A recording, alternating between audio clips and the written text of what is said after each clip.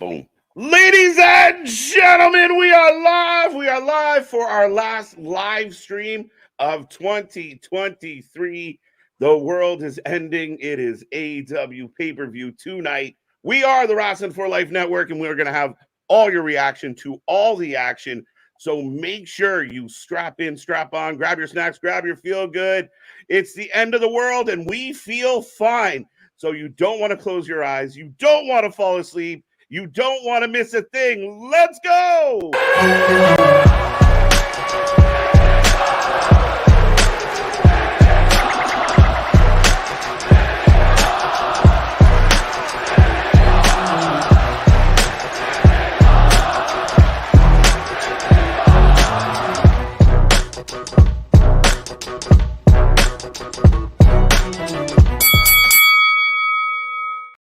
Ding, ding, ding. We are live and back at it again, folks. Like I said, we are the Wrestling for Life Network. This is another live stream. Happy Saturday to everybody out there.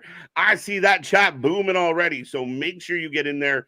Hit like, hit subscribe, be a part of the family. We're going to be here all night long. We are your alternative commentary to all the wrestling, and it's going to be a fun one tonight. Lots to talk about, lots to get into.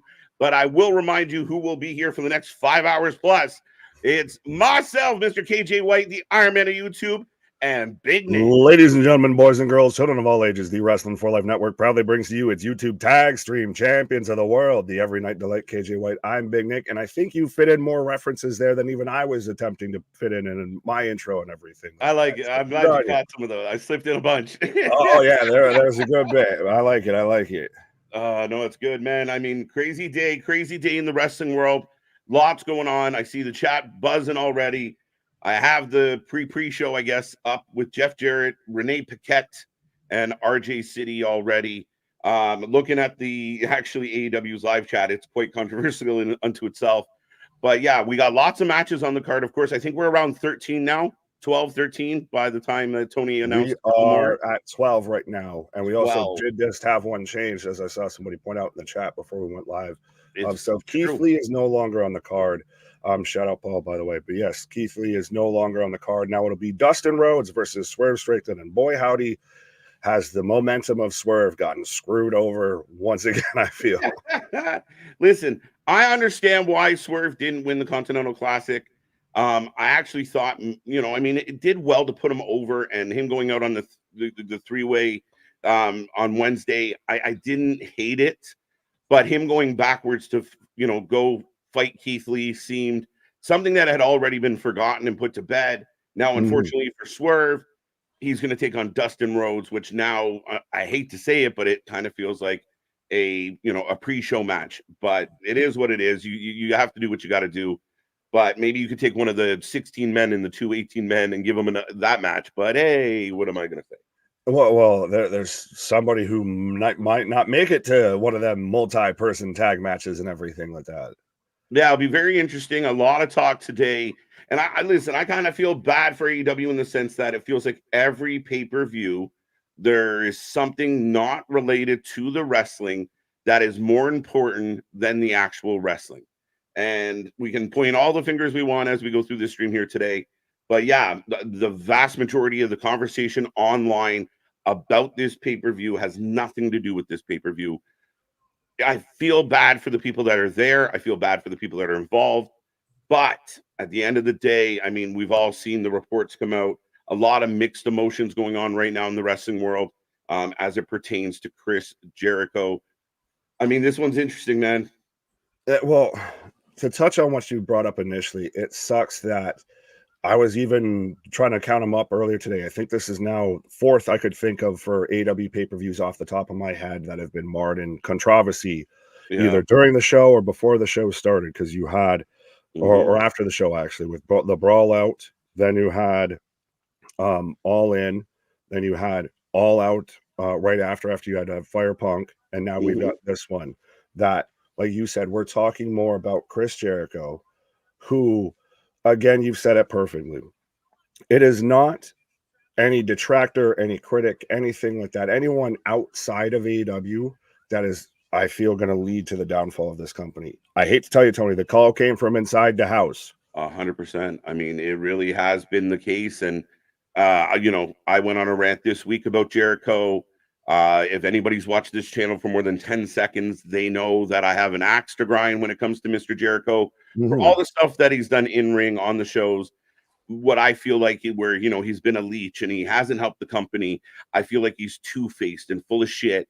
And I think he's pushed the envelope so far that, I think he's getting a little bit of clapback right now.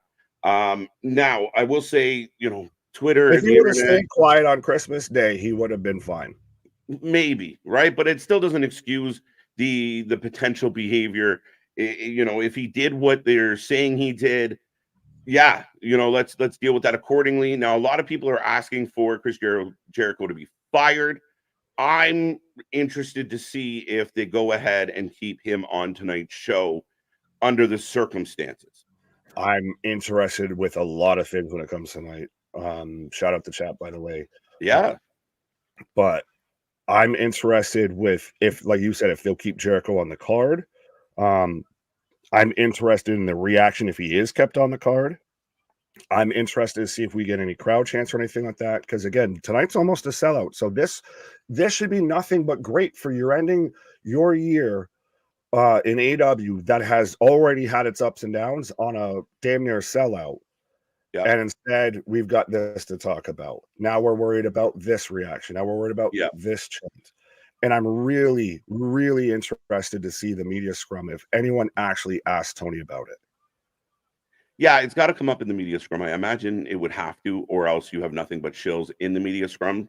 We already make fun of the media scrums for you have no credibility if you don't if someone doesn't at least ask about this. He can respectfully, I legally cannot respond, what have you, anything. Fine. You Tai Chi your shit out of that.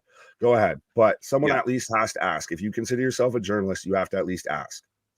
Yeah, and I mean, I would much rather be talking about who's the devil, who's going to win, Christian or Adam Copeland. Is Beth Phoenix going to show up? Who's going to win the Continental Classic?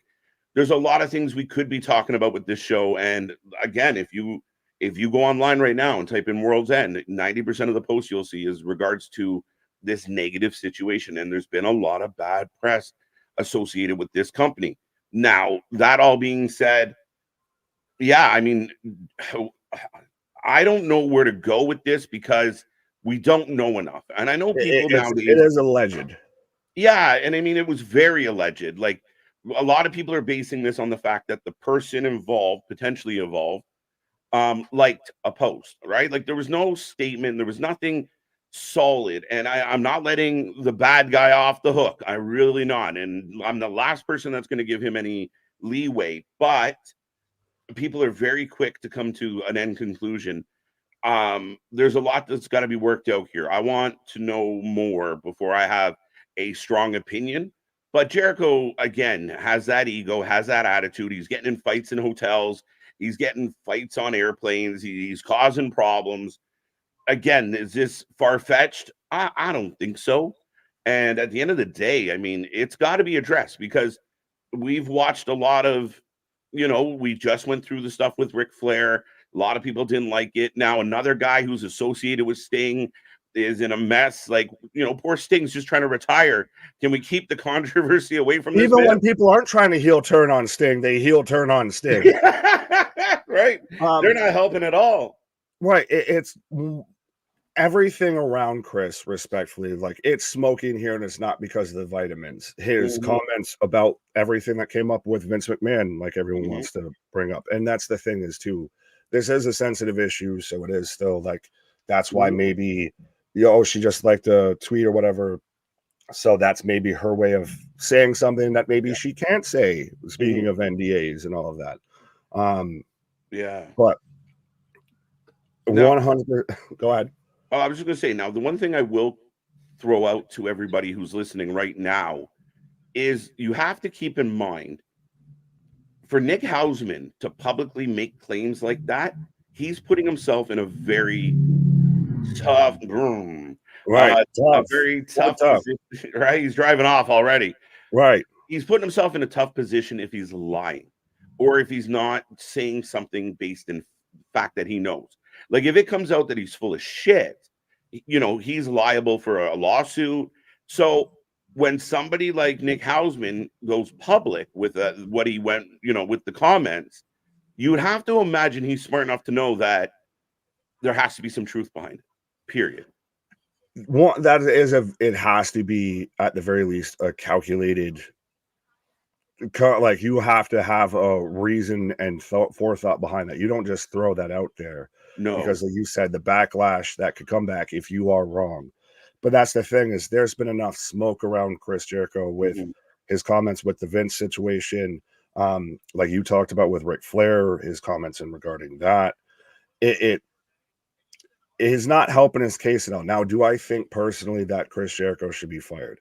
I don't think we know enough right now about the situation. Yeah. And respectfully, I'm not involved enough in the situation to say anyone should be fired or out of work or anything like that.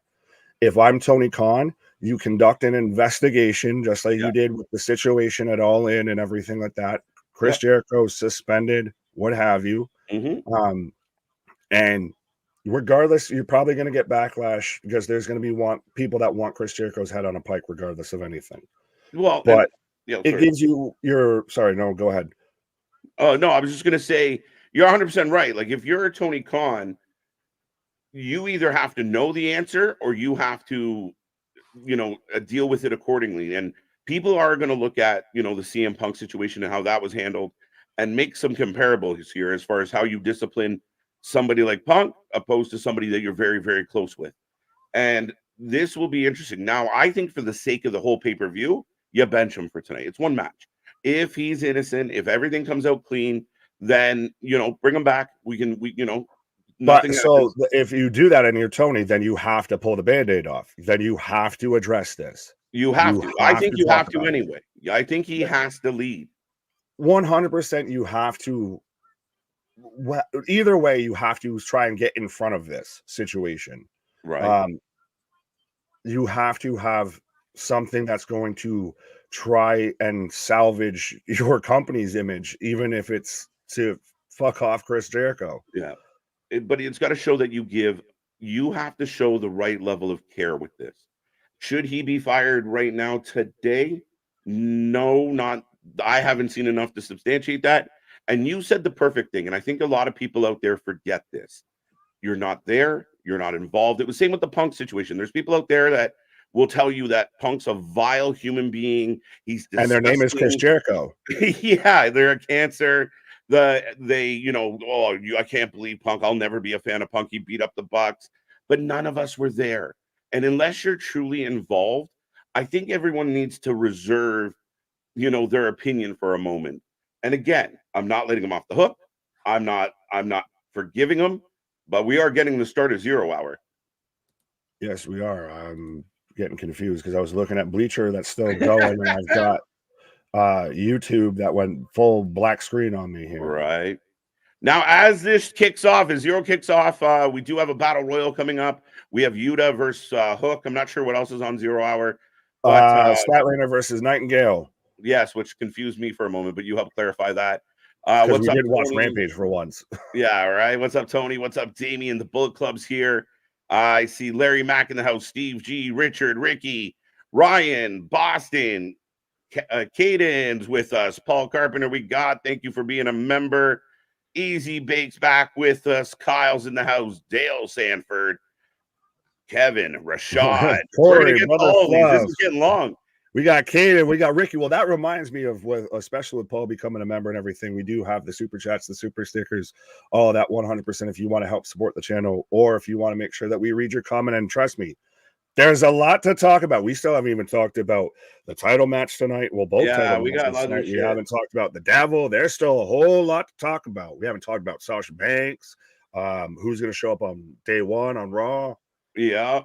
As Statlander's making her way out, and you're right, Nick. We got lots to get into, folks, and we're going to click on some of these chat messages, see what's on your wrestling mind here tonight. Don't be shy. Get in there. And once again, it's our last party of the year. So be a friend, tell a friend. If you want to drop our link anywhere right now that people are debating wrestling, bring them here. Give them the gift of Wrestling for Life Network, because there is nothing like it out there. The world as we know it, and I feel fine. All right, let's dive into Damien. Who do you think is going to be wait, I have a problem. I have a What? bone to pick. With who? Why the fuck? Excuse my French, everybody. I think Why? we're 15 minutes in, and I think that might have been allegedly the first time we swore. So we're It good. might be. Why would Toni on a media call say, "Yeah, we're going to reveal the masked man on Saturday"? Because buy the pay-per-view, buy the pay-per-view. We haven't built it up. Buy the pay-per-view. Why? Why wouldn't you just shut up and do it? You're literally with what we were just talking about, and now what we're talking about. You think anyone in that company can shut the fuck up? No, No. unless you That sign thing an leaks NDA, like you're a fucked. sieve. But yeah, as the guy running the company and booking it, like if I was booking this show tonight, this is my big surprise I've been building for months. So regardless of what people think of the build, like why would you wait? I still feel like you've got to announce that you're going to pay it off because they have to salvage this. This has gone past its expiration date. I feel like we can give our predictions as to who we think it is. I think I'm finally, done with the jokey responses and come back to your side because it makes the most sense if you're going to actually do it. But has this not gotten stale? Like, even if it is, if it's Adam Cole, which is who I think it is, has it not still fallen flat? It ends up being a little flat. Now, I will take a second. The first match is kicking off. The prediction title that's above Nick's head is up for grabs. If you're new here, we take a prediction on every single match. So you let us know. And by the time I close this window, which I'm about to, this is your bonus points for showing up for the pre-show.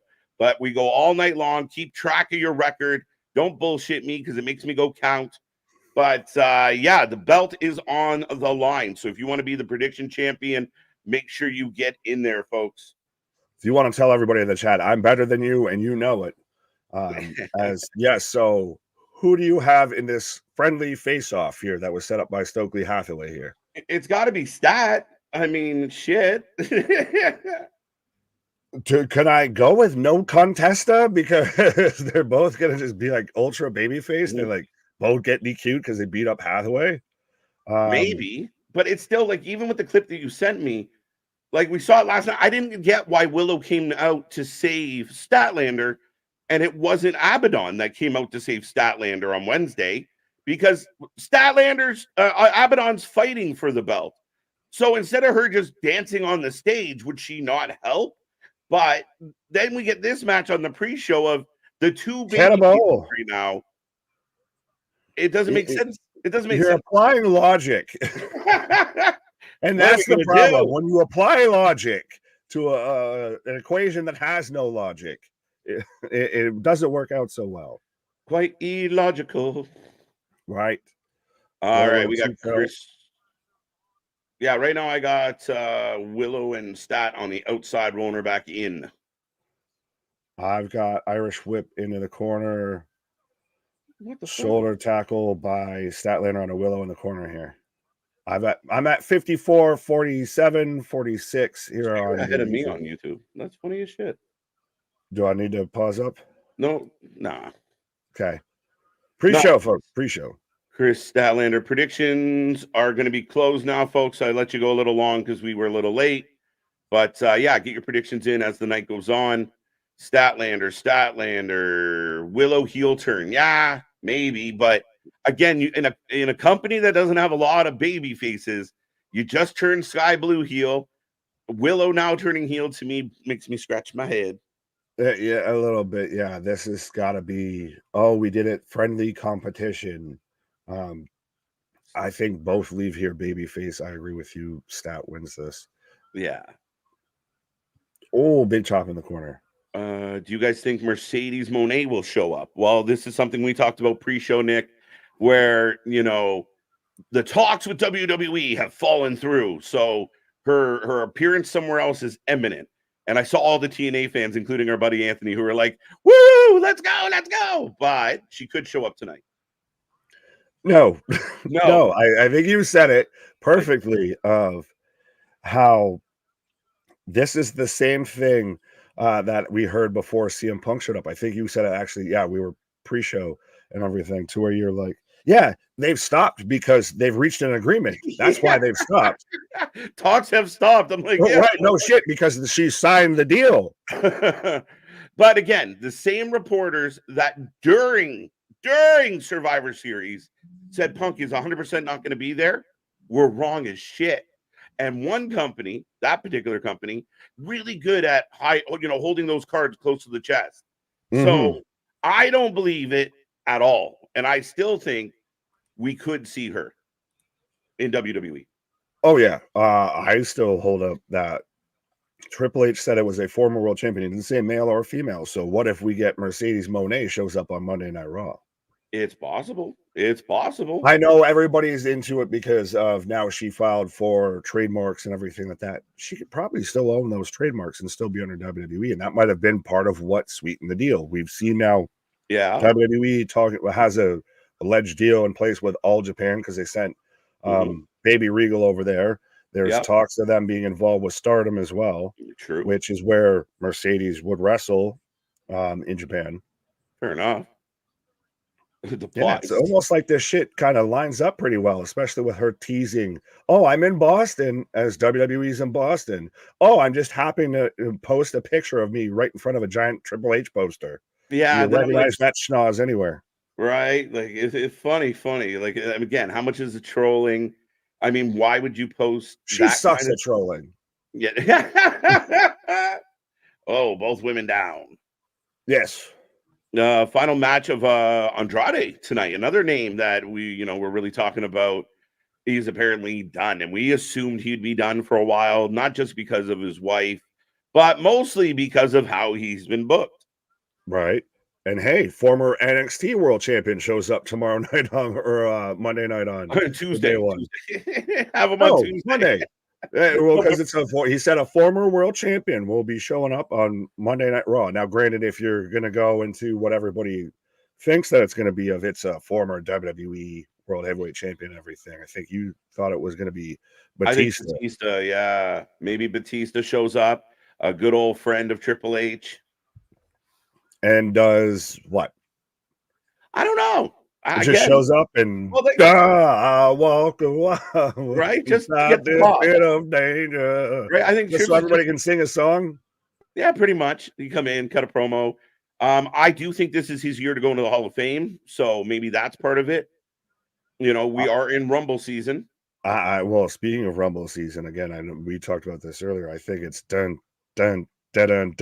We get Brock Lesnar, and it's been alleged that we're going to get Brock versus Gunther at WrestleMania 40. I know we both talked about it for last year's WrestleMania, and you even kind of specifically mentioned about setting up that match between Gunther and Brock in the Rumble. They're both in there.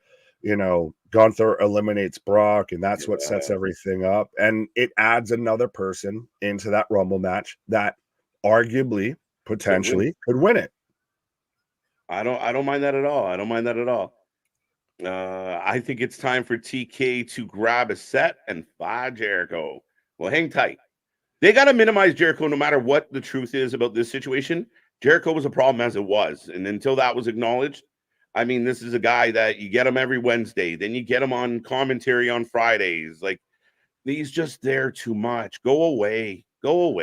That's why, like I said, you need to at least say you conducted an investigation. You need at least, needs to be suspended. Right. And again, people that are, I saw a lot of people giving AEW shit like, oh, well, AEW, this is their fault. It's not, no. The only way it's Tony's fault or has fault in it is if he was fully aware of the circumstance or accusations and did not react to them. That's been alleged. That's not good. That's part of why when Tony had the whole press conference and everything, and SRS specifically asked Tony about Kylie Ray leaving. And he said it was a completely amicable split. Now, granted, did Chris Jericho, he's the man of 1,004 holds. Did he have 1,004 NDAs on standby there? And he just had one for Tony to sign too, so he couldn't say anything about it. At the end of the day, this very much shows more and more that, Tony, you do not have control over this. You are not the guy that's holding the reins in this situation. Ooh. Stat showing off her power, dropping Willow on her face, but eats a pounce right after it. And the straps are down. Straps are down.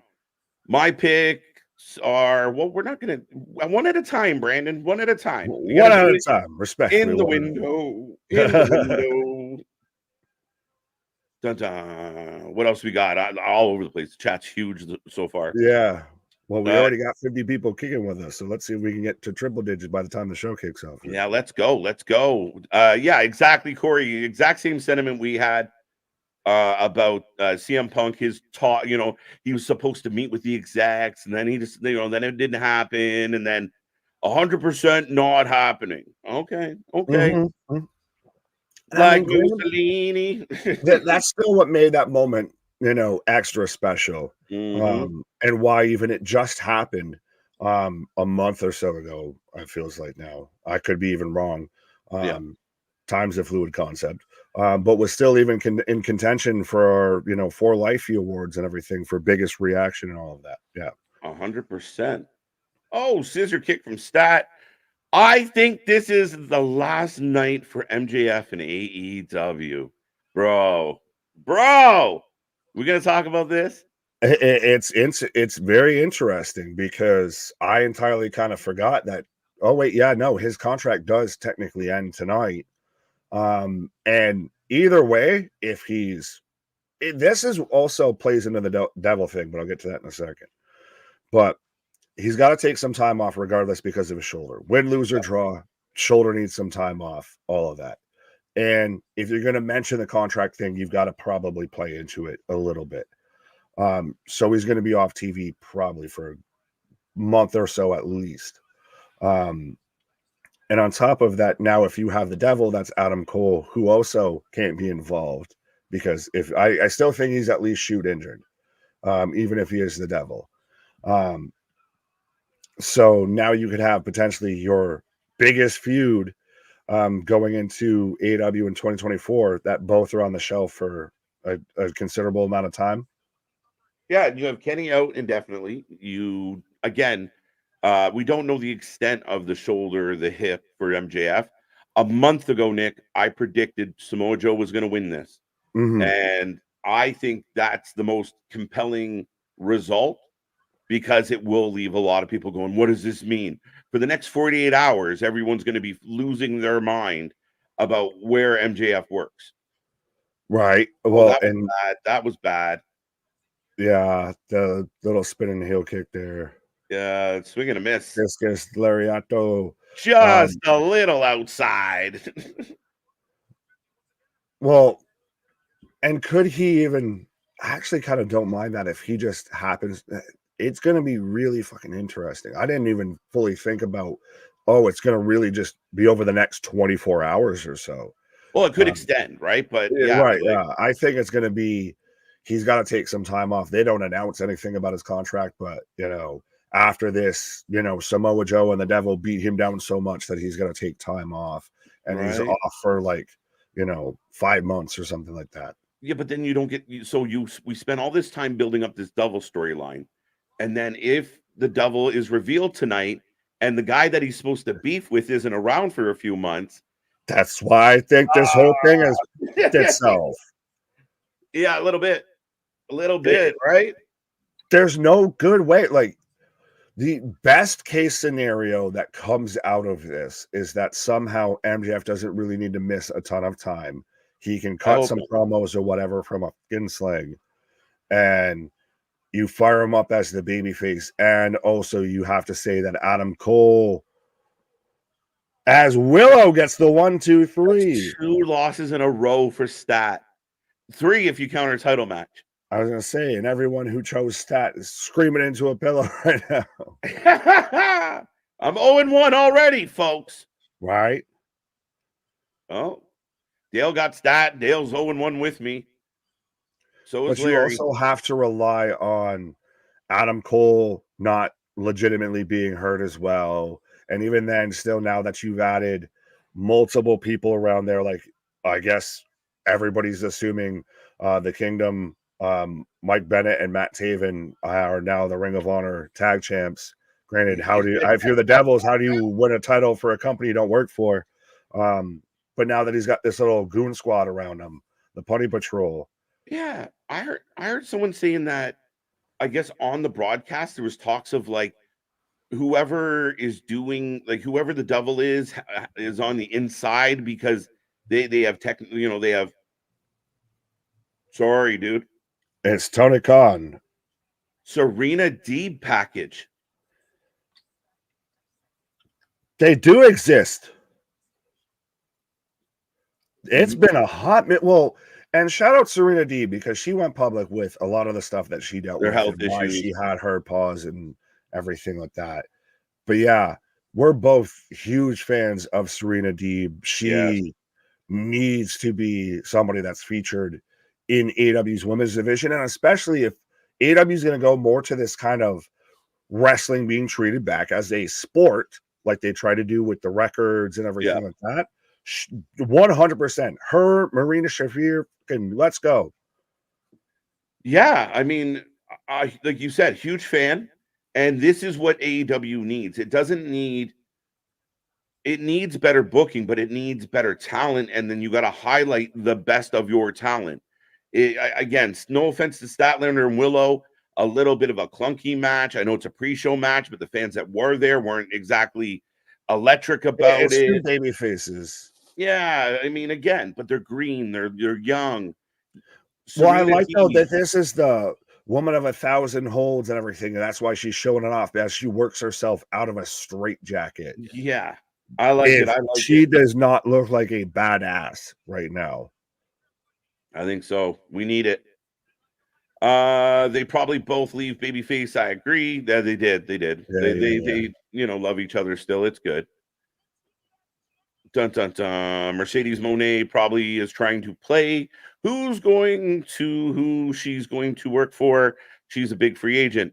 Yeah, 100%. I don't falter for it. I mean, if you can put these companies against each other and play the game, yeah, for sure. If you're going to maximize your dollars, do it. Yeah, 100%. We're both very avid sports fans outside of pro wrestling and everything. And this is 100% what you see, whether it's the NFL, the NHL, the NBA, of 100%. You have top talent. You and I have been on the record so many times of like, we don't want to lose AEW. We want AEW to stay around, and we want it to achieve. We want it to do well. Therefore, you have potential moves. You have potential free agents. You have wrestlers getting compensated the way they deserve. Lack of competition breeds complacency. Oh, yeah. That's 100% what it is. We say constantly, iron sharpens iron. And even if AEW might be some really dull iron, might be looking more nickel or copperish and everything like that, that it still exists and is still at least a threat to WWE. And it's an alternative. 100% makes the best pro wrestling. Absolutely. 100%. Andrade wants to stay in AEW if Tony shows him the money. I don't know about that. I can't imagine that's the case. Sean Spears also leaving. And someone actually, I saw a name. Now, I don't know where it was, but Big E coming back on Monday. Oh. Former champion. Don't you do that. Don't you give me hope. That's how I'm going, Jeremy Renner here. Don't you do that. Don't give me hope. I almost would be weeping. I would have, it'd be a little misty-eyed here if he came back. Yeah, I mean, it's going to be an emotional one. I'm happy if that is the case. Big Dog letting us know the 122 likes so far. Thank you, sir. Keep it coming. We appreciate it. I see us up over 70 live for the third stream in a row. So keep it coming, folks. We do watch more live wrestling. We are the wrestling friends you can't find in your real life. And we appreciate everybody for being here. So thank you for 122. Let's see if we get to 200 before we go home tonight. Often imitated, never replicated, never duplicated. Often imitated. Remember that. Yeah, facts. Biggie would be awesome. There you go. I don't even know where to begin. No, I'm gonna just we're just gonna start from the bottom and just work our way around. Started from the bottom. Started from the bottom. Now we're here. 100%. That's how we are. I don't even know who's in this fucking thing. That's what was Damien was asking. As we've got Top Flight, I saw Kip Sabian. I thought I saw Christopher Daniels, maybe. Yeah, this is all just all over the place. All right, up next is the 20-man battle royal. Who you got? Who's in it is a better question. If you can correctly predict who's in this and who wins, you get like 3 points. Yeah, it's a jobber royale. It's a jobber royale, folks. It is the somehow still under budget, or I guess over budget. The holy shit, you still work here, battle royal. Well, right. The hey, remember them? Danhausen. I've got Johnny Hongi coming out, Danhausen coming out. We got Top Flight already there, or failure to launch, as you call them. Yeah, that's especially the trio there with Action Andrade. Keep it coming. I love it. I want to say this earlier. So on behalf of myself, I'd like to wish you, KJ, and Big Nick, and everyone in the chat a happy new year. Larry Mack, we appreciate it. It's been a crazy year here at the channel. I can't even tell you guys specifically how many streams we did this year. I haven't done all the math yet, but it's been a lot. We appreciate all of you, and we love all of you. May all your NDAs be forgotten. Here come Rocky and Trent. As soon as I have an idea of who's in this damn thing, I'll give somebody an opinion on who might win it. Yeah, facts. I'm still getting entrances here. Now, how do you feel if you're somebody who didn't get an entrance? If you're not on the pay-per-view and like a Wardlow, like am I? Well, no, not even that. Like if you're in this match, like you're on the pay-per-view, but you didn't get an entrance. Like there's 20 some odd people that are still getting entrances as we've got Lance Archer coming out. Lance Archer. Now, the best way that they can be more TNA than Eric Bischoff pointed out is if this is a reverse battle royal. It kind of feels that vibe, as I've got Lucha Kane, or sorry, Killshot. I mean, Kill Switch Engage. They introduce him as Kill Switch. It bothers the dinosaur.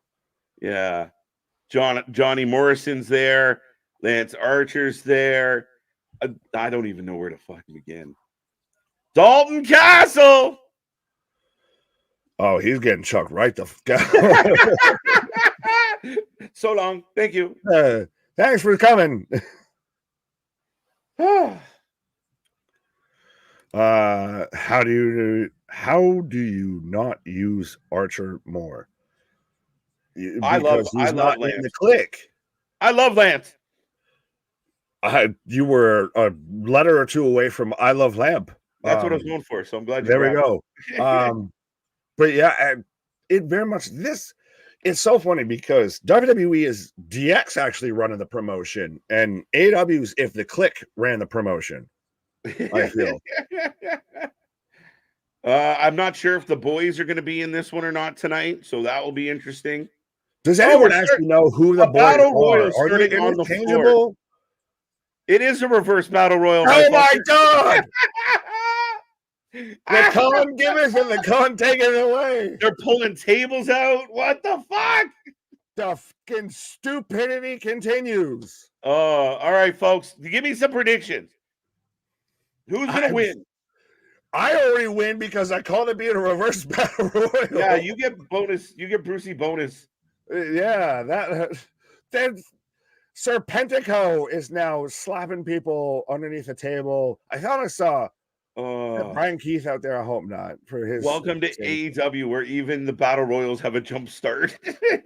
My guy, especially right now on a day like today, if WCW did not fit more apropos. Actually, we're getting up on the debut of TNA. So they're just like, Tony's like, fuck it, we'll capitalize on that. TNA. Dude, I see Serpentico. Is that or Bandito? What one is that? What person is that? What? That's Serpentico. Okay, that's Serpentico. Bandito's on an injury timeout. That's right. So right now in the ring, we have Dalton Castle, John Morrison. Serpentico's already gone before I could even say his name, as poor Joe Schmo there in the front row is having to like coddle him. We've got Danhausen, Rocky Romero. Last call on any prediction. Butcher I'll and give you 10 Blade. seconds. I'm surprised Butcher and Blade are still with the company after the bunny left here. Rabbits. I had somebody try and say the masked dudes that just won the Ring of Honor titles were them. Oh, Dalton Castle's out. Yeah, bye, Donaldson. You were accurate on that. Predictions are now closed. Yeah, good. I mean, if you have one, Dalton Castle, again, a guy that I think they could use more out right away. I'm going to go Johnny Morrison for the win. Shock everybody. I'm still trying to figure out who's all in here. So yeah, I don't even know who's on first, what's on second. As right now, Rocky Romero, but he would have gone onto the bottom rope, so he wouldn't be eliminated unless he's a dumbass and climbed, over the top rope. As Danhausen pulling in John Morrison right now. Right. If Danhausen wins, I'm going to shit a cat. I think he's a strong possibility to win because the winner of this, by the way, I believe gets a TNT title opportunity. Yeah, a little bit of a botch there between Johnny and Trent. Oh, Brian Keith's in here, so I'm taking Brian Keith. Shout out! I didn't even notice. Yeah, I just noticed. I thought I saw him earlier. There goes my pick. Yeah, you're gone. You're fucked. Brian Keith, what is this? I'm waiting for the Brian Keith. He's not even officially on your roster. Like I said, I'm waiting for the Brian Keith as all elite gimmick, or maybe that's the reward. He wins this, and then they make him all elite. Maybe. Right. Lee Johnson is still in the company. Who?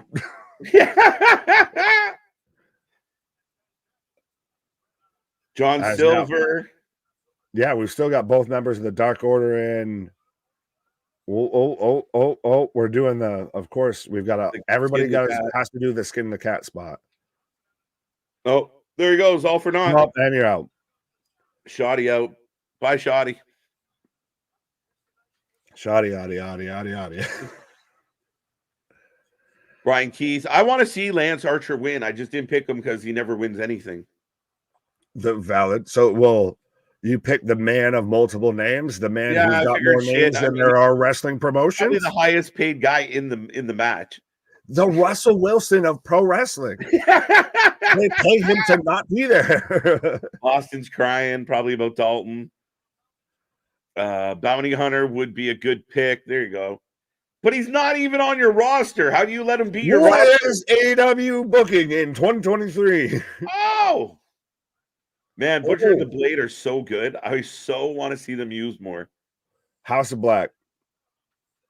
In the House of Black. Do anything with House of Black? Fuck it. Just put him in there. You already lost Bunny. I thought Bunny would have been in there too. Wow. Yeah. You could have sat there and had Julia Hart and the Bunny as a tag team? Yeah. Well, I said there was somebody trying to say that Butcher and the Blade were behind the mask, but the person that they were saying, like, clearly there's an outline of a mustache or facial hair, was the smaller of the two guys. And I'm like, has anyone seen Butcher and Blade? Right. As good old what's his name from the Dark Order has been thrown out. Yes, he is, Paul. Yes, he is. I like good old Johnny Nitro. I remember he came one day down the ring at the Rock and Dwayne launch. Him in 2 seconds. Yeah, no, that happened. I don't know why that was so hard to read. No, you're good. I already like this. Where's Christian with his crystal ball? Yeah, where's the man not who gets Christian, so wrong? not the Christian on the TV, the Christian that's right. pops in the chat. Bye, Silver. Johnny Hungy out. Breaking if you already heard. I'm changing my vote. Kill Switch is going to win. Is he still in there? Because somebody never made it in the ring, bro. They buried him under tables. So he's gonna No, then he didn't qualify. If it's a reverse battle royal, then you're out. Well, it's not official. It's not officially official. Have you not heard a bell ring? No, but I mean, it's not official. Are you deaf? It's not officially a reverse battle royal, is it? It sure as fuck looked like one. Can't be. There goes Kid. If it does, that's so shit. Yeah, he's gonna burst out of the tables, roll in, and fuck up somebody and win. Does Finger 11 just start playing automatically when that does it? Does he pop up with a cape? Does he have to tear an invisible door off? Like my God. Who? What? When? Where? Why? What? Who? What? Uh, I still pop when you sent me that clip of Stone Cold. Weakest link. Weakest link? Are you famous? Or like, why are you famous? Why should I know you? Yeah. What? And fucking Bubba Ray just died. Yeah. What? But he was so proud of himself. Like, I told you I was going to do it. He didn't fist bumped it. He fucking Johnny Depp at the court case fist bumped it. Oh, man. Had high hopes for Castle. Yeah. That Castle has fallen. Yeah. Castle down. Could Dolph Ziggler debut tonight? He could. He could be the double. Do you think that it is? If it's anyone but Adam Cole right now, oh fuck. There goes Keith. Boff! God damn it. The Butcher. Sorry, the Blade puts out Keith. Oh, there's Luchasaurus. Oh no, that's Archer. What are you talking about? My bad, it's Archer. The other one with braids and long hair. Where is Killshot? Oh, you're double wrong. No, but not only were you wrong, you're now double wrong. No, where's Killshot? He been gone. I don't know. He's out of the ring. He went back to Hellfire and Brimstone. Not the Hunter. I am the big bad dog. Wayne Turner, welcome to the channel. Welcome to the show. It's 11:28 a.m. I kind of wish it was 11:28 a.m. right now, because then we have like another brunch with the boys. Yeah, we would be good. Right. We can take us into the wee hours of the morning. Shout out to all of our homies out there in Australia and all the other time zones. I know our buddy Pierce and all of that's over in Australia. We've got plenty of UK fans. South Africa, Germany. Right, 100%. So shout out everybody that's out in the time zones. Or even if you're on the West Coast, this is still the middle of the afternoon for you. What are you talking about? Yeah, we're getting late into the evening here on the East Coast. Right. Who will be the double? Again, I think we're going to talk about this at length tonight. In my heart, if there was if I had one wish and a genie in a bottle, the double would be Tony Khan. But I don't. Just because it would be hilarious. However, Adam Cole has to be the double. If it is Tony Khan, it's the end of the world as we know it. Right? What if the double is Jake Roberts? I'd throw up in my mouth a little bit. Whoa. But yeah, your safest bet is Adam Cole, and it's still not great. And that's the worst part about it. Of even outside of Punk, still your next best option, the one that everybody kind of predicted, everybody kind of thought, everybody kind of wanted, has now it's run its course so fucking much. You beat us over the head with it so much that we don't care. What is happening here? Andrade's got a bottle of water and everybody cheered. Is this a thing? I don't know. Oh, is that like his spinach? What in the shit? So Lance Archer is going to... So, yeah, no, we do still have kind of halfway fitted a launch in here. Where is Kill Switch? I told you he's gone. All right, I've decided I'm not going to complain tonight. We will see if I stick to it. We're dude, I want this to be an amazing pay-per-view. I really do. I mean, yeah, we're going to find some funny shit along the way. Like, a jump start in the Battle Royal. But, yeah, here we go. Any other wrestling promotion is not without its faults at times. It's just one of those they just seem to be compounded when it comes to AEW of like, not only did you fuck up, but you fucked up royally. I just want to know where Kill Switch is, guys. I didn't want to find my dinosaur. Where's my dinosaur? Jack Perry should be a stooge for the double. I like that idea, Wayne. Oh, there he is. There you go. The two big men. That should be the brothers of catering.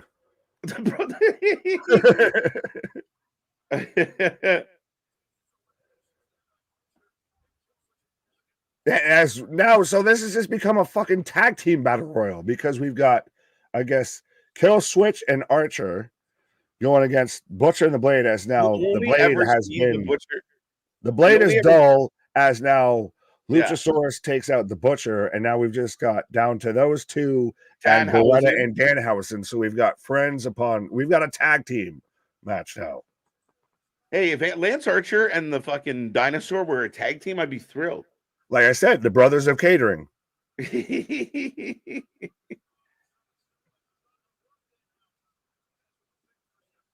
The brothers of construction. No. What the fuck are they constructing? The house of plate of cards food backstage because they ain't been on the show. Right. You only ever see Butcher and the Blade in battle royals. There goes Lance. Yeah. So much for that. So you're double. Well, no. How many picks have you had in this match? I'm like Bobby Heenan. I just keep changing every 5 minutes. Right. Yeah. 100%. I'm out here playing gorilla. That was my pick the whole time. Right. Oh, why is Trent Danhausen? Yes. And he fucked it up the first time. Does that finally mean we're going to get a Trent heel turn? Come on, please. Does anyone care? Who do. Cares? I wanted Trent ever since he shaved his head. Just go heel, man. And he hasn't done it. We're going to get a heel Sue? Is that what you want? A heel Sue? Yeah, we'll fucking put flames on our minivan. He just comes in drifting like fucking Vin Diesel. It's all about family. Yeah, it swerves in like fucking drifts in. We're going to add Swerve into it. Big pressure apply. Yeah, Swerve. What not drop? Fucking hell, man. I found the dinosaur, though. That's good news. I like the one. Brothers of Extinction. Brothers of Extinction. Jim West, what up? What's up, Jay? Chris Jericho was the devil, according to yeah. Imagine if he was revealed as the devil at the end of the show. The last thing we get tonight is Jericho removing the mask. Hot-tui.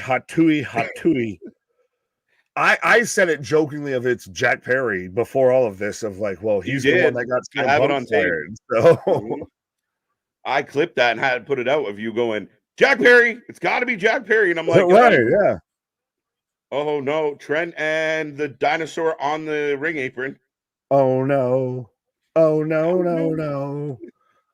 By the way, for anyone following along, I'm at 2101, 21 even. I'm at literally 2056. I just got there, so we're perfect. Oh, there you go! Oh, Trump's gone. I picked one. 1 out of your 5. 1 out of your fucking what was Heyman's the Dangerous Alliance? 1 out of your Dangerous Alliance. They're just one. The Heenan household.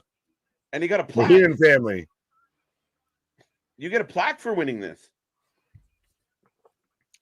So, which is more powerful? He gets a title shot anytime, anywhere, correct? For the TNT. Imagine. Oh, fuck. That's how it's going to end tonight. Edge is going to win over Christian, and then he's going to cash this in. That's where we're going. To Christian? That's where we're going. That's 100% what they're doing. Back to everybody right now. Timestamp this. And so when this happens later on, you know who said it. Mustafa Ali is the devil. Could be. Lance Archer deserves it more. Apparently not. Mustafa Ali is the devil. I mean, he did that already. That's my only problem with that idea. No other people suggested it, but Ali kind of did a devil-ish gimmick, and it didn't go so well. Well, he's also done the politician gimmick, and it didn't go so well. So he's done a few. I would never watch wrestling again if it's Jericho. I think Boston said the same thing. And I will take a second to remind everybody, keep the chat going. It is fire right now. If we missed your comment, feel free to put it back in there. But we do have the super chat and the super stickers to help you stand out. We pride ourselves in clicking 95% of what happens in the chat, but it's hard. We used to say we don't go home until the chat goes home, and somehow y'all have managed to outwork us. You have outpaced us, I feel, at times. Jericho wins with the Judas effect in his locker room. Ooh. No, Edge wins, and Christian tells Kill Switch to give him the contract. And then you get the fucking babyface turn of the dinosaur of T-Rex turns babyface like at the end of Jurassic Park. I like he turns on the Raptors. I've said it. I'm still on the record of saying it. It's a no DQ match, so there's going to be interference, and we're going to get a Beth Phoenix sighting tonight at World's End. Watch out, Nick Wayne's mom. Hey, yeah, Nick Wayne's mom is gonna get a bomb. But we are setting up. We are about, what do we say? Just under 20 minutes away, folks. Do not go anywhere. Go tell some friends if you're going to do anything. But I'll be right back, sir. Absolutely. That's what Cage is going to do. He's going to go and take a pause for the cause here and tell some friends. Tell the peoples. As I'm right now getting the FTW Rules FTW Championship match between Hook and Wheeler Yuta. So I will drop that in the chat. So you can get your Bruce bonus points. Surprise. Well, I don't want to say I'm surprised that this match is here because obviously New York and everything. But what's going on with Hook? We all kind of thought initially he was going to be like the next big guy, the kind of breakout for AEW. And he's kind of just become stagnant, I feel. I get he's FTW champion and everything like that. Has even the YouTube 0 hours on a commercial break. So fantastic. So that gives me time to drop this in the chat here.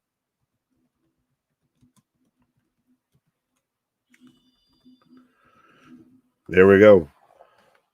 So let me know your predictions of who you're taking, whether you're taking Hook or Wheeler Yuta. Hook for the win. Hook for the win. Hook for the win. AR Fox doing Kill Switch. I got what? Is that even English? Sky Blue 67 matches in 2023. Fair enough. Shout out, Chris. Random. So I've got Yuta coming out right now.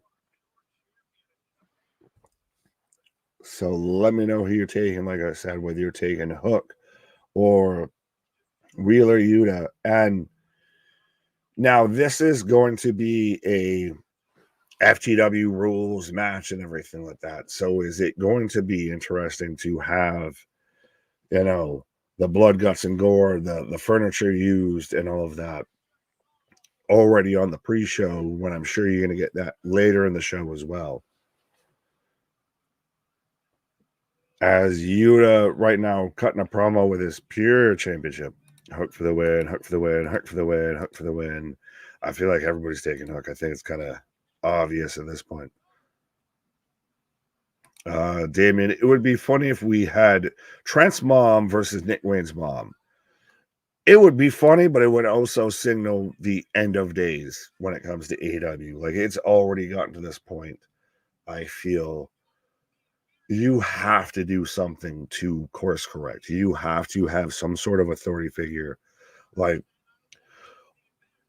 I almost want to say ultimately this comes down on Tony Khan's head, in a sense of it has shown multiple times now that you cannot lead this company, or at the very least, you need other people around you to help you lead this company.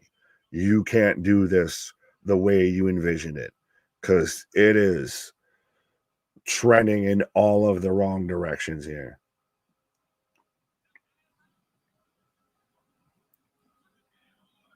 As we randomly got a horn. Why do I feel like, how is the Canadian probably about to miss a moment where we get like a Zamboni or some shit coming out right now? Because that was fully 100% like a hockey horn or some fucking fire truck or something. Oh, God damn it. As I've got Hook coming out in what looks like his cosplay version of Chuck Liddell's trunks, I feel. As someone originally from Massachusetts, I agree with his assessment of New York. As someone originally from New York, I don't. So you can have that. That's honestly probably what I'm mad at. Because trust me, I live around Massachusetts right now. And it's still, it feels a little bit like, cheating on the home team here when all I can get is, Red Sox games on the radio and everything. Oh, yeah, Nick Wayne's mom will meet the Glamazon tonight. I think KJ will lose his mind if that happens. I think there's potential. I just wonder, especially with like the Women's Royal Rumble coming up, do we maybe save Beth Phoenix if she gets her appearance in the Rumble and then she shows up in AEW? Yes, the Iceman. If Tony Khan, Jay West saying, Wayne, if Tony Khan ends up being the devil, I will immediately go back to watching AEW every single week. Well, we do it here, so 100% you should be a friend, tell a friend, like, share, and subscribe. I really will find it interesting, and especially the media scrum then, too. If he goes full Vincent Kennedy McMahon and, it was me, Austin. It was me all along. Oh, I guess I should probably actually close the predictions. As we've already got bell ring, as Yuta's already looking for stuff under the ring here. I'm taking Hook, by the way. I think this absolutely stays with him. I don't know what to do with the FTW championship right now in AEW. It feels like one of the many extra championships that they just kind of have lingering around a little bit. As both men fighting outside, as I'm at 11:44, 43, 42 for anyone trying to sync up. I missed it. Who won the 20-man battle royal? Luchasaurus, aka Killswitch. The T-Rex there, the dinosaur, he's the one who ended up winning the 20-man battle royal. I would love Bret Hart as the devil, and he becomes an authority figure in AEW. Yeah, okay. I'm trying to make sense of where that works, I guess. Oh, Hook with a big kind of fisherman suplex on the entrance ramp onto Yuta, as both men sure as shit feeling that. Kyle said, Nick, what if they have Beth versus Rhea in Australia? 100%, I'd be fine with it. I still am not fully sold that Beth is going to show up in AEW like Adam did. Edge. It feels weird calling him Adam. But I can still see Beth showing up in WWE. I can still see her. She could honestly be the one that goes against Rhea at WrestleMania, respectfully. So I think it'll be really interesting. And now with the fact that we've got Lucha Kane there, Kanosaurus, holding a open shot to the TNT Championship at any time, it kind of makes tonight's match a little bit more interesting, which kind of needed, respectfully, as Wheeler just tossed Hook into the barricade. Speaking of barricade. Yeah. What's up? What up? Do. Who you got in this match, sir? I got Hook. Fair enough. I think that's kind of the foregone conclusion here still. Feels like it. What do they do with the FW championship? Like, it was kind of initially a thing for like Team Taz, and then Team Taz lasted about as long as you could say the name Team Taz. Yeah, I mean, the FTW title, I guess, I mean, it's not officially an AEW title. They just use it to have like, a random pre-show match once in a while. We saw the pre-show match with Hook and Jack Perry, which started, where we're at kind of through a whole sequence of events. Right. I don't know. I mean, again, it's not much, but Yuta's staring down Taz as we speak. I've got him holding up a stop sign. I'm at 8:45, 44, 43. Yeah, I threw Bleacher on and I should have known better. Yeah, no, Bleacher won't be useful until the pay-per-view, because that's still, in the US at least, the only way you can watch the pay-per-view. So right. But I believe you are going to take a little pause before we get rolling here. I'm gonna try. I probably won't be back before we go live. Dun, dun. All right, folks, we're rolling along. I got Yuta. I got Hook. They're both going toe-to-toe right now. Let us know how you're feeling out there. Don't be shy. Don't be quiet. Nick will be back. What does this one say? Bret Hart as the devil, bringing in new talent. Tony Khan revealed as a stooge for Bret. There you go. On-air owner of AEW. I'll take it. I think Luchasaurus is going to go face-to-face with Hook, and then Hook gets payback on Christian. Why would he need payback on Christian? Taco, welcome. You guys look nice tonight. Thank you, Taco. It's not Tuesday, but we got Taco. AEW needs 2 heavyweight titles in Dynamite and a Collision. I don't think so, Juan, to be 100% honest with you. Right now, I think there's too many belts in the company and too many peripheral belts, too many other companies' belts being prevalent on the show. You got to do better. I mean, I like what Christian's done with the TNT title, made it, somewhat relevant over the last little while. The world title, obviously, MJF's been a stud. Yeah, adding extra belts is not the answer. Dun, dun, dun. A lot of people are saying that AEW has more money than WWE. Depends how you look at it. But no, not really. I mean, as Endeavor and being a part of that umbrella, that's ridiculous money.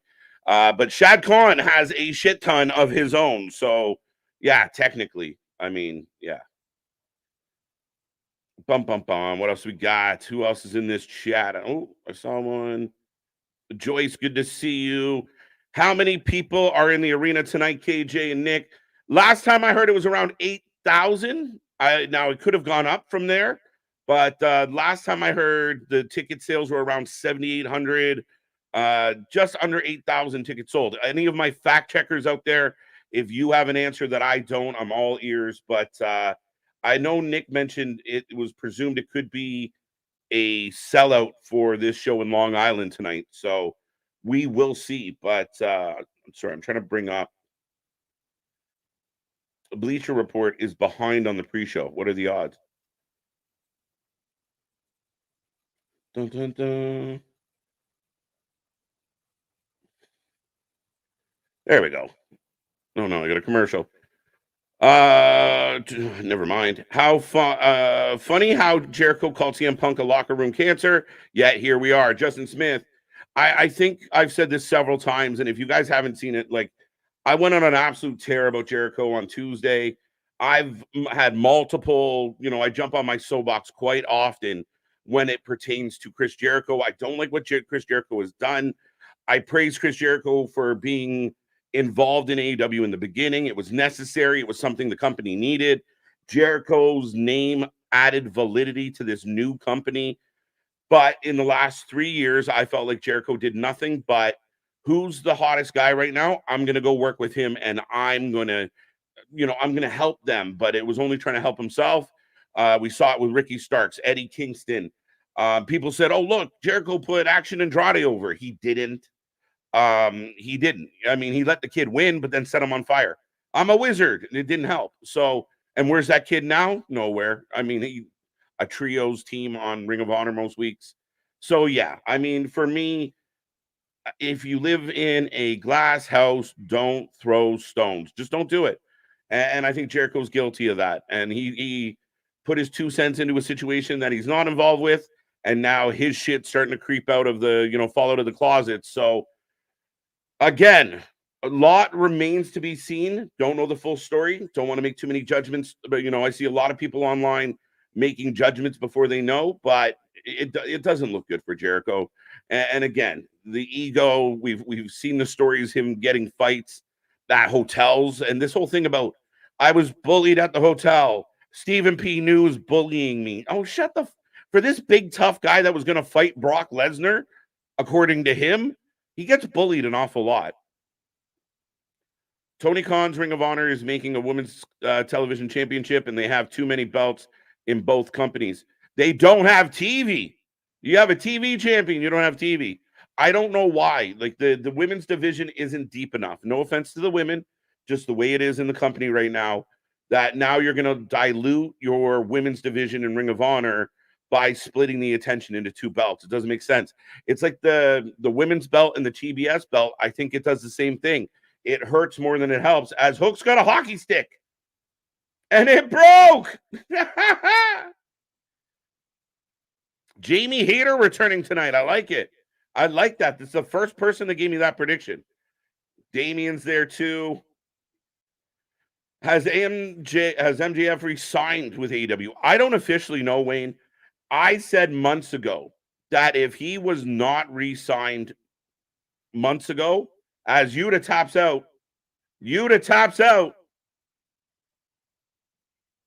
your FTW champion, Hook with the win. Ring of Honor can be AEW NXT. That's how it should be. That's how it really should be. But back to MJF. If Toni didn't lock him up to a long-term extension, it's silly. If he's truly a free agent on January 1, I mean, again, you saw kind of what happened with Jade Cargill of, Toni thought she'd be back. He offered her money. She asked for more. He offered her more. And then she gets the WWE tour and she's gone. 1-2, 1-2, 1-2, 1-2. Yeah. Couple early surprises, I suppose. But yeah, MJF, for AEW's sake, I hope he's not going anywhere, because them losing MJF, to me, how do you come back from that?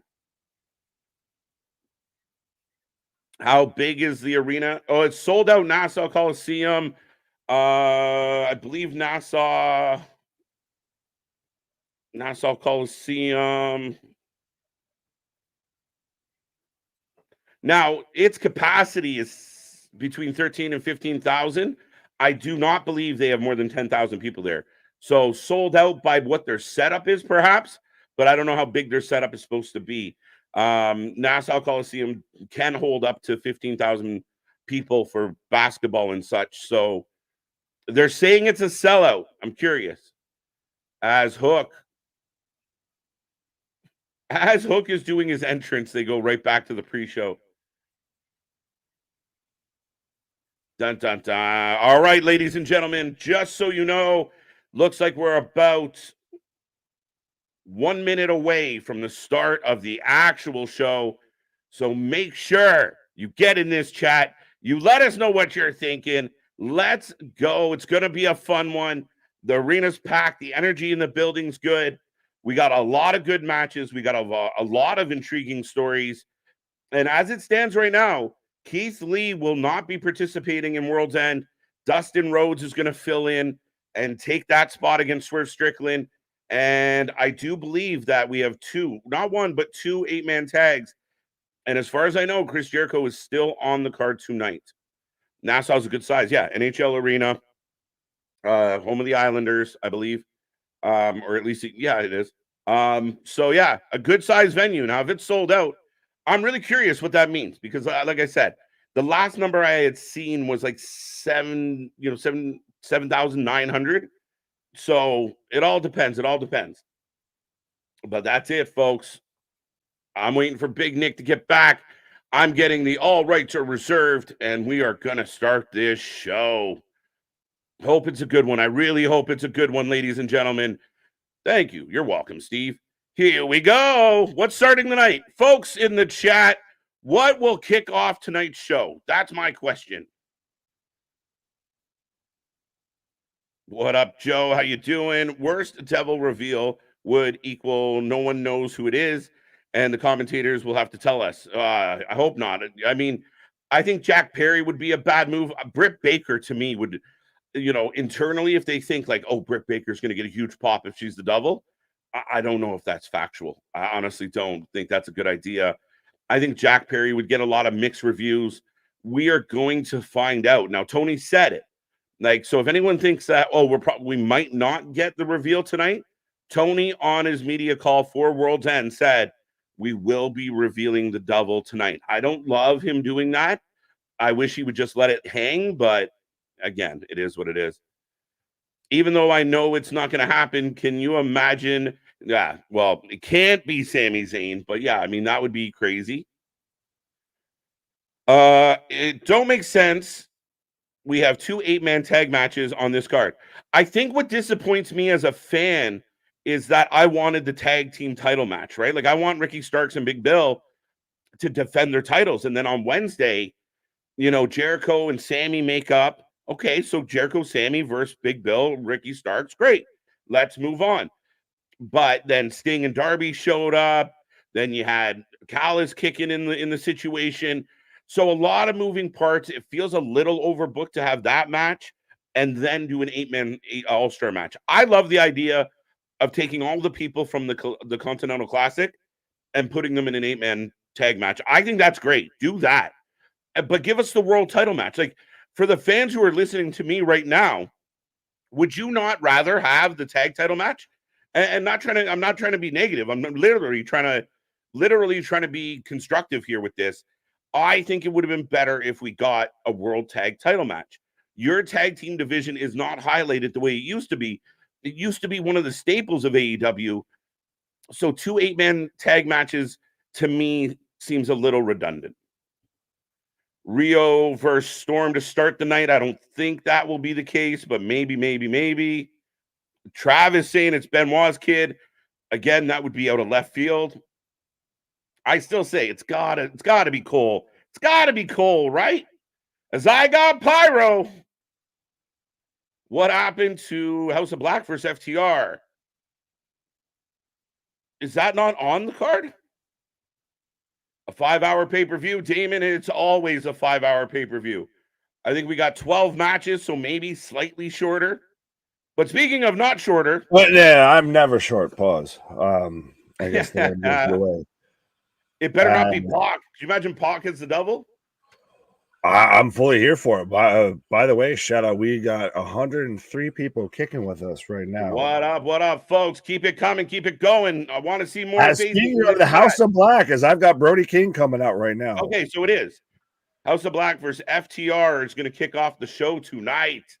It would be the 8-man tag. I'm wrong. Excuse me. We were just talking about this match. Brody King's in the 8-man tag, is he not?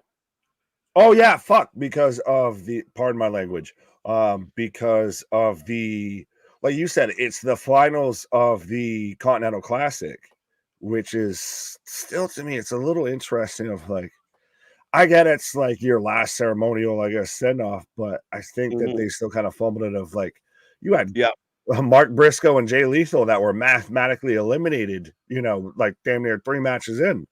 Right.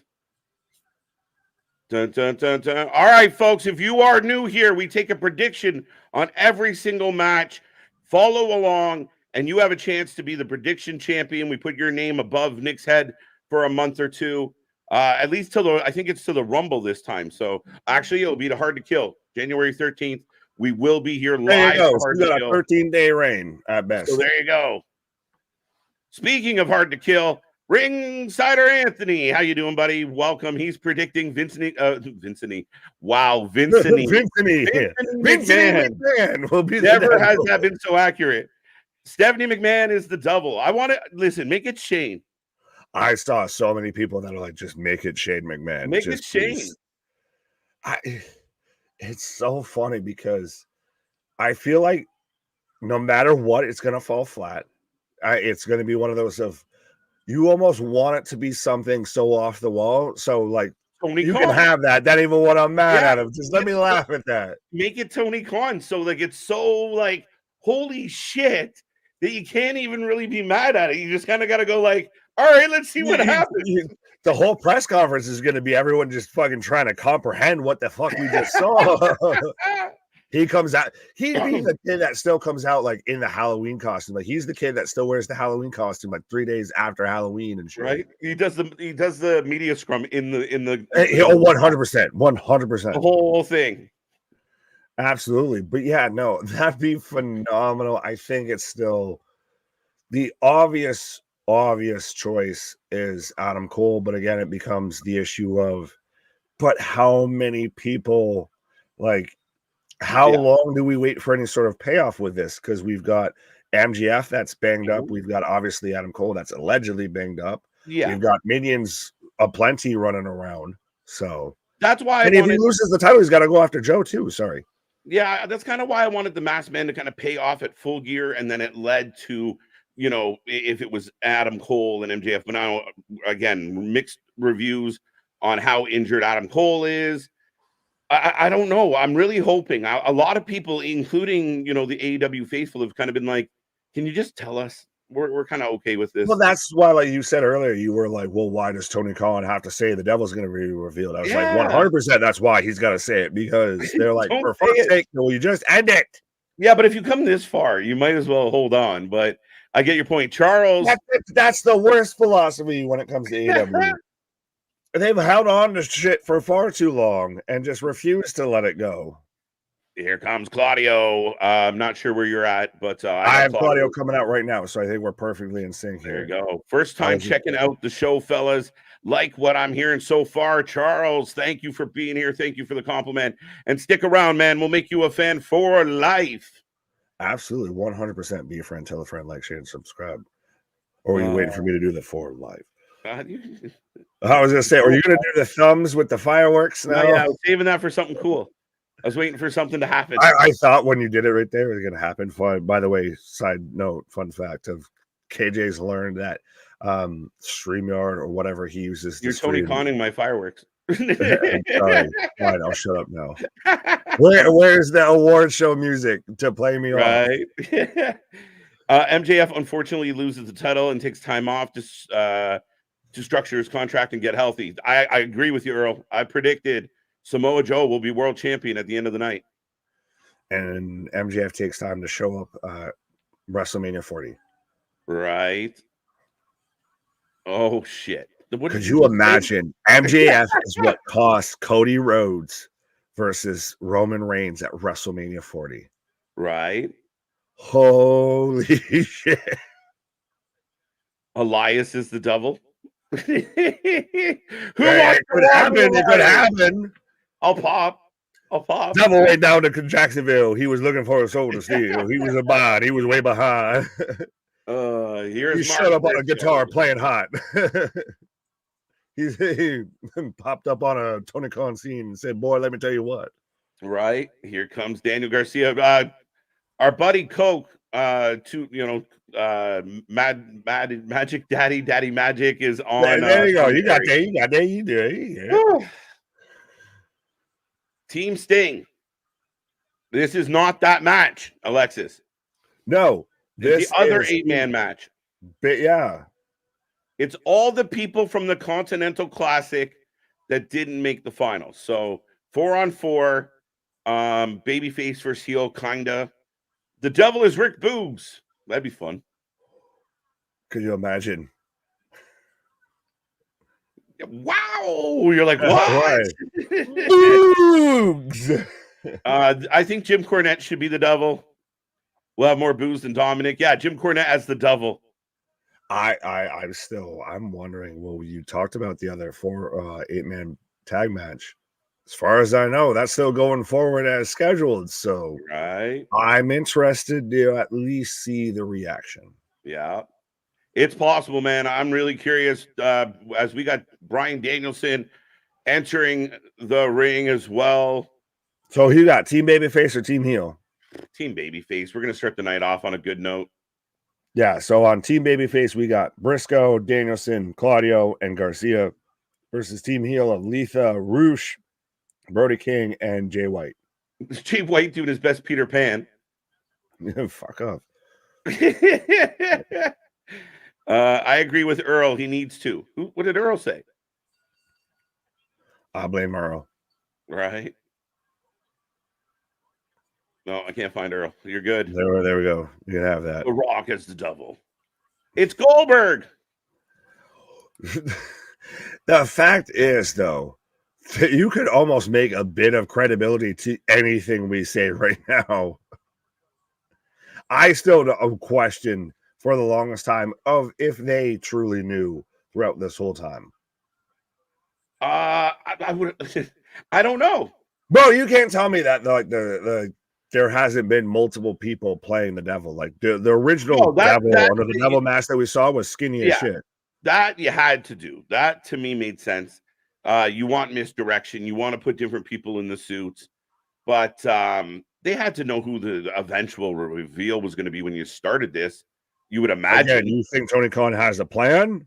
Well, I mean, long-term storytelling, maybe. Yeah, that ran out a year in.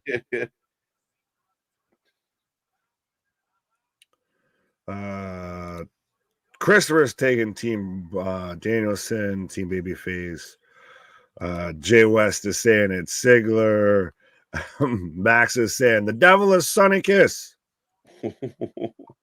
No. That would have been a giveaway already on that one.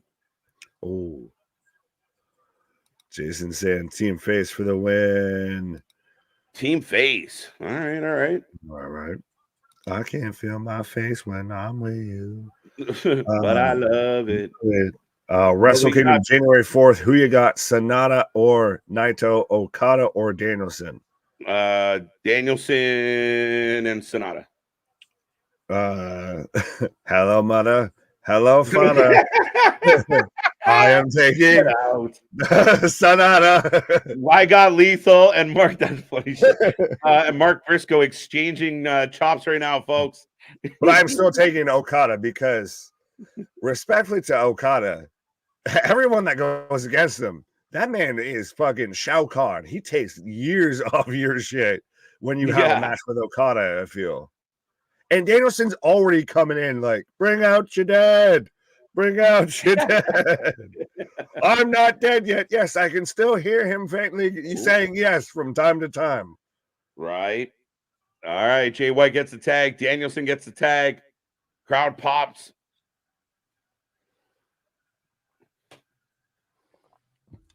So we're getting Danielson right now versus Jay White. And yes, it is already kicked off. As he already said, never mind. Oh, you know what? I don't know if you clicked on this one yet. I don't think you did. Click. Could the devil beat Osprey? Not a lot of people throwing that out. And again, people are going to say, well, he's still elsewhere. But, I mean, he could be. No, the devil never said bruv. So it can't be Osprey. Yeah, pleasure doing business with you, bro. Pleasure doing business with you, bruv. Right? So, yeah, that wasn't there. So I was just saying, so what? So the minions are Jeff Cobb or Great O'Connor, United Empire and Ada. That's TJP. Not a bad show. Well, then there's also been people that have said, oh, it's David Finlay. Yeah, I thought that in the beginning, before we went to Wrestle Dream. Because remember, the Devil started before Wrestle Dream, guys, that long ago. I thought maybe it was because of the New Japan feel with Wrestle Dream that it might have been the Bullet Club, like Dave Finlay and friends, coming in to Wrestle Dream, but I was wrong, as we are often. Well, at least we admit it, unlike most people out there, I feel. Yes, definitely has started, and I don't know if I closed the predictions, folks, but they're closed. You can have that. That ain't what we're mad at. Y'all gonna just give me numbers anyway. Someone's gonna end up 72-0. It's like, my guy, there was like 10 matches. Yeah, that's 1 point for every person that was on the show. Right. Is this match the equivalent to a participation award? Facts. No, well, speaking of Wrestle Kingdom and everything, this feels to me a bit like a match like you would have on, say, a Wrestle Kingdom, an early Wrestle Kingdom or like a Wrestle Kingdom Night 2 and everything, because it's a lot of the people who were involved in the G1 that didn't win the G1 now are kind of airing their grievances here, fitting for New Year's Day, or at least with Festivus. So, like I said when you were on your pause, I mean, I really wanted Ricky Starks and Big Bill to defend their tag titles. So, being that you were going to do this 8-man tag, I wish that was a tag championship match. Fair enough. What's up, Christopher? And I see a bunch of new names in this chat, folks. Remember, we have the super chats. We have the super stickers if you want to stand out.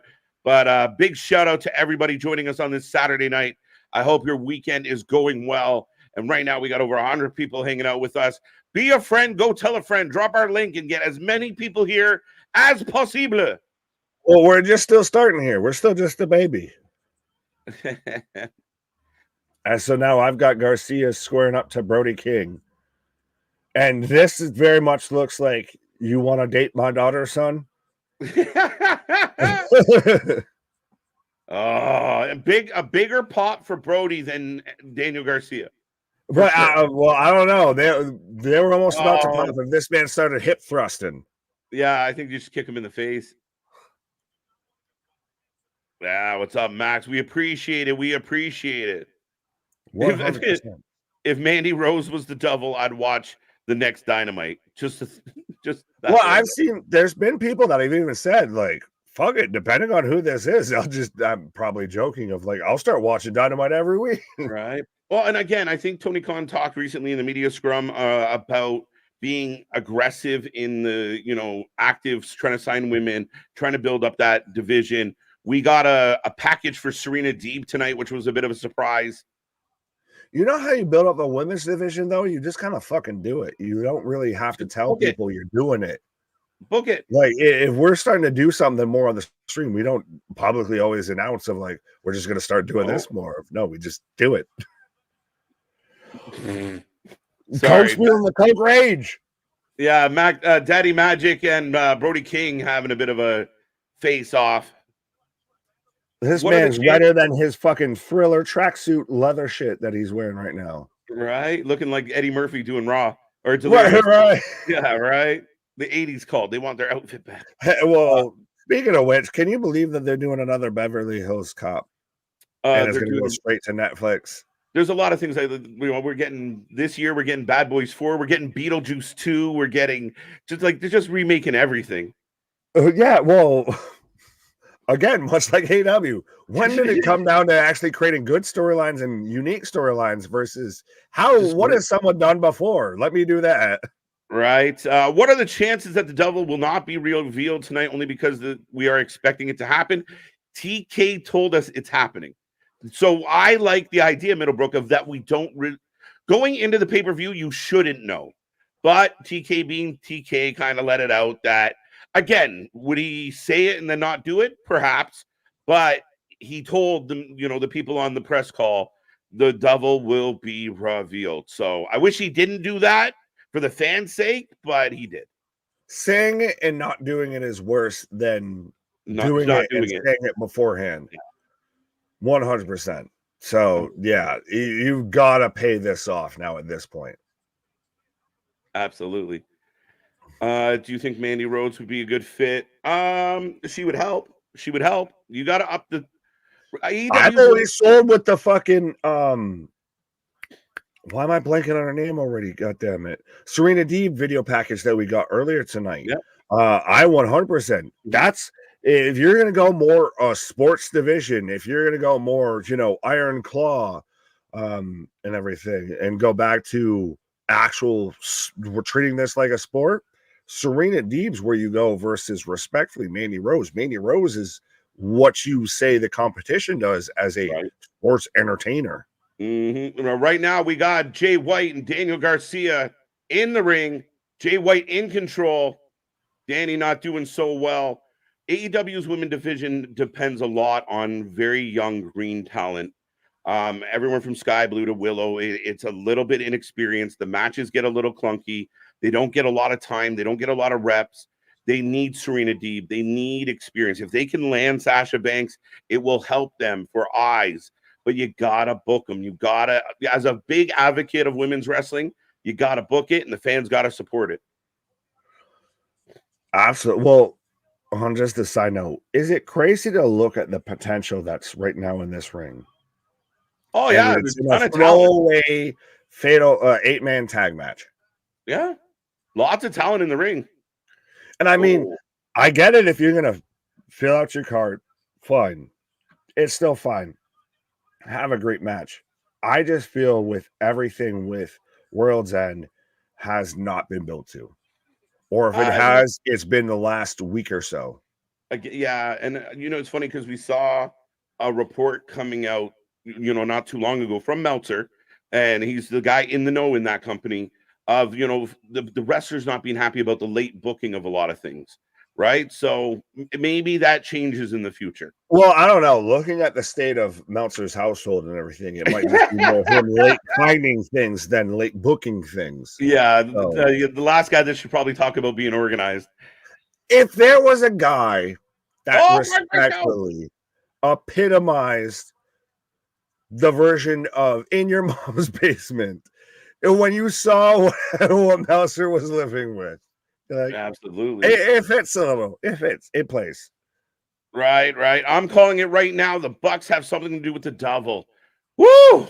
Maybe, my guy. It's possible. No, because we'd still have Oh, Mrs. Buck there running the merch store, because 100% them, the Devil Bucks shirts would have been flying off the presses. Everybody getting into it right now, Nick. Everybody, big Everybody outside. Mark Briscoe with the blockbuster.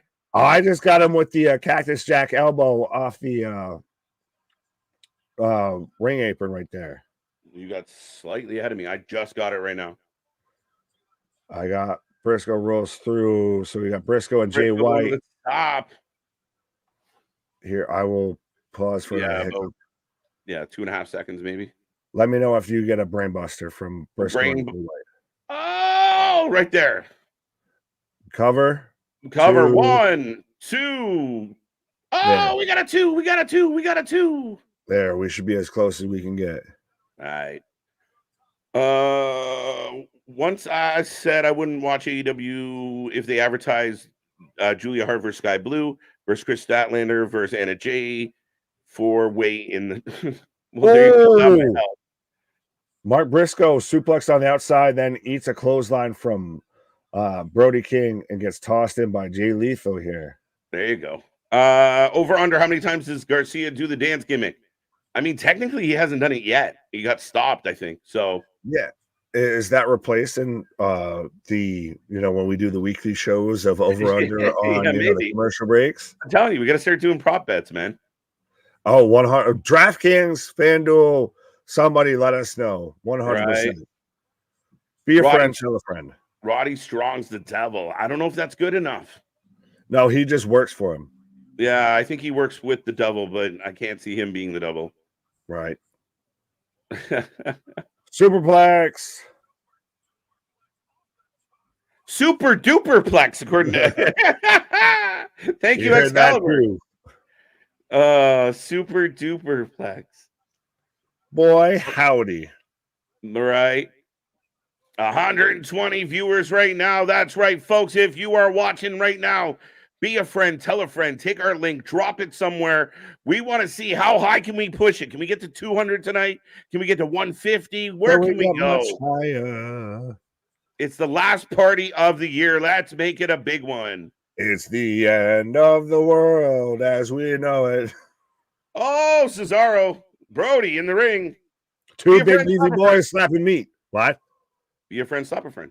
Kyle O'Reilly is the devil. I don't know if that sticks hard enough for me. But if it's anything outside of Adam Cole, I think it's going to be bad. Could it still be MJF somehow, some way? I said it jokingly, but it'd be the fucking stupidest decision ever. I paid you, Joe, to whoop my ass. I fooled you to kick my. It's Jim Carrey and Liar Liar. What are you doing? I'm kicking my own ass. I'd love to grow a beard like KJ, but my wife.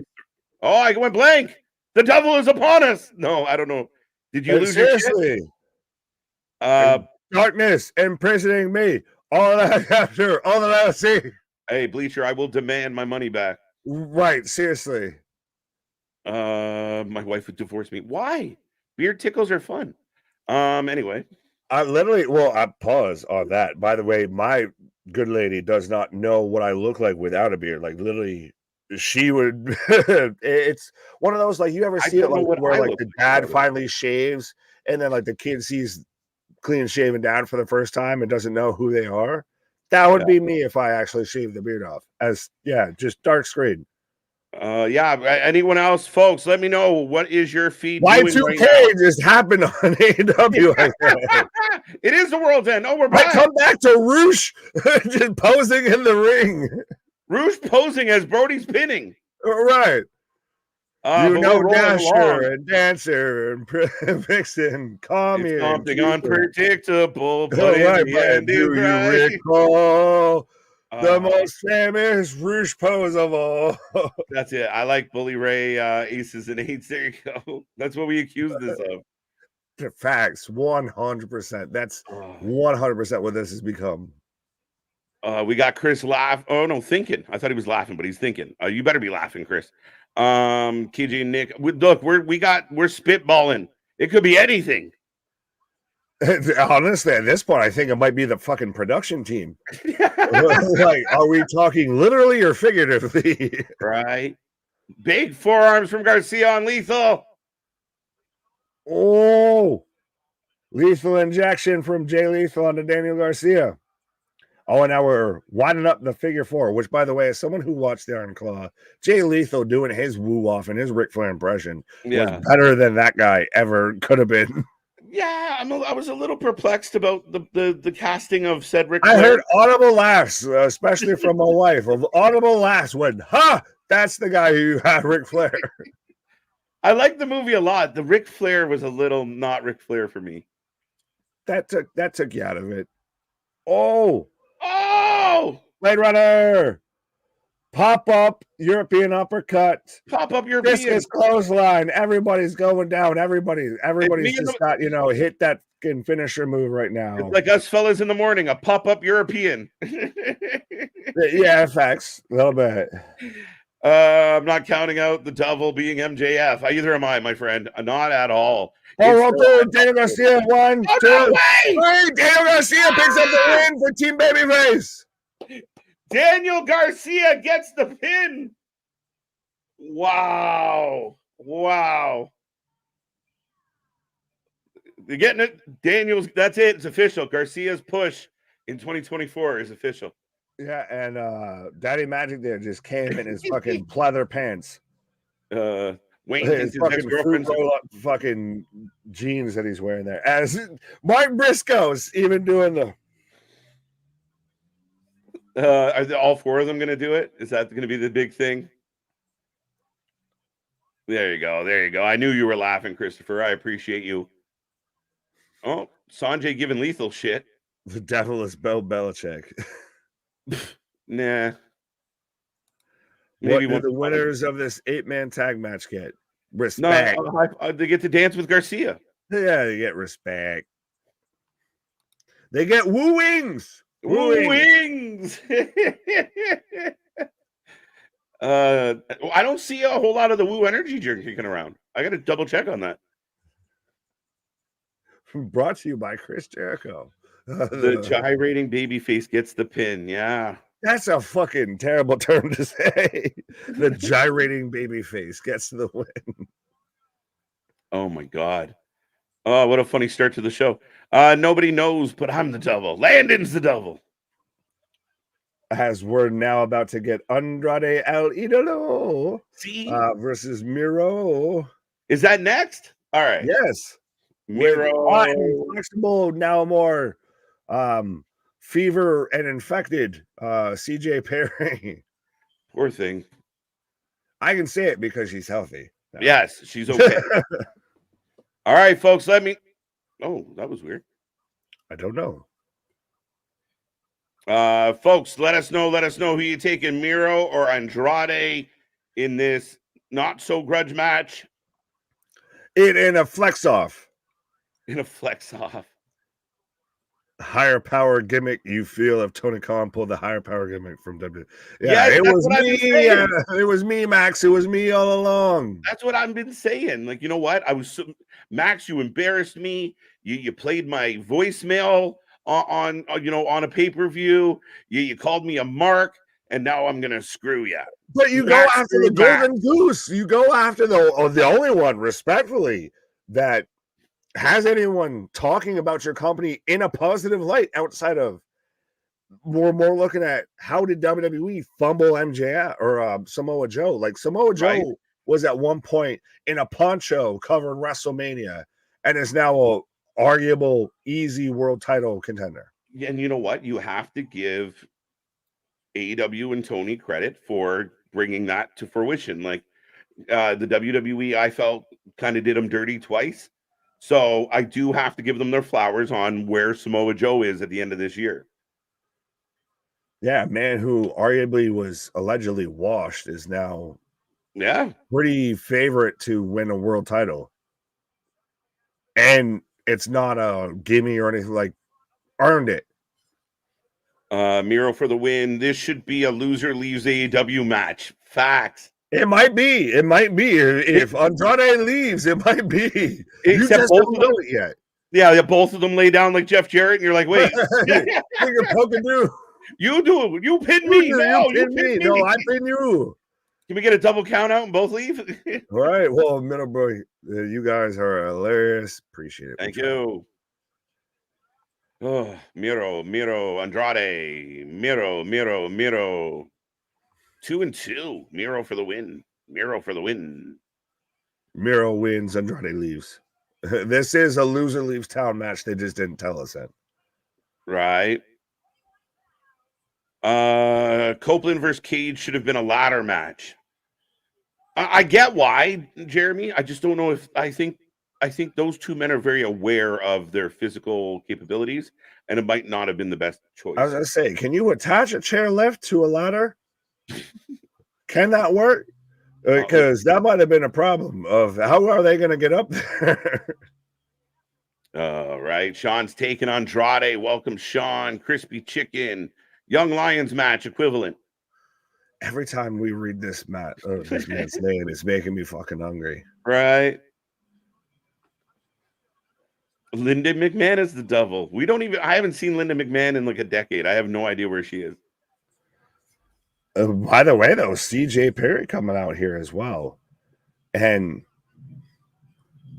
that woman's good at holding her breath because I feel like if she exhaled, that fucking shit's going to pop off. Yeah. I just don't am I wrong to ask, why didn't they just bring in her to hang out with her hubby? Like this whole side gimmick of I don't know who she is. And then, I don't get it. Are we just watching them kind of get their rocks off doing what they want to do and just Toni will pay it for them to do it? Because I mean, this man lives staying a cook respectfully, and does it publicly, one of those of I just need to sit there and beat up someone who's pretending to sleep with my wife, so I must beat you up. All right, last call on all predictions. Andrade or Miro, get it in the chat, or it does not count towards the title, folks. Andrade hasn't even taken his jacket off yet. No, jumpstart. Miro not messing around. Copeland versus Cage should got that one. Sorry, what was the one I just had clicked? My bad. David, good to see you. Lots of new names. I love it. Keep it going, folks. Keep it going. Oh, somebody just said that, and I apologize because I clicked away. Adam Cole is still listed as a Ring of Honor champion, tag champion, but MJF isn't on the website. Apparently. Oh, for fuck! Oversight. Well, we're trusting. These are the same people that said Jay Briscoe was still winning matches in AEW. We're trusting them. Yeah, I agree, Steve G. I would have just liked them to just hang out, just be together. This is how they get their rocks off and how they'll be together later tonight in some Jacksonville hotel or Long Island. Sorry. You be with my wife. I enjoy. Go. Oh, right. This is just Jim Cornette coming as a wrestler. Get out. I like it when you do it with my wife. Almost spit it. I'm waiting. I'm trying. If y'all think Nick and KJ are funny now, just wait until the vitamins kick in. Who said they haven't? My guy. Yeah, live in the vitamins, stay in the vitamins. I am the vitamins. Wait till they start fading around the 5-hour mark. Right. Wait until we're just I need food and sleep. What match do you think will go the longest tonight? Whew, the Continental Classic final. That's not a bad shout. It's arguably between Mox and Eddie and between MJF and Samoa Joe. Yeah, I wonder if MJF and Samoa Joe has the potential to either go really quick or really long. My fear is it goes a little quick, but I think a lot of around that match is going to be like that actual block will be huge as far as all the shit that happens, but the match itself might not be that long. I think the whole thing will be long. I think your number two, your silver medal is the Continental Classic between Moxley and Eddie. But I think the MJF Samoa Joe thing is damn near going to probably take an hour. Granted, that's still with everything included. I think match wise, give me a half hour. You're killing me, Smalls. This story, bro, my guy, this is Tony Khan. Like this man, if anything, if I'm Tony Khan, I'm booking as much shit as I can until I hold off on this press conference. I don't want to talk about this. We'll see. Well, he just keeps going until people go home. This man has done the opposite and sat there and moved shows around NBA games. He's like, well, they're playing college football, so I can't do a press conference right now. Right. But right now, Miro completely in control of Andrade. This storyline is an episode of Black Mirror. I love that. I love it. Miro vitamins. Hashtag have never watched that show. Yeah, I've seen a bit of it. Miro stole Bubba the Love Sponge gimmick. Facts. Will Mox bleed? Yes. Yes. Do we like vitamins? Do I say what? Is this man Canadian? Right. What? Oh man. Yeah. No, I mean, it might be World's End if he doesn't. I still do think, respectfully, that that's going to be a hell of a match. That's arguably could be match of the night. It could be. Really could be. Emotional. I think if Eddie Wynn pulls this off, it could be like a very big moment, long overdue for Eddie. Has to win. Eddie has to win. Has to. Maybe. No, he's going to. Otherwise, I'm going to take a very long pause for the call. Right. I need to walk that shit off. Are you guys taking woo chews? Send over some woo chews. No, don't do that. That's what I was going to make a joke and I won't. No, we'll take the actual branded thing instead of woo chews. We don't need no woo wings, no woo energies, no none of that. Right. I don't need to be summoned in a helicopter or anything like that. Oh, Miro through the table. That was Olay. Yeah. I feel bad for Strickland going from a great run in a good tournament to having a match with Dustin Rhodes. Oh. Nothing against Dustin, but you're destroying the momentum. Yeah, I mean, again, I don't like thinking that people get buried. I just don't think this was the best path for him. I didn't like the booking of him and Keith Lee out of left field. Months. Keith Lee's been in the same building for how long? He could have easily stepped in and said, I got it. I want this. Let me in. But all of a sudden, like a few days before the pay-per-view, it all kicks off again. Like, I was a little sour about that, and I don't think it was the best move. I'd still take that over I'm cold when I drive. Yeah, I'm cold when I drive. Yeah, this is taking every bit of momentum I feel were Swerve. And granted, he's going to naturally still have it, but you're dampering it down a good bit, 100%. He didn't have to win the tournament. Granted, I still would have loved Swerve versus Eddie. Would have been very interesting. Yeah. Different dynamic. But at the same time, him with Keith Lee, I would have almost I accepted. I get you. It was kind of out of left field, but it's something that kept Swerve at least doing something. Yeah. And at least it's the end of the year. Fuck it. You pay off everything that you started in the year. Yeah. Now that it's Dustin, it's like, yeah. Yeah, and I can't be mad because I feel like I don't know if Dustin was the best choice. Ooh. But because you really want him to go out and have a banger. Now, maybe him and Dustin have a banger. I'm a big fan of Dustin. He's a future Hall of Famer, but I don't need or whatever it was that Cody said. I need garments. Top row. I have no idea what you just said at all. If I had to actually make a pick on the devil and it goes back and forth every hour. I'm going with Osprey as the double, and maybe Wardlow has something to do with it. Not bad, not bad. I mean, Osprey's come up a couple times now. A little bit Surprising. interesting. Well, I think people just want Osprey to do something. Like, imagine right now, you're Osprey and you just signed here, and this is everything that you see going on with AEW. You're like, fuck, right? Well, it's too what's bad that no compete clause? How do I get out of here? If you could have got like if Osprey was hanging out local, that would have been the guy. Like, hey, Osprey, do you want to fight Strickland tonight? But obviously he's not, hanging out down the road.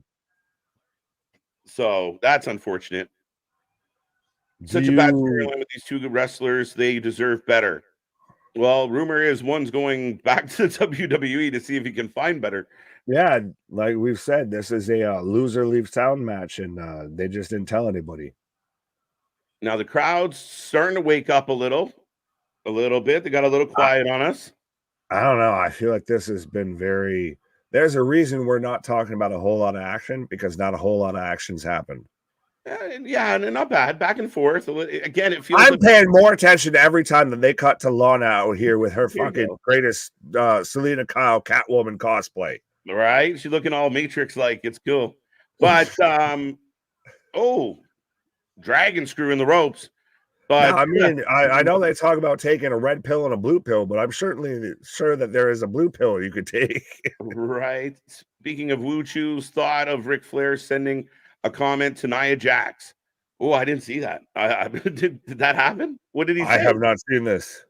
Did he say? Explain more. Who do you think might dethrone Toni Storm, Mariah May, or Jamie Hayter? A lot of people talking about Jamie Hayter maybe returning tonight or soon. I honestly forgot she was there with how long she's been away. Yeah, unfortunately. Yeah, I don't think Toni loses the belt anytime soon. I think if you take the belt off her too soon, it's all for naught. She right now is one of your big standouts. So, oh no, she 100% does not lose the belt tonight. She definitely doesn't lose it to Riho. Definitely not to Riho. Yeah, if you bring back Jamie Hayter or anything, I think at this point you almost got to rebuild them. You got to build them back up a little bit. You can't just I show up and take the belt. It's like, we haven't seen you in like 3 months or more. Like, I almost forgot you were here. Right. Oh, big hug to the man's wife. Like I said, this man is out here just doing a little piece, doing something strange for a little piece of change. 2 8-man matches seems excessive on this card. Yeah, I mean, I don't know. A little. I'll take it versus 4 singles matches. A little redundant, but I really wanted the tag titles defended. You haven't highlighted your tag division at all. I want your tag division, your tag title. Wow. There you go. 2 go. Nice move by Andrade. I wanted the tag titles defended. How it got to this 8-man mess on Wednesday and you just threw everybody together, it did make sense to me. Right. Jeremy saying, subscribe to the page. You guys have good content. Thank you. Now tell everybody that you know, as we got about 133 people right now. That's it. Sorry, I was going to just say, I feel like I'm talking about Thuffer and Thuckotash with 33 people. Well, folks, big kick out. We cover more live wrestling than any other channel out there, folks. We're here for it all. GCW, New Japan, WWE, all week long. We do not miss. We try not to miss. And we cover more than anybody. We are the wrestling friends you can't get in your real life. And we're not even 2 years old yet. We just passed 3.2K subscribers. And we're only getting started. We got more content coming your way. We're bringing back interviews in 2024. We got lots. We got lots up our sleeve, folks. So stay tuned. Well, I was going to say,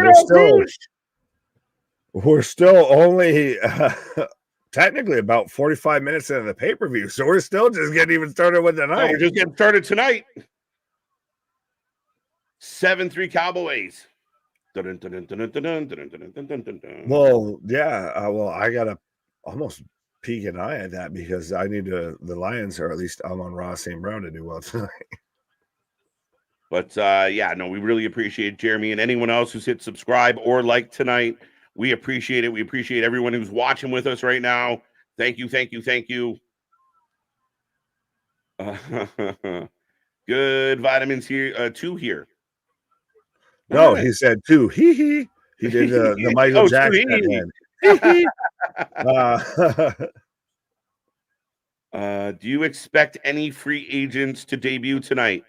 Again, it's your last pay-per-view of the year. If you want to make kind of an impact and a big noise, maybe, yeah. No, fuck it. Just this is you pay off shit and you start anew next year. We'll see you next year. If I'm Tony Khan, especially with how today's gone, I don't care about shit. I just want to make it through tonight. Yeah, but do you not think as much bullshit as you can shovel on top of the on top of the heap would not help cover up some of the, some of the issues? But does it cover it up or does it add to it? Well, it wouldn't add to it. I mean, it just gives us other things to talk about. But it makes a talking point. It makes you want to talk about the company. I think Tony might want to like shrivel up and hide in a corner right now of how much can I have you guys not talk about me? Right. Well, I mean, he's in tough right now. I mean, we're heading into Rumble. We're heading into WrestleMania season.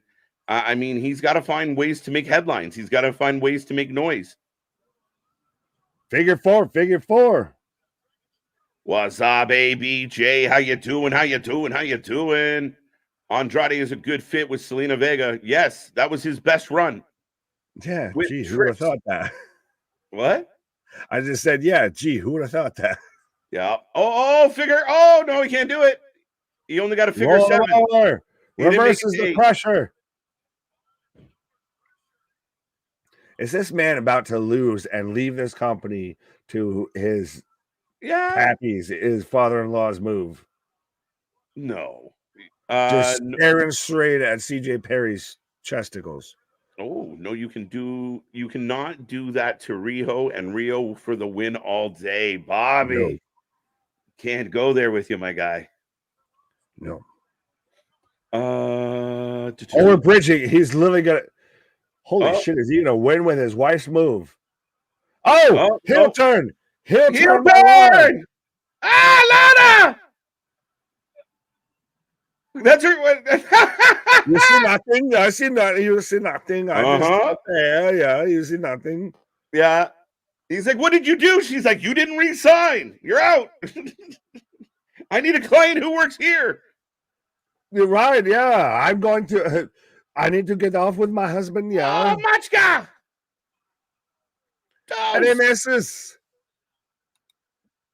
I like this. You get a star.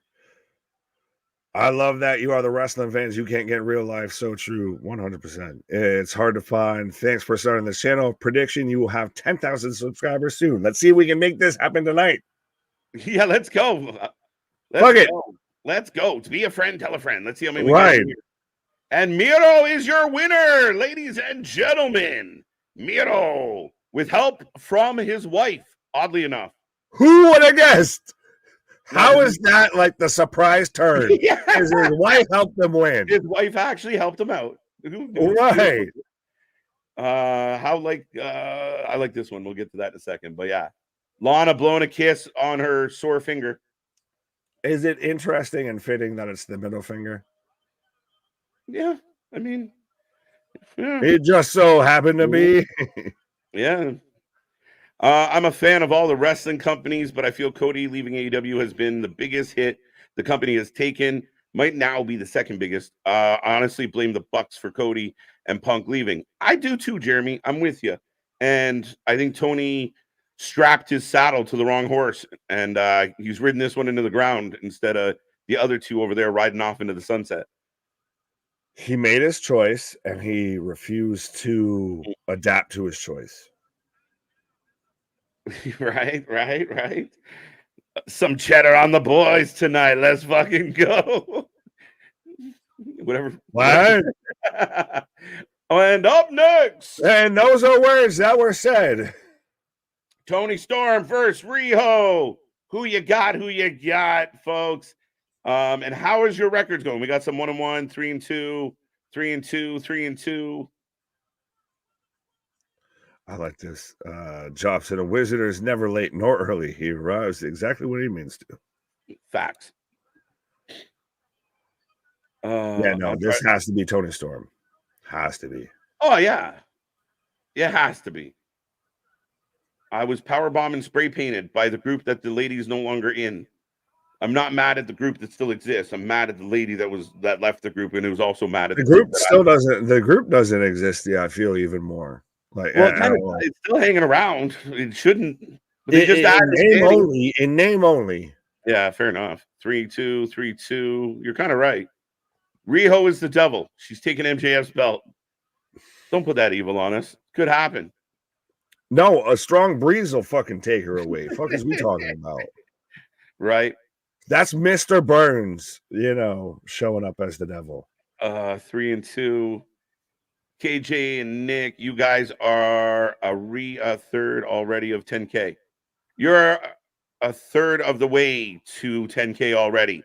Yeah, before we're 2 years old, we were hoping to be almost at 4K by our second birthday, which is in a couple months. So the channel's not even 2 years old. We tell you guys we're the wrestling utopia.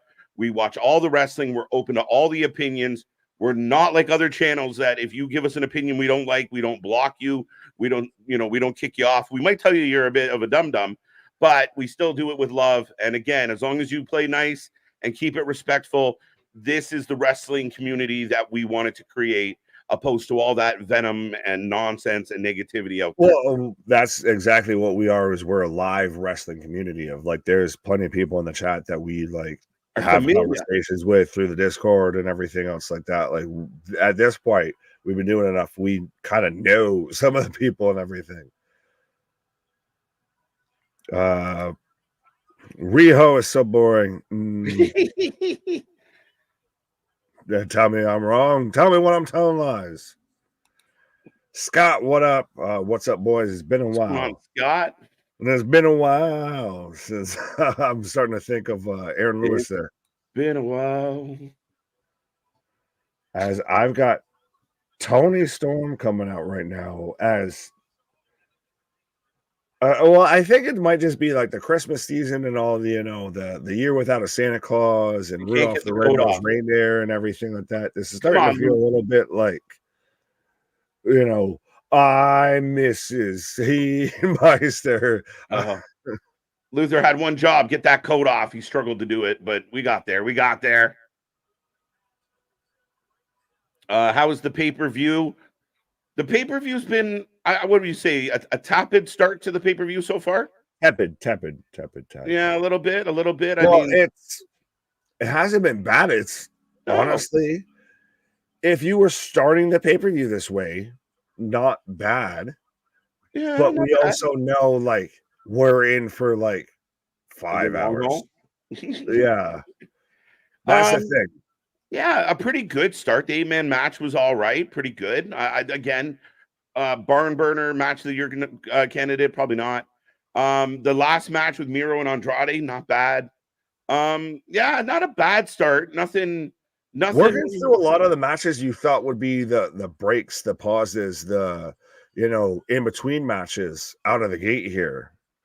Fair enough, but I think what, I give them credit for trying to maybe put the women in a better spot instead of following like a no DQ or a brawl. Like this looks like Karen versus a petulant teenage child.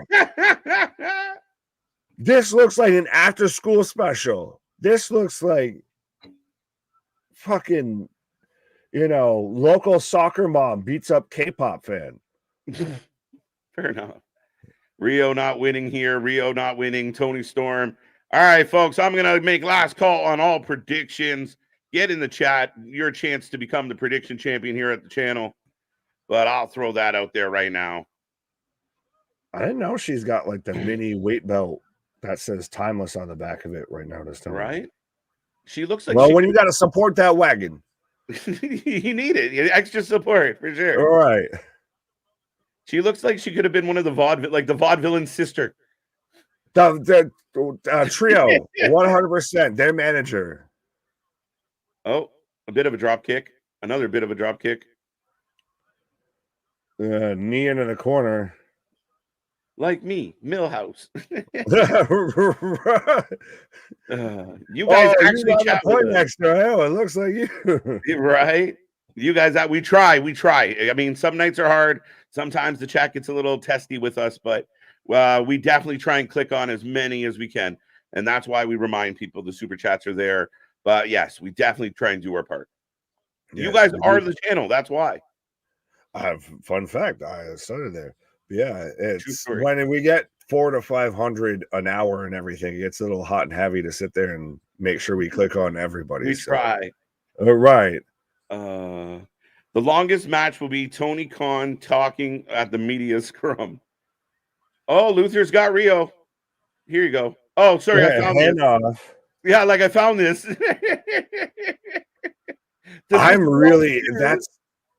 But again, I hate that that's still the big thing that we're talking about tonight is the extra shit around the pay-per-view. I put it in the back of my mind where there's just. I'm trying, but when we still talking about like the media scrum, I'm like, yeah, that's going to be really interesting. It will be. It definitely will be. Any reason why the ref didn't get rid of Luther for getting involved? Am I being picky? Tell me more. Tell me more. He just happened to be there. But so I question now, are we supposed to see Toni Storm in black and white? Like, is she just having a fever dream and she's the only one that sees that?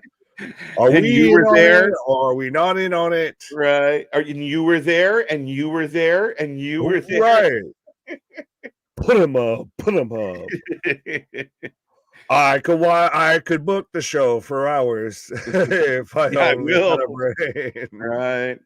Toni Storm is a beautiful woman. I saw several people praising Toni Storm's beauty. Yes, I think Toni Storm's an absolute full package. I feel like the Vince regime missed out on Toni Storm when they had her, and I'm happy to see her doing well in AEW. Again, not everything's been a complete clusterfuck for this company. They've gotten some talent very correct. Did WWE fumble Toni Storm more, or did they fumble Swerve Strickland more? Both. I mean, to me, they're both isn't cop out. I mean, I think Swerve has a higher ceiling for obvious reasons, but yeah, I think Storm, Taya Valkyrie. I mean, but here too, you got Toni as champion. Oh, Swerve what the better fuck? be a future champion. Just randomly selling her back. My back just randomly collapses. My back, my neck, my Riho, and my something. I mean, it's hard to lift a lady who weighs more in her trunks than you do overall. Right, who lifts more than twice of you. And that's being respectful. Right? Is it just me, or do you think if Batista was a song, he'd be I Stand Alone by Godsmack? No, he'd be I'll walk for miles inside this pit of anger. Yeah, I'll be curious if Batista shows up on Monday. It'll be interesting. Have you guys seen that AOP is in business with Crosses? Crosses? We'll make you jump. Will make you. Yeah, I think it's good. I've been waiting for them to come back. Apparently, they've been under contract for a while. Yeah, bring them on. Let's go. At least they're not selling tickets to an event that won't happen anymore. Yeah. So. Toni winning here. She better. We need Aiden English singing Toni to the ring. Do it for Miro. Right? Get Miro Day. Oh, that's another tag team that was just been wasted by WWE. Well, Rusev Day got so over. I didn't understand why they just push him. Just push him. But the thing about it now, it would have been up there with it would have been up there with Yeet. Right. Yeah. Oh, Bobby holding on. He wants Riho. Oh, go. I was just clicking. Go ahead. Who gets the nod as Sting's final opponent? It's got to be Darby. I think you put the tag titles on Sting and Darby before Revolution, and then have them drop them to FTR at Revolution. He can't end in a tag match. I think it would be Sting versus Darby. as the final match. Like that's, Darby, you have that big moment, they hug it out, Darby gets the win. But still, does everything that we've seen come to light or been talked about today change some things? Does it obviously alter the 8-person tag match? Does it alter even the main event? It shouldn't. Shouldn't, but doesn't mean it wouldn't. Or I don't. Why would it? Like, I don't understand how it would tie into like the main event and such.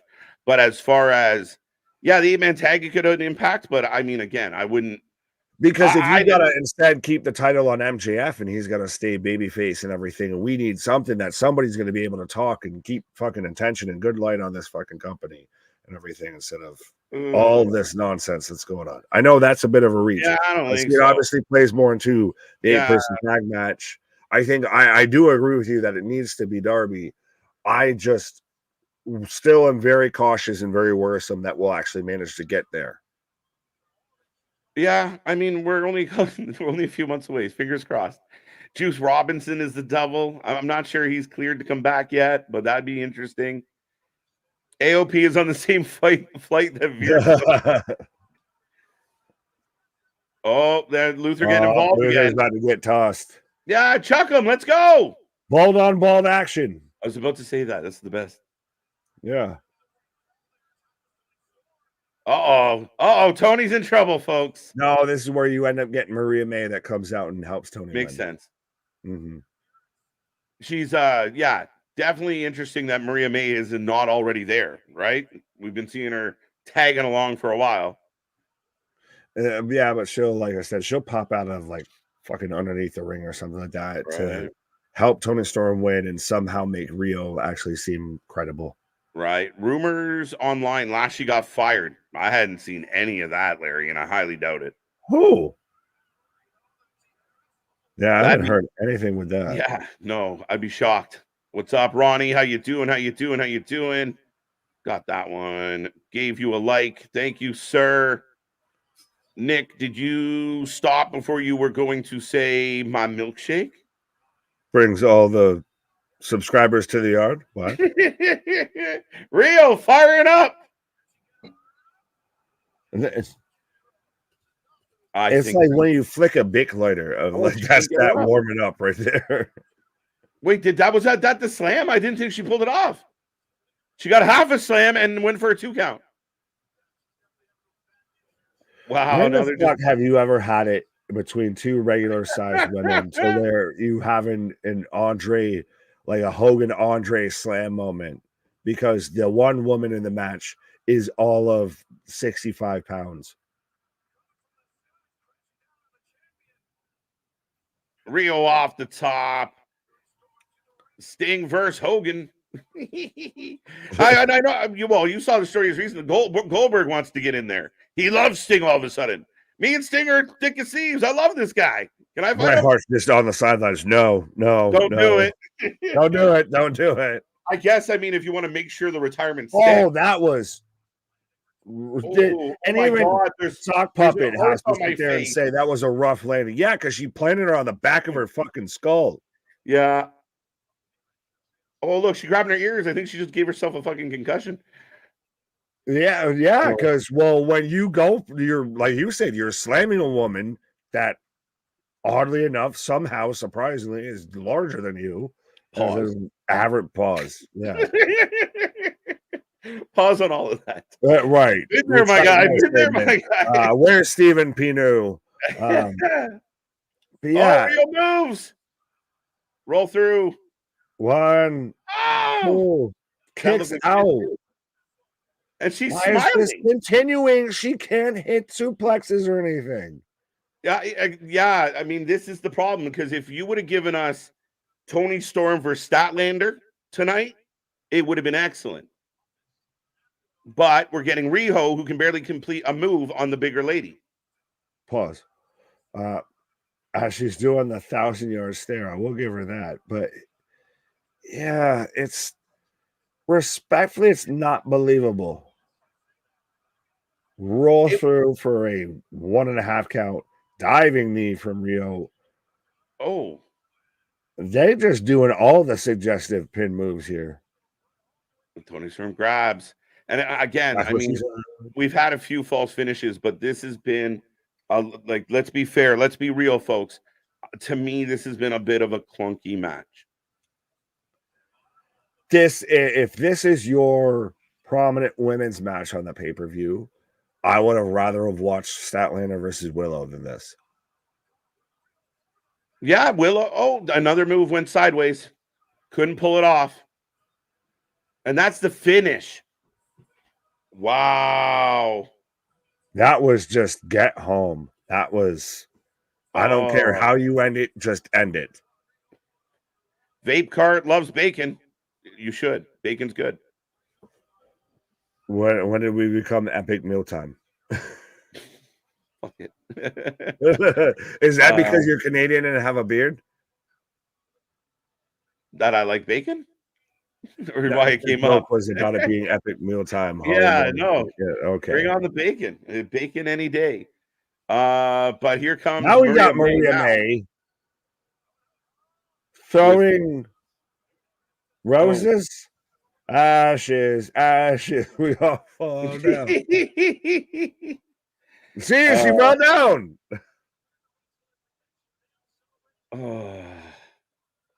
My God, I've said this for a while. This is just getting cringier and cringier by the day. This is aging like spilt milk instead of fine wine. Yeah, again, I think part of it is because if you had her booked against a serious babyface, then she's being obnoxious and irritating. And because she's so dominant over her challenger, you're like, this is just ridiculous. Yeah, and then we celebrate it like we won the fucking Olympics here. Like, you beat Riho, who most of us, when we heard this match, was saying, "Oh no!" Right? What's up, John? Any cakes, Larry? All right, Steve. No, you guys are just talking amongst yourselves about dessert in one way or the other. They're talking about Mindy's Bakery. I want to hear Enzo say "capelas." That's capelas. As now we've got randomly Dante Martin backstage just because. I was eager for the Dante Martin interview spot tonight. Yeah, that is key moment tonight of this show is that we had this in someone who's barely featured on Rampage. Right? Who won? We OC and Dante Martin. Here we go. How are we gonna add matches during the pay-per-view? No, this has got to be for Wednesday, right? No. Oh, Wednesday on Dynamite. God damn you. This Wednesday. Toni wins, guys. And Stu. Your pay-per-view, though, should pay off on its own that you want to tune in and watch the weekly show because of what you saw at the pay-per-view versus no, I watched the pay-per-view because they told me what was going to be on the weekly show. Lights out. Swerve. Now, this is a free point for everybody out there. Swerve versus Dustin. The predictions are now open. Get your predictions in, but Swerve's winning, and we all know it. Yeah, 100%. I feel respectfully. Now, if this was Keith Lee versus Swerve, would it be so easy? Would it be clearly Swerve's winning? Would we still predict Swerve to win? Not as easy, clearly, but I think Swerve still needs to keep building this heater. You need Swerve to end the year with a big W and go into 2024 still clicking.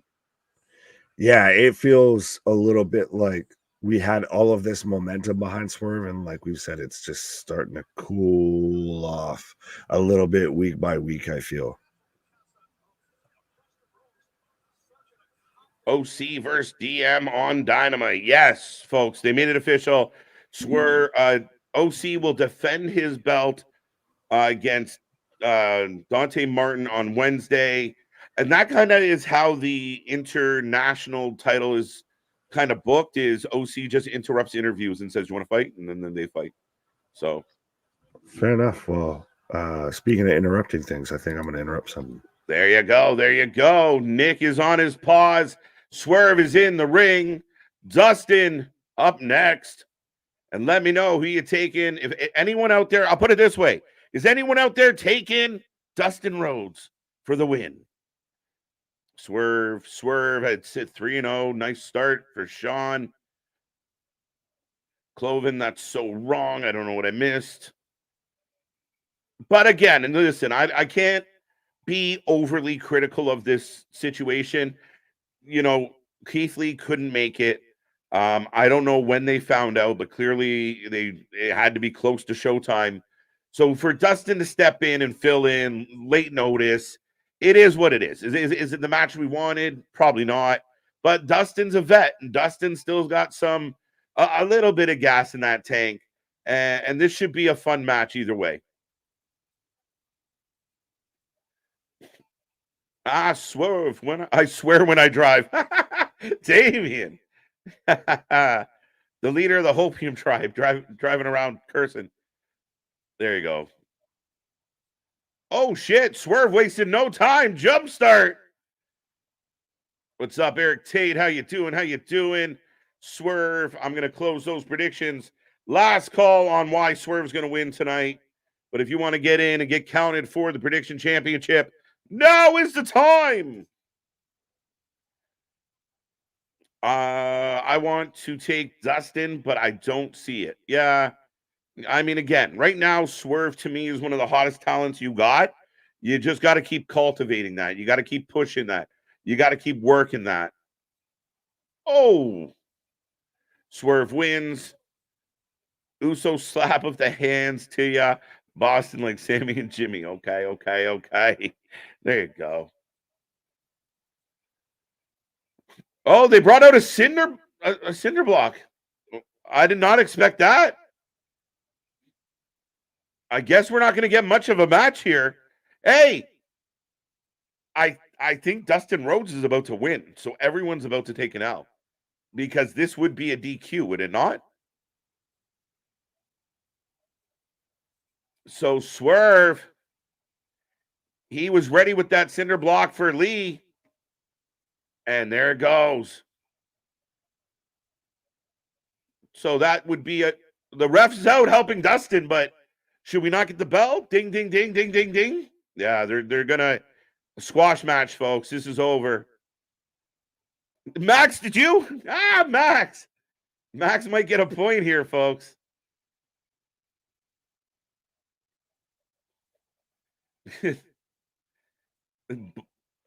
Big Dog talking about the hand jive. So why is that not instantly match over? Why is this on the pay-per-view? Again, is this ideal for the pay-per-view? No. But if you were going to run the angle like this, you might as well have just canceled the match, no? But why did the ref not call for the bell? Prince Nana is a national treasure. I love it. Okay. So what is happening here, guys? Anybody? Somebody? Anybody? Bueller?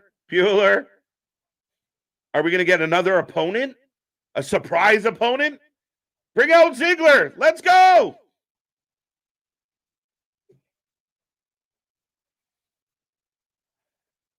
Oh, Dustin's trying to go back. Hottest star in AEW, arguably top 5 hottest stars in all of wrestling. I completely agree, Jay. On pay-per-view against Dustin Rhodes, this is everything that is wrong with AEW in a nutshell.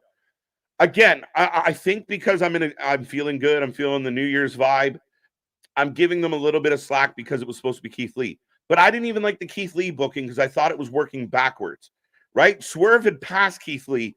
And if you wanted to pay off Keith Lee, you should have done it months ago when you had Rick Ross running around. But Dustin has made it back to the ring if anyone's keeping up.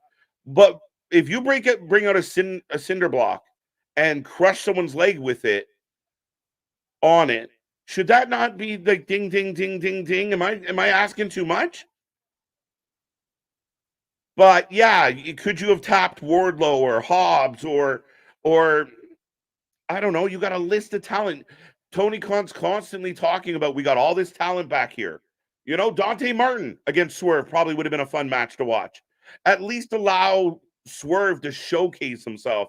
Allow whoever he's up against to showcase himself. This is just, look, time filler. I'm still perplexed. Could Lee screw Dustin Rhodes over and side? That'd be weird. Maybe. But ding ding. Oh, so okay. So I stand corrected and I don't like it, but I will explain. So the breaking of the cinder block happened before the bell, therefore no DQ because the match hadn't officially started. Now the match has started against a man who was not capable of wrestling. That to me, when you talk about booking issues, when you talk about trying to make the wrestling make sense to your fan base, to me, that's a problem, right? If you're going to take him out like that, it's done. The ref doesn't let him get in the ring. The boss doesn't let him get in the ring. You just broke his ankle. There you go. So sorry to break your heart, Max, but we didn't get the DQ I was hoping for. Yes, facts. Why doesn't ref count? Again, because it was the match hadn't officially started. I don't love doing an angle like that prior to the ring bell. Kind of fucks it all up. Match never started. Yeah, thank you, Travis. I missed that. But again, I think you throw this shit out. Yeah, I mean, I don't know where Ospreay is on the planet in the holiday season. I'm sure the man is overseas. But if Ospreay was around, that would have been fucking perfect, right? If you could have swung an Ospreay for this, great. But yeah, you know, Tony's got a lot of talent in the back. And one of them could have came in and given just, you know, all right, guys, you got 15 minutes, you got 14 minutes. Go out there and do whatever you want. Burn it down. That was their opportunity. That was really their opportunity. To run the angle that you were going to run with Keith Lee, but do the exact same thing to Dustin instead. I don't know how I feel about it, but it is what it is. There should have been a question, not a statement. There you go. Yes, that is. You get a point for every prediction you get correct. Bum, bum, bum. Swerve Strickland. Yeah, makes sense. Dusty Rhodes cannot compete. Well, apparently he can. Enough that the ref let it go. Ospreay. I could have go for, yeah, I'm in. I would love to see that. I mean, Ospreay to me was one of the best. Was my vote for wrestler of 2023. I felt like everything he did was just fucking fire. Everywhere he went, he put on a banger match. I would love to see Swerve versus Ospreay. I mean, shit, throw that at, you know, book that for Wembley. You tell Swerve to heel because the people cheer for him. Facts. No doubt, money. I picked Dustin also. I don't believe you, but now you're locked in. Yeah, why not just... Oh, Dustin manages to get off the top crossbody. A waste of Swerve's time. Do y'all not feel like the cinder block spot was a little excessive, being that Swerve in his prime should beat Dustin just straight up anyway? Perform a song live and we all get Swerve. Yeah, you know, get in the ring and beat him. You don't need that cinder block spot. Oh, well, we were going to do it with Keith Lee, so we still got to do it. That's a problem. Try that on PCO, Swerve. Don't mess with the Canadian Frankenstein, my guy. Mark booking in a nutshell, Corey, you're not wrong. Again, and I get it. You know, like I said, I overlooked the fact that the match hadn't started. I should have realized because even the Battle Royal had a jump start tonight. So, hey. Turn Swerve face and have him face Hobbs. Swerve is pretty much a face, guys. Like, you really should be pushing him as a baby face. The fans want to cheer. Like, imagine Jay White coming out and doing the yeet, but he's a heel. It doesn't make sense. Once the fans are behind him and they're all yeet, yeet, yeet, well, then, fuck, you just book them into it. Now that everyone's swerving and driving, you just let Swerve be that guy. As Nana's distracting the ref on behalf of Dustin, who kicks. That made no sense. That made no sense. None of this is making sense. My God. And he kicked him with the sore foot. Kicked him with the sore foot. Could barely walk and just punted him. And he hits the crossroads and gets a 2. Gets a 2. Why is this happening? Dustin doesn't care, though. Nah. Penta 0 versus Swerve. I'm down for that. 2 of my faves. That's what I'm wondering, Nick. Did they even ring the bell? Yeah, no, they hadn't. They skipped it. But again, once you do something illegal outside the ring and incapacitate your opponent, the match is done, right? Like, again, I get it. This whole, oh, but the babyface is going to try. Yeah, I get it, but you can only do that so much. Again, could you imagine, if 2 guys in the UFC break in a fight on the way to the cage, they're not getting in the cage and still having the fight. It just doesn't work that way. This would have been a good time to debut Dolph. Yeah. Dolph and Swerve will put on a banger, no doubt. Flatliner by Swerve. KJ, it's AEW. Anything weird is good. I know. Poking holes in some shit. This match is just filler. It's going too long now. What if Kyle O'Reilly is a double? Jeremy, it's possible. I just don't know if Kyle O'Reilly can carry the weight. Like, I like Kyle O'Reilly, but as the face of the storyline, like, to me, Kyle O'Reilly is a great number 2 or a tag team guy, but him as the guy leading the storyline, grabbing the microphone and grabbing the crowd by the throats and making them believe, I don't know if Kyle O'Reilly can do it. Speaking of grabbing the people by the throat. I was going to say, speaking of a great number 2. Oh, is that what you... Now we know how he spent his pause. You have that. Not even what I'm mad at. Hilarious. If Ziggler came out, Swerve would be saying, what the fuck? We all would be, but it would be a good match. Well, now what you said of make Swerve a babyface, I think you just kind of let it naturally happen. It's a little bit like with Roman. Roman's kind of a babyface. Like, you still get a big pop and a big reaction with, yeah, you know who's talking to you, the tribal chief. Mm-hmm. But it's like, to me, it's silly because you got the whole crowd dancing with Nana, and then you got them in there cheating, and it gets a little, it becomes conflicting to the fan base.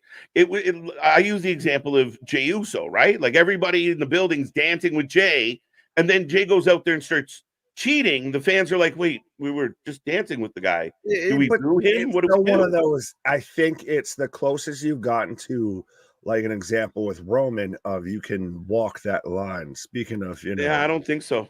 I just popped in this, tying it into, the guy that's supposed to be a heel but comes back a babyface. He's back. Oh, double fingers, and he spits in his face. Oh, kill him!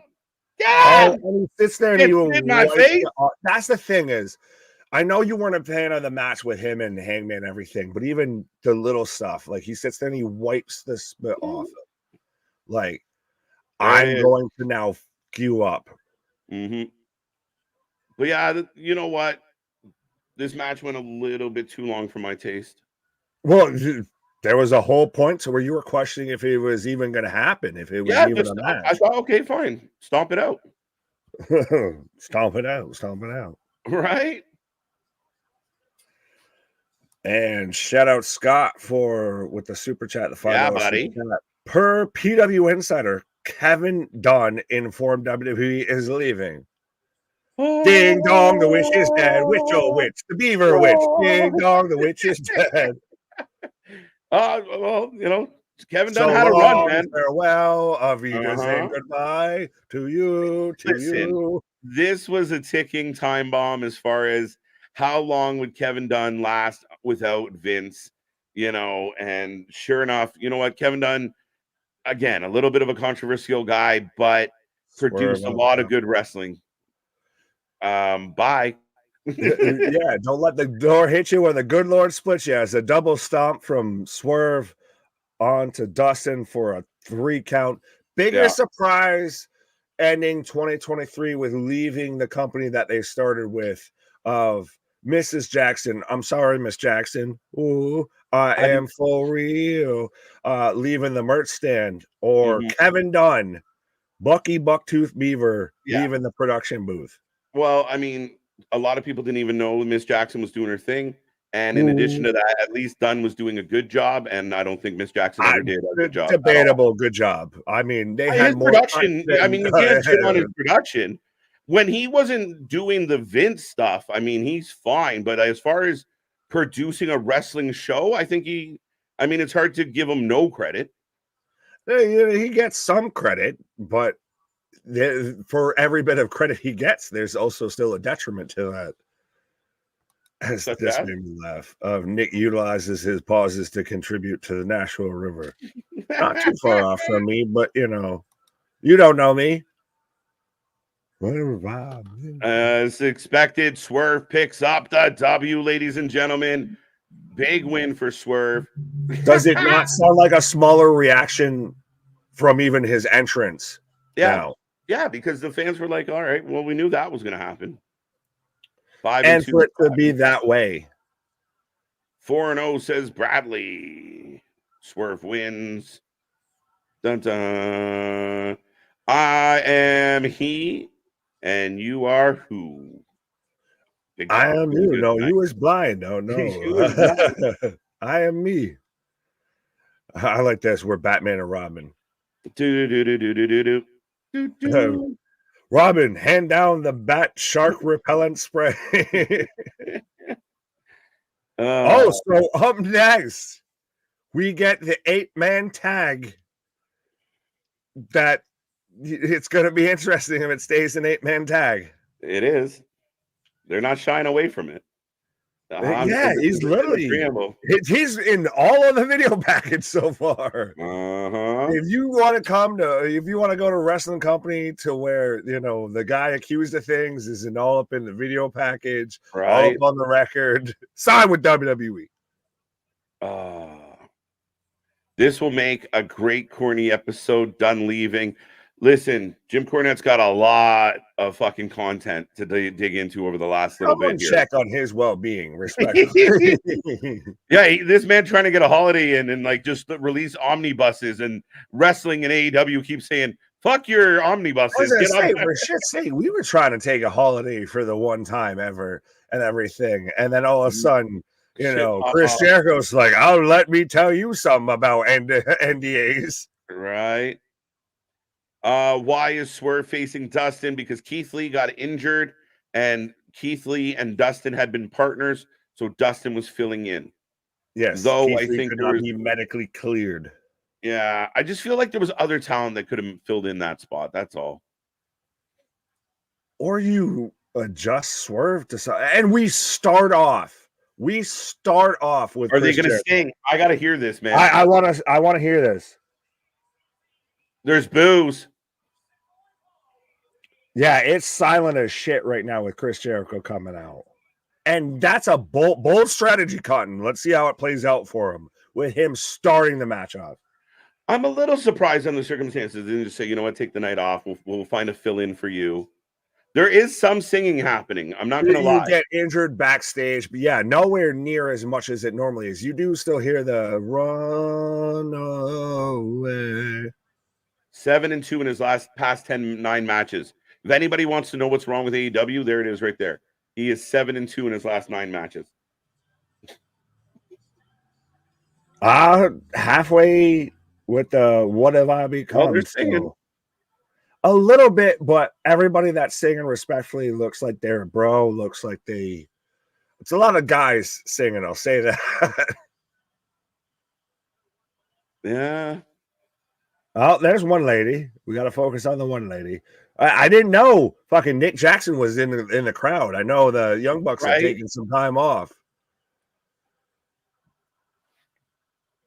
Yeah, I mean, I get the sentiment here of until proven innocent, he's guilty. We said it off the top, Max. Again, we don't know enough. Nick and I weren't around. We don't know. We're not investigative reporters. We can tell you it does not look good, but so many people have jumped to the conclusions, and we won't do that here. We don't do that here. It looks bad, though. And again, when this shit pops up, you might want to, deal with it. But we will say what we know. That's not Canadian Dave Meltzer, and I'm not, New England SRS or anything like that. No, we say what we actually. Alvarez. Yeah, I didn't want to be Alvarez, but thank you. Oh, that's funny. But 100%, we say what we know, and what we know is it's a pretty smoky right now, and it's not because of the vitamins. So it's very interesting for him to come out there and to see this still go on and everything. And now I think it really comes down to what happens in the media scrum, because we'll put this to the side. We'll sidebar this whole thing and everything. But you do have to address it, Tony. You can't ho anymore. Mm-hmm. Yes, I don't think it's fair to the man that, he gets a phone call from his boss and says, you're fired based on an accusation. Not fired, but maybe. But you do have to sit on the bench, like you said. You do have to approach it as, listen, we got to figure out what the truth is before we move forward, for sure. He's going to pick up the win. Oh, if he gets the fucking pinfall. He won't get the pin. He can't. Give Sting the pin. It's Chris Jericho in AEW. To me, it's one of those more of, yeah, it is still alleged. You still, though, have to at least figure out how you're going to handle this. Like, this all happened today. You have to pause for the cause and figure out how you're going to handle this before you go out there and run this of what's the reaction going to be. Yeah, it's interesting. Like, they sang his theme song, but does he get a boo every time he gets tagged in? Well, and again, I think it wasn't as boisterous as it usually is. And again, my fear as the booker, if I was in Tony's shoes, was the Jericho situation overshadowing what's taking place in the ring. Right? And again, is it fair or not fair? It doesn't matter. You got to do what's best for your company and what's best for business, not what's best for Jericho. Right. Well, WDD out here saying Darby proved he was innocent. Yeah, but that wasn't happening during a pay-per-view. What do you mean? There was a whole thing. The thing with okay. GG, yeah. There was things. But that's it. Again, the internet is so quick.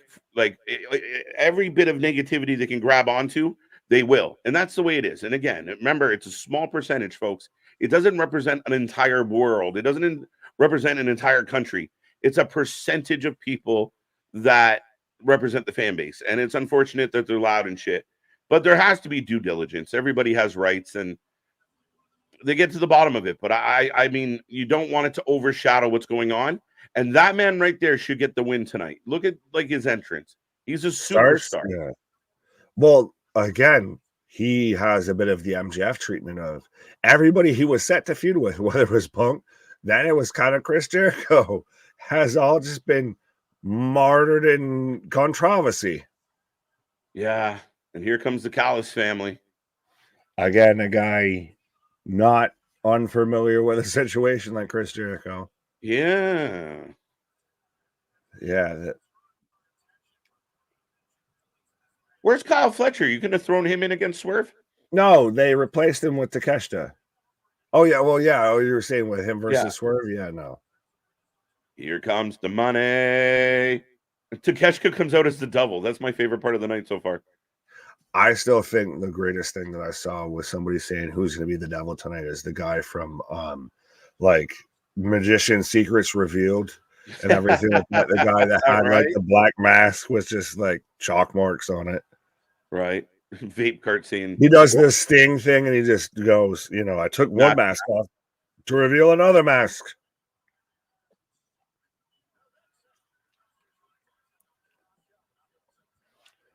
Now, we've also got Ref Clydesdale here, Aubrey, in the ring. And again, outside of all of this, can we just mention about how Sammy was a heel, wasn't a heel, had a baby? Well, is the reason the Golden Jets exist and now is just like, well, the Golden Jets aren't a thing anymore. How you doing, bud? Listen, this was simple. Again, Tony Khan, I know you're busy right now, but if you ever hear this, it was simple. Jericho needed a partner. Everybody thought it was going to be Sammy. It made sense. So Jericho comes out and says, I made a phone call. I got a friend back. Sammy comes out. They hug. They fight for the tag titles. Problem solved. And then next Wednesday, Callis shows up and says, wait a minute. What are you doing with Jericho? And then you go from there. Instead of I shoving still think everybody it in should the have been Ibushi. Well, I mean, we don't know where Ibushi is right now. It's hard to get him from Japan, I suppose. Well, no, he's just out there being sloppy jalopy. So yeah, that would have not worked out too well. But yeah, I just don't like that Sammy was a heel. All of a sudden, Jericho's like, I need a friend. And Sammy's like, I got your back. Right. But there, again, I want to see the tag team division. As a big fan of tag team wrestling, I wanted to see, your tag titles defended tonight. And as we get a good amount of boos. Yeah, there's cheering happening right now for sure. For Jericho and Sammy hit their little double pose there. And the second Jericho planted himself down, boo, boo earns. Well, the problem with this is it amplifies a problem that has been happening for months. Jericho wants to be a babyface and he's not. He would be a better heel in 2023, but he became a babyface going into All In, and Ospreay got all the cheers, obviously. Is that a thing though with AEW? If they just as Starks just flips off Jericho, like just straight up bird, and then Hobbs tags himself in. Hobbs tags himself in. But is it friends? They have the problem of all their baby faces are heels and all their heels are baby faces. Yeah, they're just not. I don't know. MJF should be a heel. Samoa Joe should kind of be a baby face. Ricky Starks should kind of be a babyface. Chris Jericho's definitely a heel. Yeah, I mean, yeah, they got some bad decision. Again, it's just reading the Jericho's like, I'm going to go to Wembley and I'm going to sing I'm going to do the Queen thing and everyone's going to love me.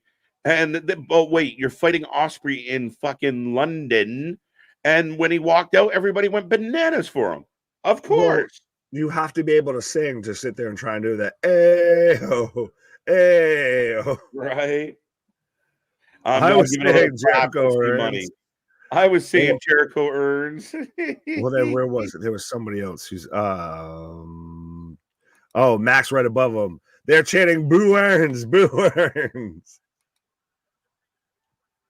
It's a real mix, and this is why potentially, again, it's such a tough spot to be in. Really, but at the end of the day, I think if he's not in this match, then everybody can just enjoy it and not have. What the fuck do you lose from taking him off the card? Nothing, right? The most you get that you could potentially have as a backlash is you fed into the internet.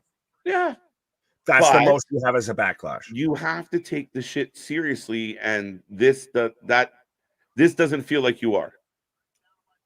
No, well, this match already didn't feel like that. Now you add this on top of it? No. Oh. When's the last time Darby had a singles match? Like a solid singles match? When's the last time Darby felt not Sting's buddy since the fucking Fatal 4-Way? I don't know. He's been ruined. Jungle Boy's been ruined. Sammy Guevara's been ruined. No, you have Darby take on Swerve because they already have a history. You have Sting chase Nana around, and you have a tag title match instead of, you do Ricky Starks and Big Bill versus Hobbs and Takeshita.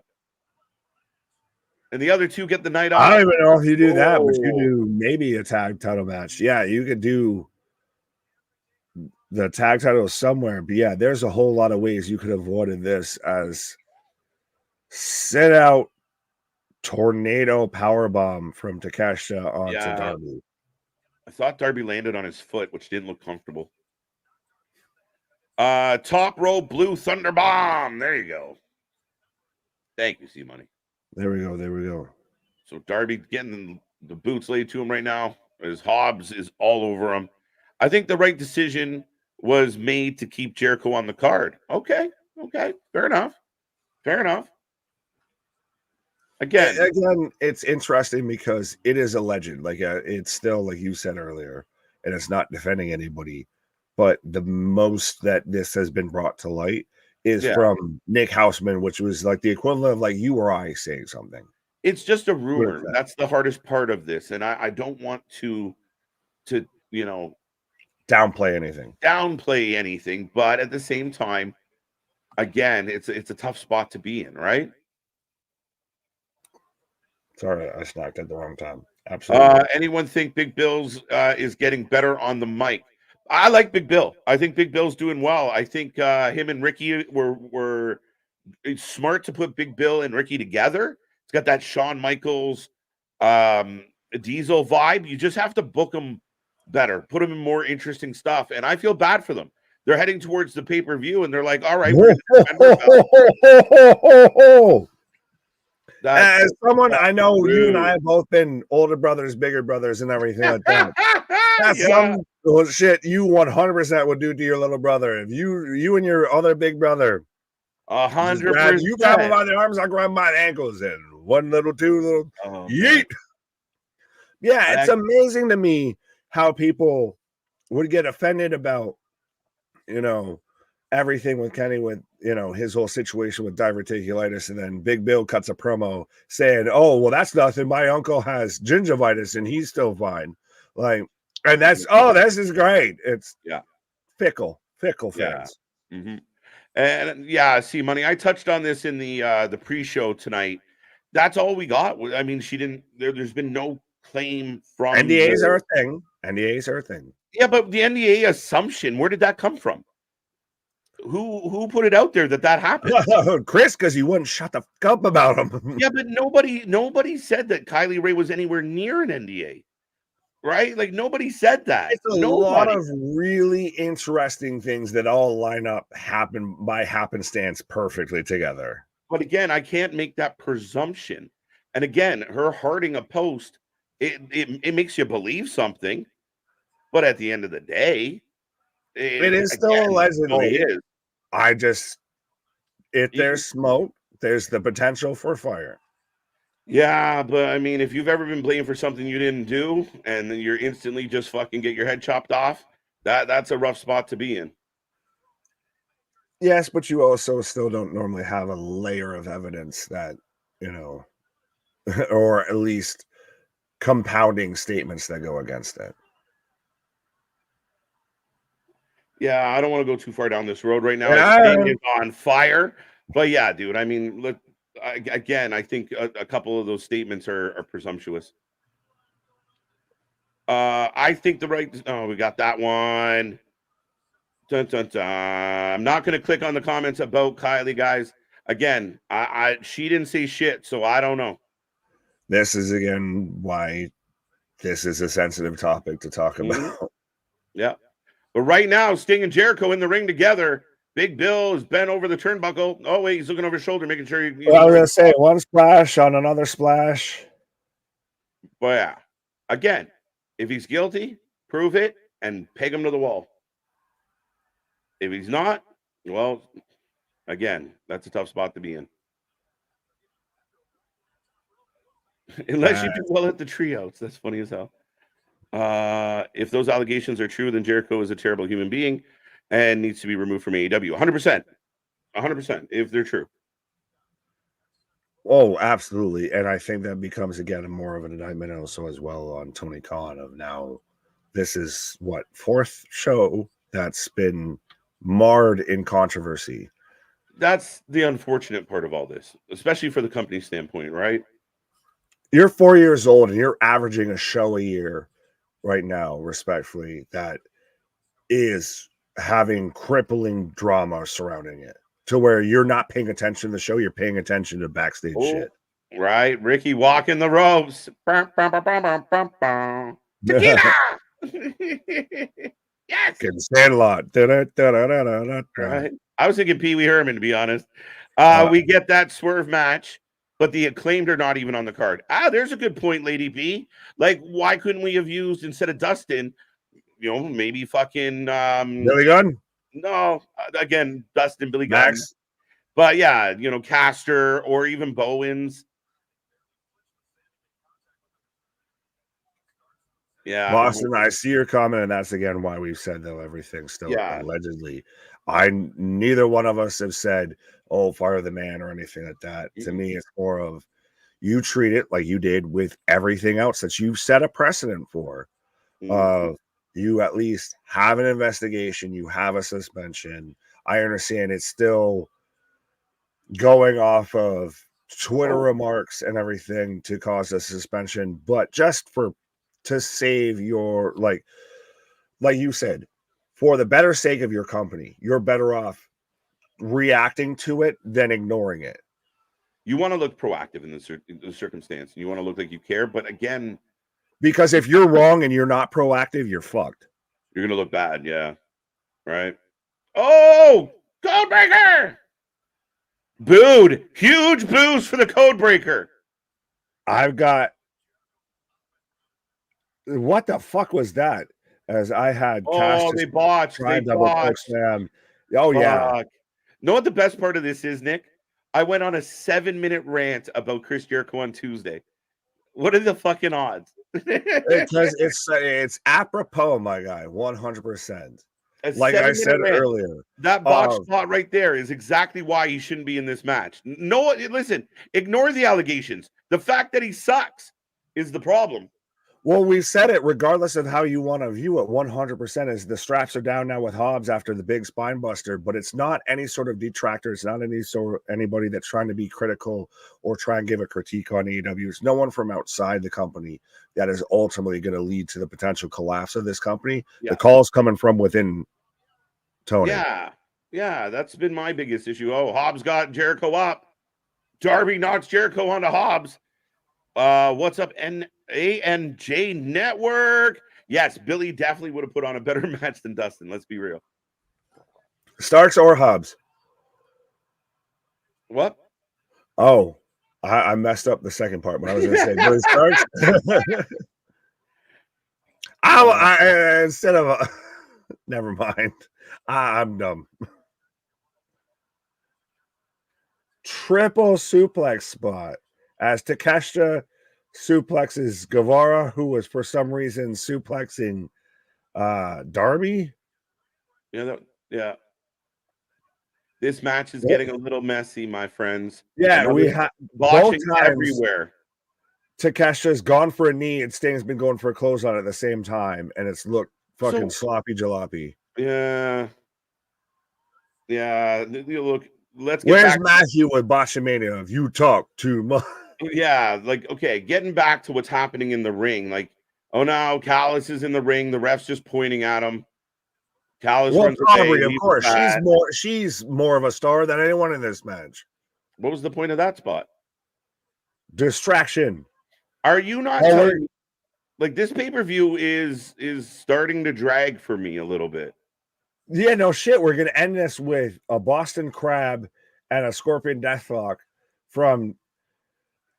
They're booing him. The fucking AARP. 100%. I would boo the shit out of this too.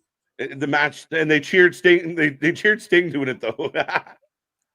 Starks just super kicks. Starks got a pop for super kicking Chris Jericho out of that fucking terrible Boston Crab. And that's why I would have considered it, Tony. Just again, not saying that he's guilty, just saying, you know what? I don't want the fans hijacking this match. We're gonna put someone else in that spot tonight. You're in an injury angle. You get taken out by the Callis family beforehand, so now you got to fight 4-on-3 or whatever. Yeah. And again, oh, there goes Darbs. Hey, shout out Big Bill out here just stomping mud holes in Timberlands.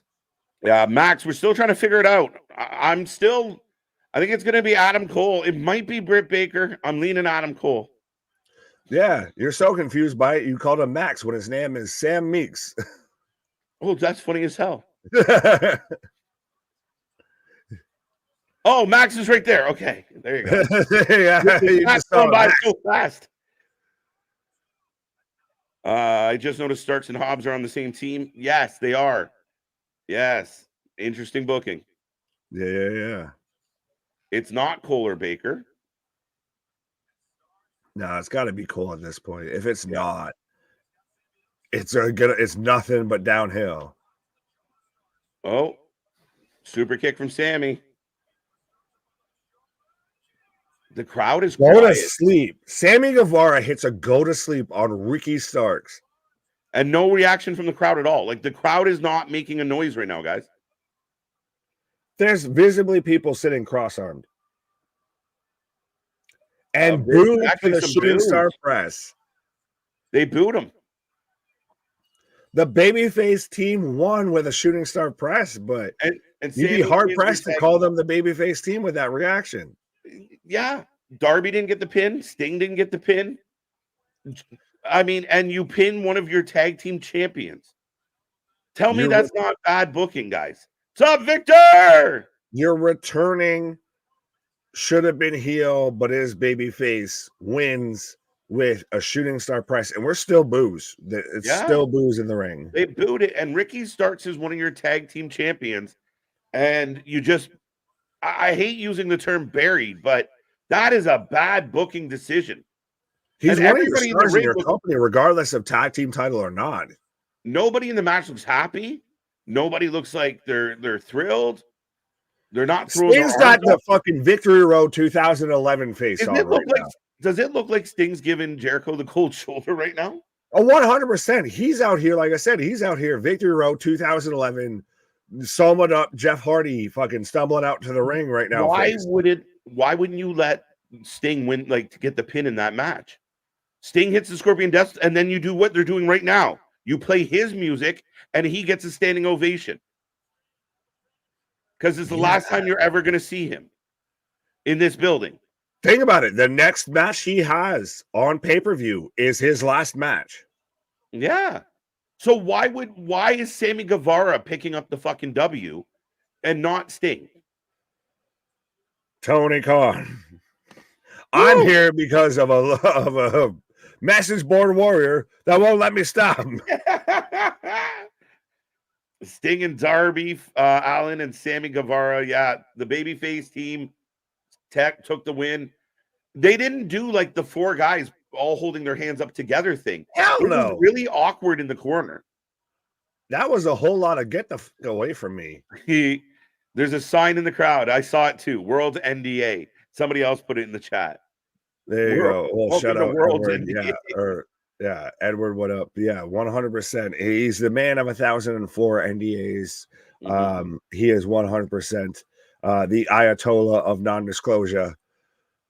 That was botchy, clunky, slow.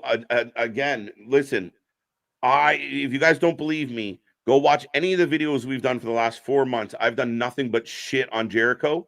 And again, another example of a shit match that he shouldn't have been involved with. Right. Kenny Tink saying, do you think the devil will cost MJF the title, then reveals himself after? If MJF loses, yes. I think so. You get a star. Let's sign an NDA for that match. Man. I don't know. Again, to me, like you said, sit him out. Avoid the bullshit. Right or wrong, sit him out because he's not worth it. He's not worth the fucking headache. What the fuck do you lose fitting Chris Jericho out? The most you lose is you feed the trolls, which guess what, Tony, when you talking about bots and everything, you do a fair good job of feeding the trolls as it is. You're like that old lady that sits by the fucking pond and feeds the pigeons with the breadcrumbs. AEW, the TBS title up next, ladies and gentlemen. And I see a whole lot of people hanging out with us here tonight. If you haven't hit like yet, make sure you do so. If you haven't hit subscribe yet, what are you waiting for? We do this for more live wrestling than any other channel out there. We're back on Monday for day one, Tuesday for New Year's Evil, Wednesday for Dynamite, Thursday we got a surprise, Friday is going to be New Year's Revolution, and we got all the pay-per-views coming your way and so much more. Make sure you join us. And it's free and it costs you nothing, but it means the world to us, 100%. It's facts. Right. As I've got Abadon coming out right now, sir. And this is a house rules match, by the way. Whose house? Swerve's house? House of Black? What house? Whose house are we in? You got to remind us that she's still in the House of Black. All right. Who you guys taking? Yeah, I was like, wait, what? All right, folks. Who do you got in this match? Get your prediction in, your chance to win the prediction championship and be showcased above Nick's head for a few weeks. Pause. I got Julia Hart. Respect to Abadon. I'm glad that she's getting. This is still the most we have ever seen Abadon in AEW. Respectfully, this has to be Julia Hart. Yeah, I agree. Yeah, was Sky Blue will probably come out awards for us this year. What's that? I just said she was up for multiple breakout awards this year. Yeah, I mean, too soon to take it off her. And I think that, I mean, there'll probably be some kerfuffle here. Sky Blue come out and help. I don't know. Everyone's going to get spit on. Hatui. And her entrance is insanely good. Can Red Queen coming out right now? Do we think Dolph Ziggler or somebody will show up tonight? And still high debate. Nick thinks to just fuck it, pack it in for 2023, come back next year. At this point, just go the Impact, go the TNA route. Just fuck it. You've done enough. we don't need to take any more L's, so we'll just play it safe. Yeah. Julia Hart, she's Andy, no doubt. It's amazing to me that she went from background cheerleader that no one could give a shit about next to Brian Pillman Jr., aka Alexis King, and Griff Garrison, TBA.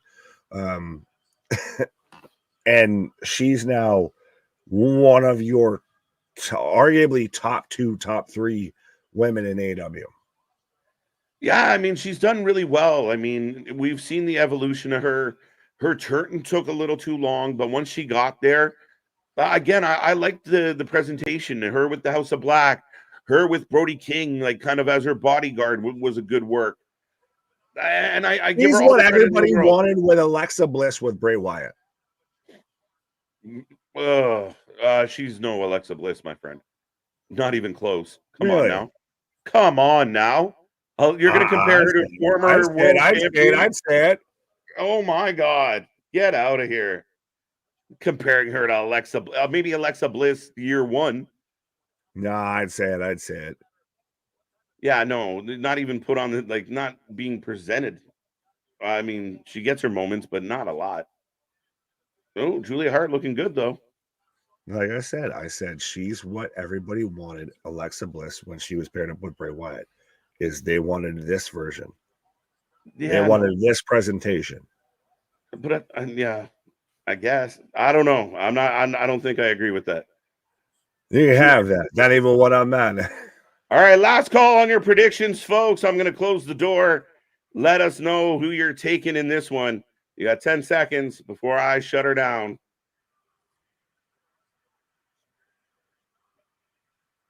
This is spooky. This is spooky. I thought for a house I was like, are they chanting Ruby? Mm-hmm. No, they said this is spooky.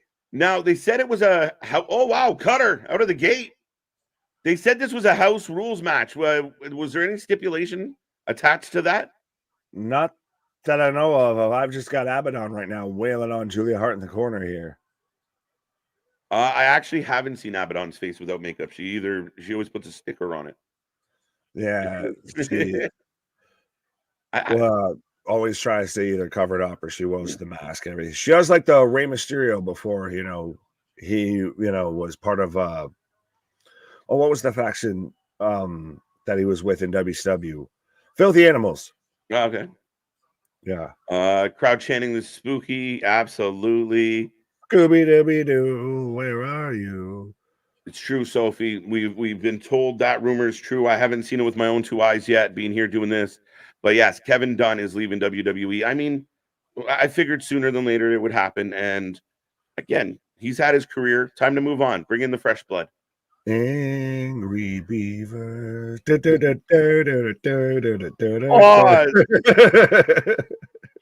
Pause on that shit.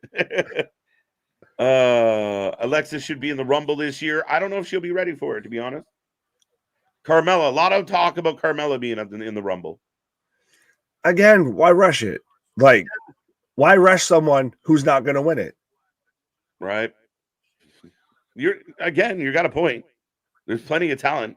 Exactly. Well, I'd rather have the bigger moment when she just shows up on like a fucking Raw or a SmackDown than she shows up in a Rumble to be the 15th person eliminated.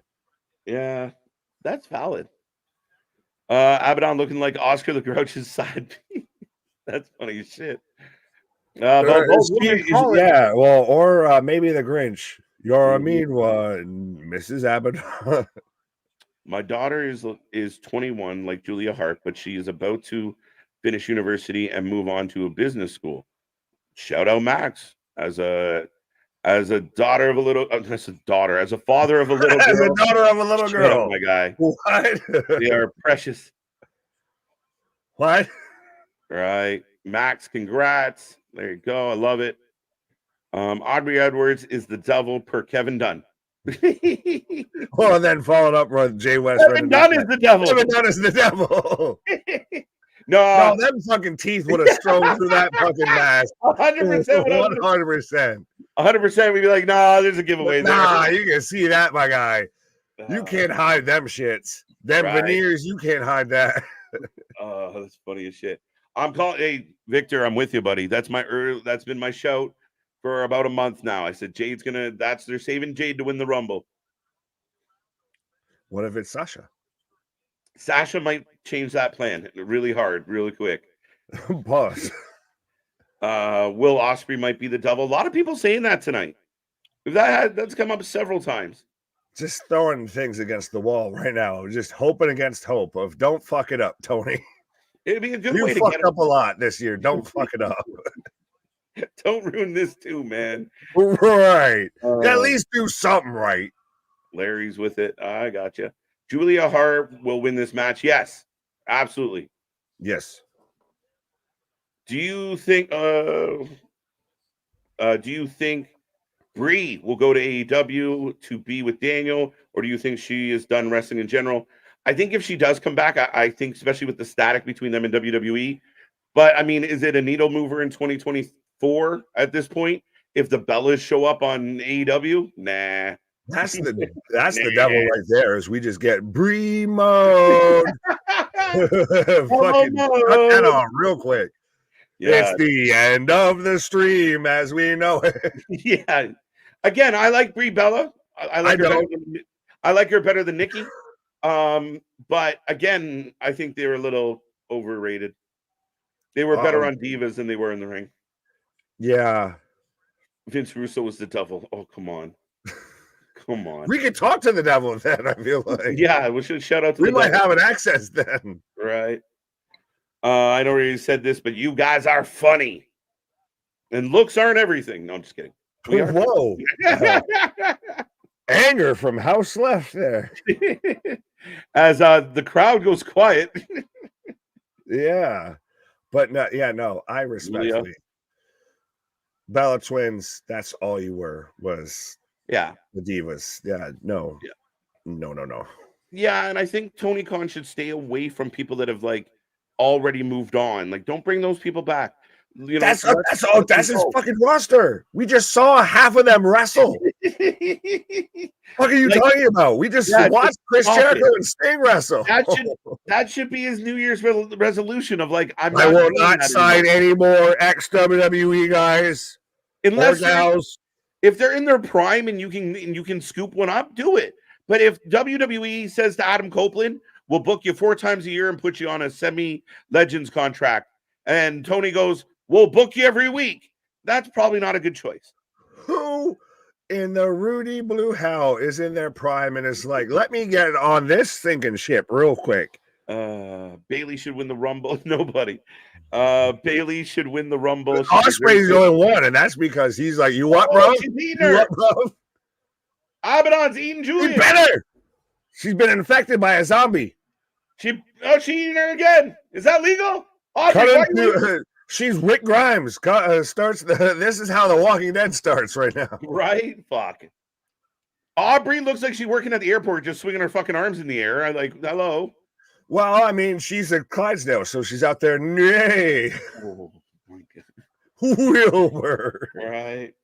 Bailey should win the Rumble. I mean, Bailey's a good You know, shout. sorry, on a side note, you know that's how they say they get Aubrey to count the 3 counts and everything. They stick a little bit of peanut butter underneath the roof of her fucking mouth. 1, 2. If Tony Khan knows who the devil is, it's because it's him himself is the devil. JV, I still think that would be the best reveal for me. I think that would be the biggest pop you get out of me is either Tony Khan or Shane McMahon. It's one of those it's so bad it's good type of You things. just go with it. You're just like, oh my God. Oh, fuck, it fits now. It is the end of the world. But Julia Hart got Abadon up on top turnbuckles. And That's literally, it. there's a collection of people looking to the left. So either somebody is doing something over to the left, or maybe it's sky blue. So like something's happening to the left. Nobody's watching the wrestlers. Oh, superplex! Everything you watch is in a box to the left. To the left, to the left. To the left. Unlike the losers in a certain chat who ridicule me for being proud of my child being successful. Well, you can't be proud. You can't get ridiculed for being proud of your child, man. That's that's never gonna happen here. Shit, we're proud of some of our chat members for being proud of their dogs. Never mind children. For being alive. Yeah, we're easy to please. All right, 100%. Well, no, and like we've said before, we're open fully to the discussion. You will not find a wrestling channel out there that is invested and involved, is literally a channel for fans by fans. I know that's a cliche, I feel, in 2023 in pro wrestling, but 100%. This is an open dialogue. Y'all are as much a part of the show as we are. Yeah, we got a swinging DDT, but yeah, 100%. Baseball side clothesline for 2 count. Sorry, goth cakes. Gotta love some good goth cakes. Well, you can find those at Hot Topic. Anyone old enough? Yeah, of course. Remember the Dark Scorpion bullshit. This is 100% that. That's kind of what we're doing right now, aren't we? All right. Well, I like this. Greg, I almost called you Greg Papaya. James Ellsworth is the devil. Can I mention James Ellsworth without Cole Radrick showing up and wanting to like fight me? You're not supposed to connect him if he's listening. I know. Now. I can't say that thing again. Oh, there's Blue. We called this. That's why everyone was looking to the left. Oh, she was under the ring. Every cake you own in. I've seen her jump over the railing and go under the ring. Yeah. Oh, Abadon going under the ring to find her. Why are you still reachable? Why didn't you crawl further? She's not Hornswoggle. She's not fucking. This isn't little people's court. Why are you still there? You run away terribly. Why were you there to begin with? Eric Bischoff is not the devil. I'm with you on that one, Raw, for sure. I gotta halfway like this. I am proud that I passed my big test this week. As well, my parole officer surprise drug test. Let's go! Good on you. My parole officer was very proud of me too. All right. And now we know what stupid chat he was talking about. Oh, well. Go back through some of our archives. You'll find some funny the stuff. Funko Pop from New York. Oh, my God. Fucking Pinocchio on a podcast. I wish I was a real boy. What are you screaming at? What are you so mad about? Julia Hart just pounding Abadon's head against the stairs. Now slowly making her way to the top. They say he's like Pinocchio. Of every time he screams, he gets a little bit shorter that day. Oh, a terrible moonsault. For a 1, 2, 3, though, but predictable end result. Painful. Honestly, dude, that was fucking painful. Has there been a good match so far tonight? Out of what we've gotten so far, is we're now 2 hours, respectfully, through the pay-per-view. This has been a drag. Has there been a good match? Has this not been a Saturday Night Dynamite? Man, we started this, dude. Me and you got on stream. We were in the green room before we went live, and we're like, Okay, we're let's pumped. go. We're feeling the vibes. The vitamins are all flowing.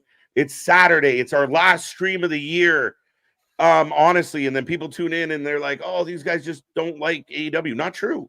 We could not wait. We were pumped. A couple good matches. There hasn't been a single match here tonight that's been great. We like AEW in that we want it to do better. We see what it can do, and what it presents us is far superior. It's like being that I just can't cheer teacher for in school of like, I'm not mad, I'm just disappointed. Like, yeah, I know you could do so much better, but you proceed to like, you could be an A+ student and you give me fucking F grade material. Yeah. No, I mean, I want, like, again, it's nothing. I just can't cheer along when I'm watching what I just watched. And I have to be honest about it. Like, it was botchy. That 8-man tag was a fucking mess. I got to be honest. Listen, we talk about this all the time. You're a Bills fan. I'm a Leafs fan. If our teams are mailing it in that night, we sit there and we shit on them. Why are they doing this? Why are they doing that? That's how it's supposed to be. Right. As Edward's asking if I already got a Juan Soto jersey. No, I'm still waiting for, the Josh Allen jersey and everything first. 7-2. As up next, we're getting Edge versus Christian. Yeah, 100%. And do you feel that this has been a little bit half-baked, that this has not given us when we thought this was going to show up and they were starting this feud, that this has not given us what we thought we were going to get? Like, this does not feel that big of a storyline anymore. I think the minute Nick Wayne's mom walked out last time, like, so these guys haven't fought in years. This is a great story on a platter for you. Tony Khan, like, here it is on a platter. Two lifelong friends that are now mad at each other. You just have to let them show up and show out. And then you have Nick Wayne and Nick Wayne's mom. That's where you lose it. That's where, to me, you're like, fuck. And then you got to run it back. And this is no DQ. We're going to get Beth Phoenix. I've been saying it. Fair enough. I'm sorry. I respect to you, big dog, here, but at the end of, I just like this last line of, I'm all in with my tribal chief. He's got a slightly different pose, but yeah, we'll go with it. Yeah. Honestly, that one probably won't be revealed tonight. Now, it fucking better be. Otherwise, Tony Khan's going to have two big questions to answer. Well, he can't handle one.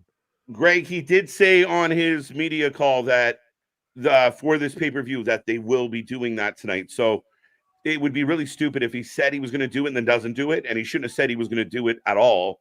But yeah, I think it's happening. Right.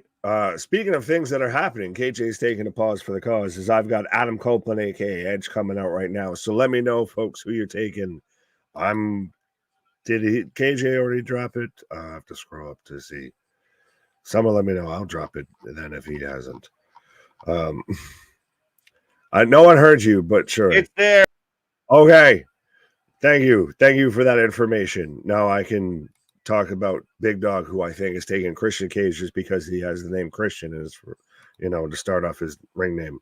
But let me know who you're taking, folks, as we've got Adam Copeland versus Christian Cage in a street fight for the TNT Championship. And again, this has Adam Copeland felt like the response, does he fit everything that we thought was going to happen when he showed up in AEW, to where he had left WWE, he had his retirement match and everything like that. He shows up in AEW and it's a big shock at Wrestle Dream. I feel it has either underdelivered or underwhelmed, or both, respectfully, as fitting around the holiday season. We've got the Father of the Year, Christian Cage, coming out right now, as Nick Wayne's the only one outside of Christian who's sold moving out of there. Of Nick Wayne's mom, 100%. I've got a, sexy thought trot right in front of the camera here, out of the way. Edge for the win. Bubba and Devon need to interfere. Oh, for fuck's sake. Jennifer saying Adam Copeland. FTW. Shout out Jennifer. New name as well, which, by the way, shout out to everybody. I see already 156 people hanging with us. Pretty much been kicking the whole night. So 100%.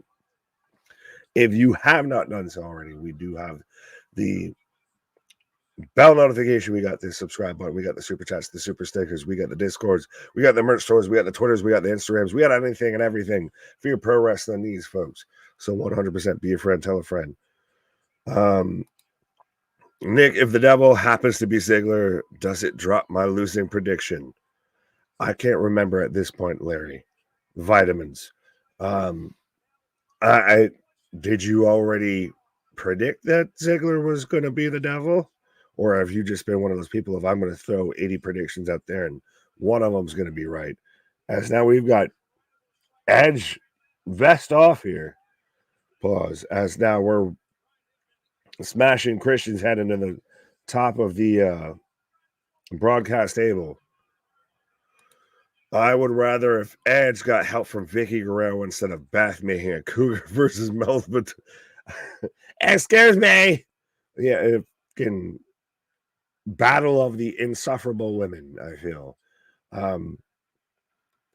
I already respectfully don't want Beth Phoenix because I don't want Nick Wayne's mom involved more than she already has been. She's already been involved more than even fucking Sue with the best friends. Adam Copeland for the win. I don't think we've actually closed them, so I will close the predictions right now. There we go. I predict Ziggler to be the devil. There you go. I think the devil is a woman, really. So who then? Britt Baker? Have to be Britt Baker? That'd be interesting, I feel. Beth Phoenix might show up. We'll see. Caesar Dunn is the devil. Kaiser Sose? Kaiser Sose is the devil. I just gave you your 186th like. Holy sugar honey iced tea. I will say that. That got me off guard. Is like I said, we've got 160 people kicking off right now. Getting blowing up, and again, still cannot appreciate it more than anything. We are still just a baby in the game, still just barely under 2 years old, and already hit 1K in the first year, now doubling that up in the second year, and still how fitting and how fantastic is it that the last stream of 2023 for us, we're just getting blowing the doors down. If that isn't a premonition for the Wrestling for Life Network in 2024, folks, I don't know what is. So you're already doing your friends a disservice if you haven't shared the gift of wrestling with them. As now we're walking up the concourse here. Now we're walking up the steps on the outside here. As we're getting Christian slammed into a terrible plywood Lowe's wooden flooring sample here hung up to let us know we're in section 104 as Nick Wayne tries to get involved and again eat some Lowe's flooring sample for his well-being. Oh, we're going off the barricade. We're going up top. Holy, this is what this pay-per-view needed respectfully right now. I think as Christian dives crossbody off the top on the or Edge dives off crossbody on the Christian on the little bit of stanchion here out amongst the peoples. But this is what this pay-per-view needed, is a little bit of a fucking spark, some energy behind it to get you excited here. And I think realistically, we're damn near almost in the, I don't want to say the home stretch, but I feel like there's not too many matches left that aren't, premier top of the card matches. Yeah. So the only matches we have left beyond this is Eddie Kingston versus John Moxley for the Continental Classic inaugural Triple Crown Championship, and then MJF versus Samoa Joe. So, surprisingly enough, even though it was an extra stacked card, we're going to add we're to the point of 12 plus matches, as again we've got Edge walking the barricade, but instead of we're going to have some filler matches in between the really big matches, no, we're just saving the last 3 big matches, all a fucking murderer's row in a row to go here. We've got the 3 matches that people tune into this show for. We've got Adam Copeland versus Christian for the TNT Championship. We've got Eddie Kingston versus John Moxley for the Triple Crown Championship after this, and I swear it's not the Kentucky Derby. And then we've got MJF versus Samoa Joe with, I'm assuming, the reveal of the devil in that match as well. So, yeah, 100%. We are ending 2023 on a high note. Not only us as a stream, not only us as a channel, not only do I appreciate everybody here, but yeah, AEW 100% will not go swiftly, will not go quietly into that good night.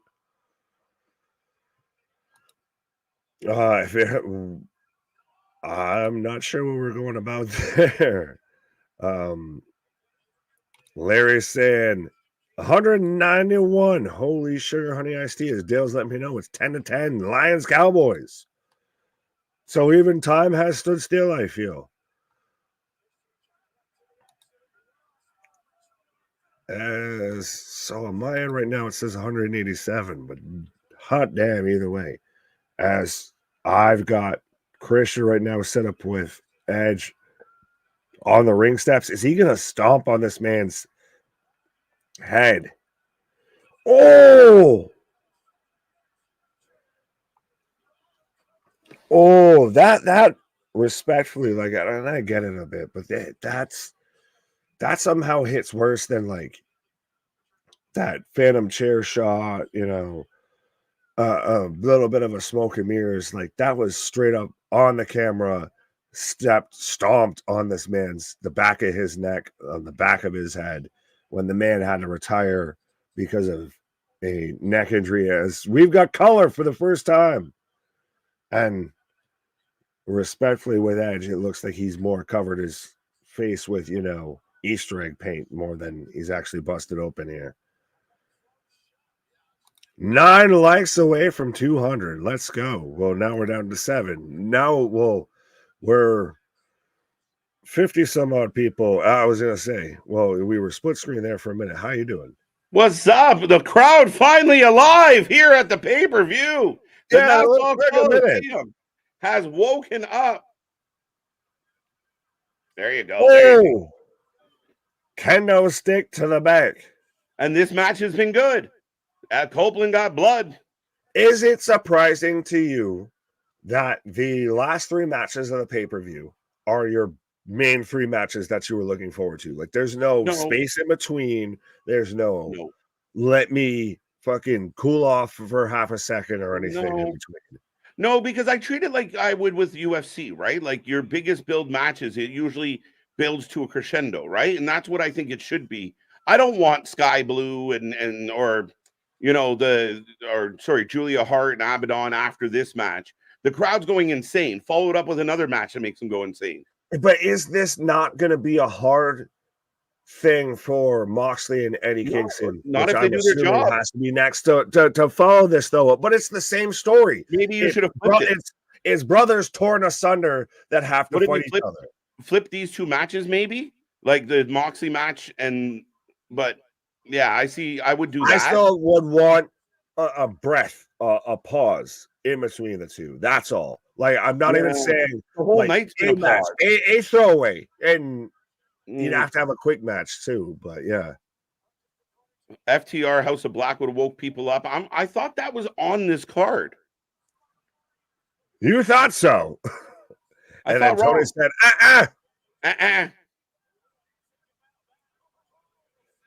Edge is wearing a crimson mask. Crimson and clover. No, he's wearing a ketchup mask. Or actually, around you, is it ketchup or is it catsup? Ketchup. Okay. Who calls it ketchup? I didn't know if you were sitting there doing the Mr. Burns of ketchup and catsup there in the grocery store. Yeah. Well, Nick Wayne lending some chairs. But so now I know you want Beth Phoenix, but if she gets involved with Nick I didn't Wayne's say I mom, wanted Beth Phoenix. I just predicted Beth Phoenix. but then we get more Nick Wayne's mom, and I don't want that. No, because I don't know if Nick Wayne's mom can take a bump from Beth. We're gonna get a fucking glam slam on Nick Wayne's mom. Yeah, maybe after the show. You missed what I said. I think I might have. Yeah, I think it was. No, I said Nick Wayne's mom might deflate. Pop. She just flows around the ring. She's getting counted out because he's flying around. There's a wicked spot right now, guys. As Christian's sitting on the chair for a Boston Crab. And the back of the bottom of the chair is, well, it's supposed to be on Edge's neck, but he has to sit up and bridge up into it to be on its neck. Right. Which, though, you were on a pause when they stomped, when Christian straight up just stomped on it and no camera cut. Yeah, no, it was gross. Yeah. No, that was a good spot. I like this from Candy. No, she can't take a bump, but I would like it. Yeah, I'm with you. Oh my God, let's go. That's awesome. Mox may have to lose a few fingers to top Adam Copeland. Might have to do it. I mean, he already took his blood spot. We're gonna get blood in two back-to-back matches. What's up, Jerry Brown? By the way, good to see you. Good to see you. Thank you for being here. Paul got an aluminum rod. Aluminum. Aluminum. Edge and Christian should have opened tonight's show. It might have been setting the bar too high, though. I think you should have at least. I get what you're saying of book it with like the UFC or whatever, but I think you have something that starts it off to bring the crowd alive. Yeah, get everybody fucking fired up instead of this has been meh until now. Is that your profession? I love that. That is my professional take on this. That is my professional. This has been meh out of stars. Yeah, I'm sure she has been practicing to take bumps, but not in the ring. Jacob Moxley. That with the topics we've talked about. I'm not even going to touch that. Expecting any major surprises. We welcome back, Pugsley. There's a name I haven't seen in a hot minute. So we're recreating. When you can't do better, you recreate, and we're recreating the spot between him, Roman, and Danielson, just with two people instead of three. And a lot less talent in the ring. What? Right. Heidenreich is the devil. Come on now. I saw there was a strong contingent on my Twitter earlier today of it being Sean Stasiak. We're going to Planet Stasiak. Me? It's the end of the world. I want everybody. That was everybody's comment of you mean meat? You mean meat? All right. Nick Wayne pep talking Christian. Edge under the ring. Ladder. We got a ladder. And we got a Lucha Underground belt buckle there from Christian from Edge, actually. Manny Ken, Sup KJ and Nick. There's rumors that Jordan Oliver can be one of Christian's sons. The East West Express put them together. I'd be fully down for it. I know AW tried to trademark that and got denied on the trademark. Yeah. But if we get a whole, family amongst Christian, which we've already kind of gotten. All the children. No, but it would be a pretty fucking solid. I wouldn't like that. Yeah, but if you're going to have Jordan Oliver there, it works. Yeah, okay. But whoa.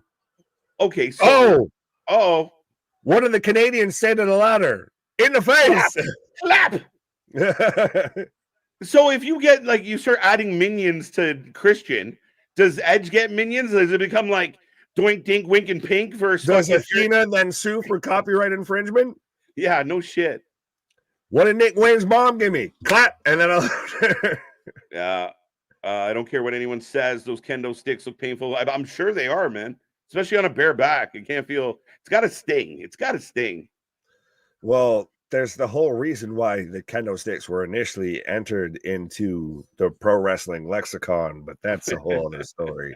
Right. There's a reason why they were initially at one point called the Singapore cane. Yeah, right. There is that 100%. Right? Remember the song? I don't remember a song, but I still remember Tommy Dreamer with "Thank you, sir. May I have another?" That was one of the craziest moments in my wrestling fandom. That was unbelievable. But yeah, thanks to a Singapore King. Anyone remember when Weird Al did the It's just funny because Tony's a big fan of the cocaine. allegedly? No, I think at this point, I think it's almost damn near confirmed. Remember, the views expressed are that of the host. Yeah, you can have that. Tony won't even remember I said that. Both men on a ladder. We're setting up a superplex here. It is very much, fitting that we have Edge and Christian, one half of the trio that created the TLC, that created ladder tag team wrestling. Holy shit. Yes, I know where you're going with that, sir. Yeah, no, you're good. Yeah, I got a 2 count. People wanted that. People wanted that. This could have been a ladder match because of who they were. I think using the ladder sparingly makes it more. Again, it stays within their wheelhouse in 2024. It's like a lot of things with in wrestling. Like you even said it with, they're giving away that we're going to find out who the devil is.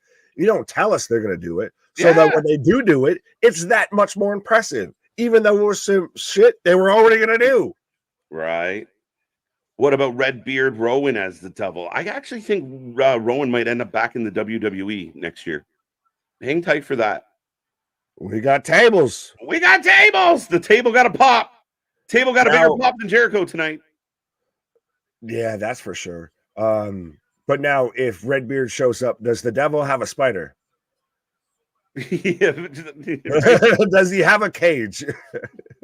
What's in there? No, you don't want to know. You don't want to know. Nobody will ever do a family better than Bobby Heenan. I challenge that with Wyatt. Ooh. I'm going with my man's here. I'll give you that one. Hey, you want to use the term family? Yeah, I'll give you that. Follow the buzzards. Right. Is there a time limit on this match? None that I know of. No, that's it's a going to leave a mark. 100%. CJ Walks. What's up? Welcome. TK would be a very interesting idea for the devil. I think so as well. So many storylines that can be derived from it, like Bischoff with the NWO, like Vince. Again, I think you could make it work. When MJF was in that hole, I thought then he could have done it. Imagine if TK played like a whiny, spoily rich kid. I don't know where he'd be inspired for that role. But if he played a whiny, spoily rich kid and like he had like big beefy men kind of defending him and that you couldn't get at him, but he was always fucking with them, I think it plays well. Just play the sniveling, groveling, spoiled, rich POS. DDT on the chair. Can you see Sandman going to WWE Hall of Fame? I don't know. He's controversial.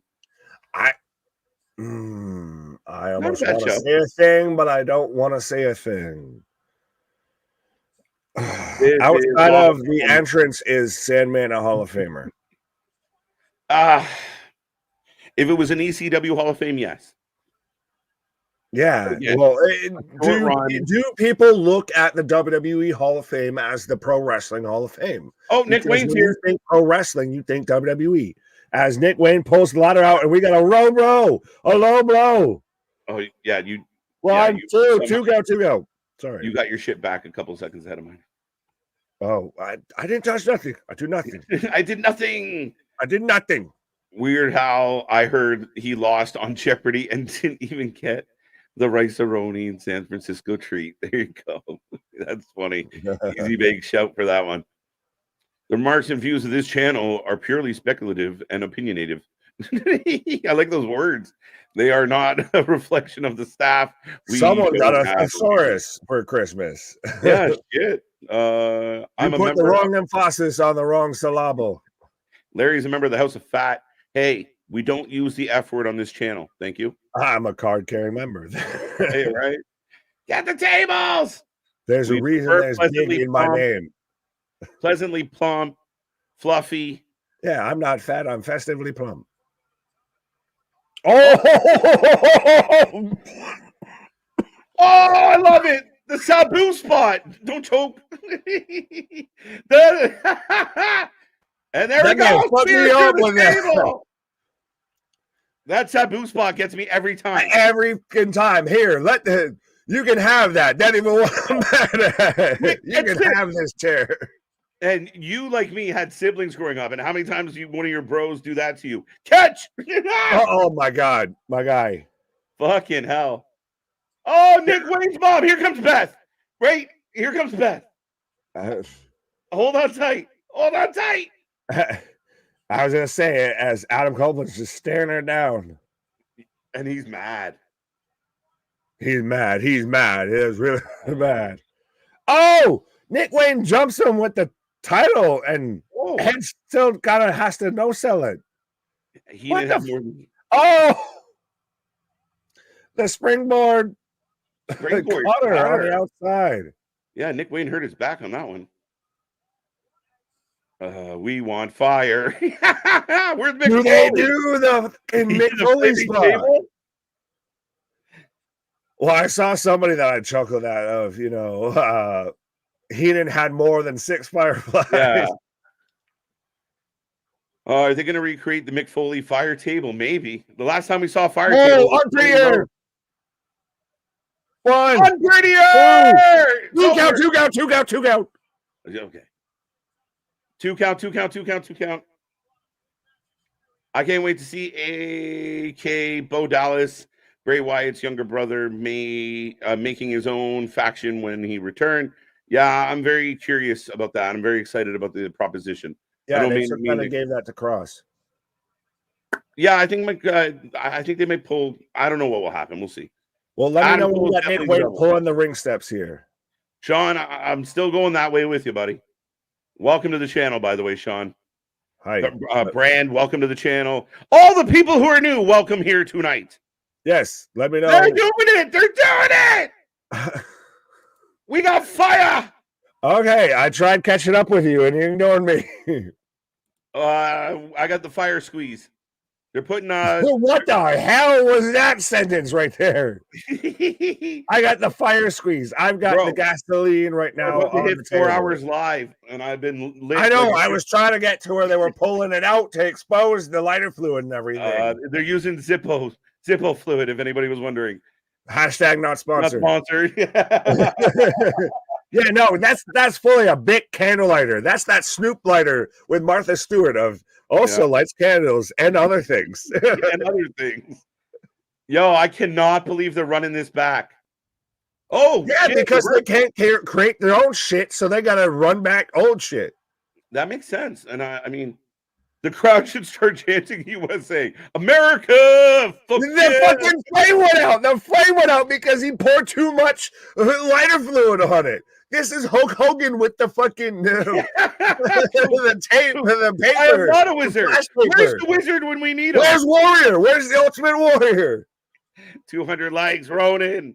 Thank you. My guy, this thing is soaked. Like, look, and it dries out fast. My guy, this is just soaked. All right, guys. You're killing the spot. Oh, he missed all of the table. Oh my God, he's got 2, and we got fire back on the table finally, and then threw him past it. So we waited all that time for him not to be let up. For fuck's sake! The last time we saw this fucking table spot on fire was Cody Rhodes, and he missed the table too with the guy that Nick Wayne got lit up by the ass hairs on his chinny chin chin. Low blow from Copeland. 1, 2, 3. Yeah. All right. Unprettier. And then you had me and you lost me. I got a little contrived at the end for sure. 2, 3. Let's see if I can speed this motherfucker up. No, I was trying to sync up with you. And they're showing the crowd your new TNT champion, Adam Copeland. You have Copeland holding the belt right now, looking at it, doing the Nick sharp. Wayne's mom sad we didn't get Beth Phoenix. Yes. Nick Wayne's mom. I don't know. Does not have it going on at the moment. I was thinking of some other things, but I couldn't say them. Oh, Nick Wayne just missed the whole. They dragged that spot out, and it wasn't even worth it. He hit the my hole of 2023. That was that. That's Nick Wayne's my hole. Right? He just fucking baked his hams. That's about it. Are you guys gonna host Wrestle Kingdom? Stay tuned. We'll let you know. It's gonna be a tight one because real work. And... hey, someone called this. Hey, anytime, anywhere. Did you call this? Just maybe. I think you did. Maybe. I don't know. Point ahead, look smart. Somebody said this shit was gonna happen. Well, you predicted him winning. I predicted the situation. Oh my god. Kick out. Oh my god, KJ Nick. Yeah, I heard that rumor as well. We want real class. Well, that was real ass. And now we got a bleed over in this match. And it's not Adam Copeland's bleeding over his eyebrow. Hayden, we just had the end. Adam Copeland is slammed through the chair. And this man has kill switch on his little waist belt here. And he's cashing in his what are you thinking about? Cloven tables of fire. There you go. Do it. See money. Oh, Christian saying no. What the fuck? What in the Damian Priest is going on right now? Christian saying, give it to me. Give it to me. It would have been better if Beth showed up. You know what this match needs? More Canadians. Fuck yeah. Edge is the Homer Simpson. That's a fire. That's a fire. Yeah, it's literally. I am so smart. SMRT. I mean SMART. Oh man.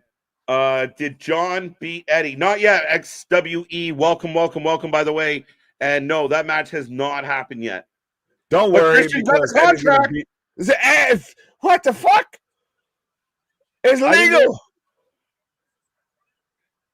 With boo this man. Boo this man. I'm glad we got you laughing, Candy.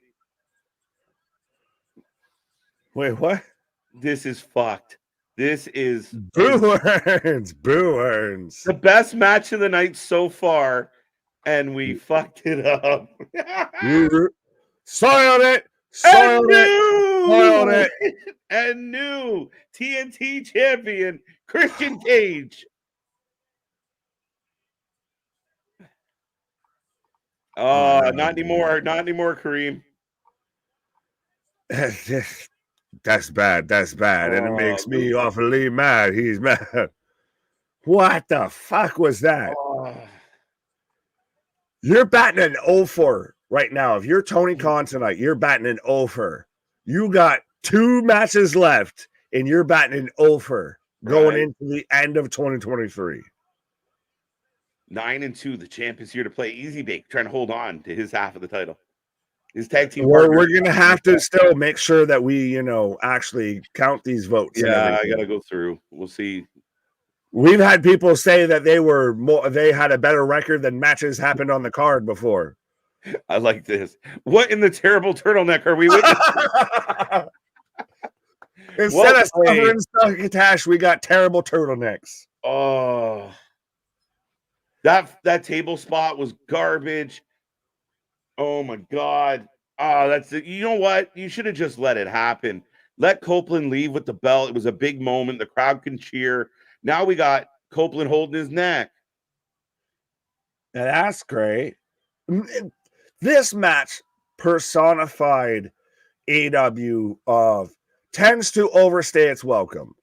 It's like I keep saying it, dude. Tony has all the ingredients for the perfect fucking recipe, and he just overcooks the shit or puts too much shit in it, He's got He's it the all. Karen that shows up with raisins in the macaroni salad and shit. Yeah, like what are you doing? No, Edge somehow was managed to champion. bring a bland ass mac and cheese to the cookout. Yeah, Fuck is you doing?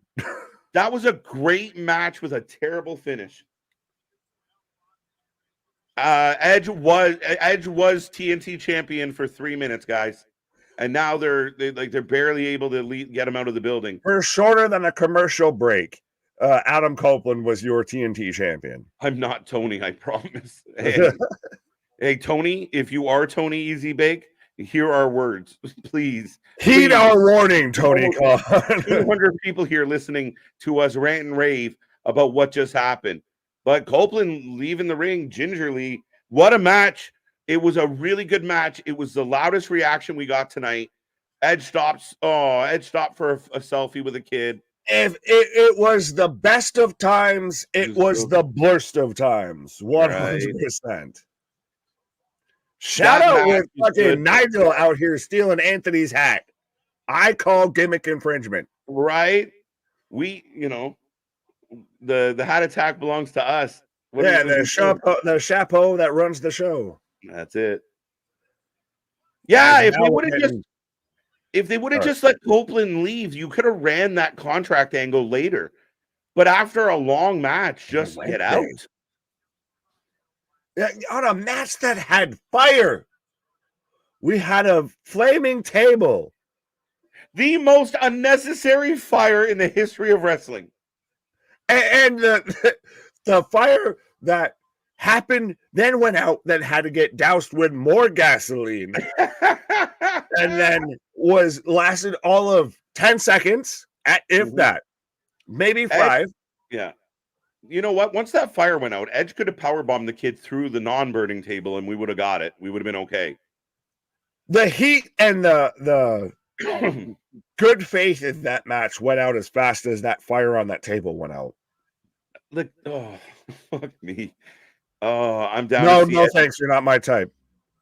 Maybe there might be someone on the pay-per-view you could call. You keep on drinking, my friend. I'm down to see Edge have another crazy bloody match. Yeah, I think they're going to run that back again. But now that's, to me, twice now that you fucked up the Edge and Christian storyline. Yeah. Is it now? This begs the question: is it shitty booking, or is it just we don't care that much about that story anymore? Because now it's happened multiple times. We had Edge retirement now in 2 companies almost, and we don't seem to give a fuck either way. But see, I cared about the idea that Edge and Christian, 2 guys that we know their history, we're setting it up. It's good to go. It's just the delivery that's bothered me the most. Fair enough. And actually, Nick, the minute he won that, you can explain it because you nailed it, actually. Wait, what? What did I say? So Luchasaurus won the Battle Royal in the pre-show, which gave him a title shot anywhere, anytime. And the minute that he was going to cash in. Yeah, I think you Nick called it on feedback on it. I'm saying that Christian was going to say, no, it's mine. And we just reverted back to everything that we just did. For anyone that was asking who won, technically Adam Copeland won, then kind of Lucha Kane won, and then it became Christian won because reasons and because that we'd have to just pretty much act like that whole match didn't fucking happen because we end up with the same results. Yeah, if you guys are if anyone's just tuning in or haven't followed the ranting and ravings of Nick and I, so Edge or Adam Copeland got the win on Christian, became your new TNT title holder. Luchasaurus, who earlier in the night won a contract, came out and went to cash it in on Adam Copeland. After he beat the bejesus out of it, Christian got the contract. He cashed it in and is now again your TNT champion. Yes. And how fitting is it, though, that we have Danielson on commentary, as I keep calling him, Snake Plissken. And this is very much seeming like Escape from New York right now, as we've got the king of the bums, Eddie Kingston, who, if Eddie doesn't win, we riot, taking on John Moxley. That's some of the best storytelling TK has done all year. Boston, I'm looking for an emoji so I know if you're being sarcastic or No, not. right. Are you being facetious? Yeah. Confucius says. Confucius says Ben was being facetious. As I fucked up the word twice. It worked. I was 7-0 before Christian cashed in the contract. Yeah, that will throw a wrench in the plan. You, Matt's tube of you, Eddie Double Cheeseburger Kingston. Listen, shout out to the Rotundo guys out there, the round meat with extra cheese. Meat with extra cheese. Manny, what up? Sup, TK? Oh, sorry. Sup, TK? You're TK now. You're TK. And Nick, Kevin Dunn done with WWE. Yes, Manny. That's been reported. And might have already started working with AW with that fucking angle that we just saw. Oh, Cheeseburger Eddie. Fuck you. Cheeseburger Eddie. It ain't easy being cheesy. Easy. Shout out. No, 100%. Eddie Kingston personifies what I say constantly. Our shit is real. Our shit is raw. Our shit is authentic. Eddie Kingston is Eddie Kingston. 100%. And it's still surprising and amazing to me that this man went on a 3-match heater to we all thought he was all but written off out of this tournament, and now he's in the finals in the co-main, mind you, the co-main. So like you said, this is booked like a UFC pay-per-view. This is what you would want to see out of the matches you have right now. This is your co-main. Yeah, I think the last match should have been the co-main though, because it was just chaos. This is funny. Eddie Kingston's an honorary member of the Rotundas. Rotunda, yeah. Short round and low to the ground. AW can't book Edge right. Why do people think they will book Mona? Monet? I'm assuming Monet. I maybe he was saying Moana. What can I say except you're booking? They will give Eddie the win. They got to give Eddie the win. Welcome, Al. This is fuck. I'm so with these last 2 matches. Because you have Eddie versus Moxley. Moxley, by law of AW, half the time feels like he should win, but it has to be Eddie. And then we follow this up with MJF versus Samoa Joe, which storyline tells you it should be Samoa Joe, but it's in Long Island. Eddie wins, and I don't know. I mean, we just had that big moment where the crowd was happy, and not today, bitch. But you do it. So do you end this show on 3 sour notes? No, I think Eddie gets all the heels go over. I agree with you. And by the way, the predictions are open. I'm going to close them right now, guys. Get your predictions in. And remember, at the end of the show, we will take a rating out of 10 because we want to know what everyone feels about this show. Yeah, on the show, not on us. I know we're a 10 out of 10, but on the show. Right. Did I miss the year-end awards? Yes, Thursday night we did the year-end awards. They are up now. Go check them out. We did a fan vote for this year's annual awards. Plus, we got a whole bunch of videos that are just broken up into the categories. Go check those out too. Yeah, don't be mad at us who won. Y'all picked it.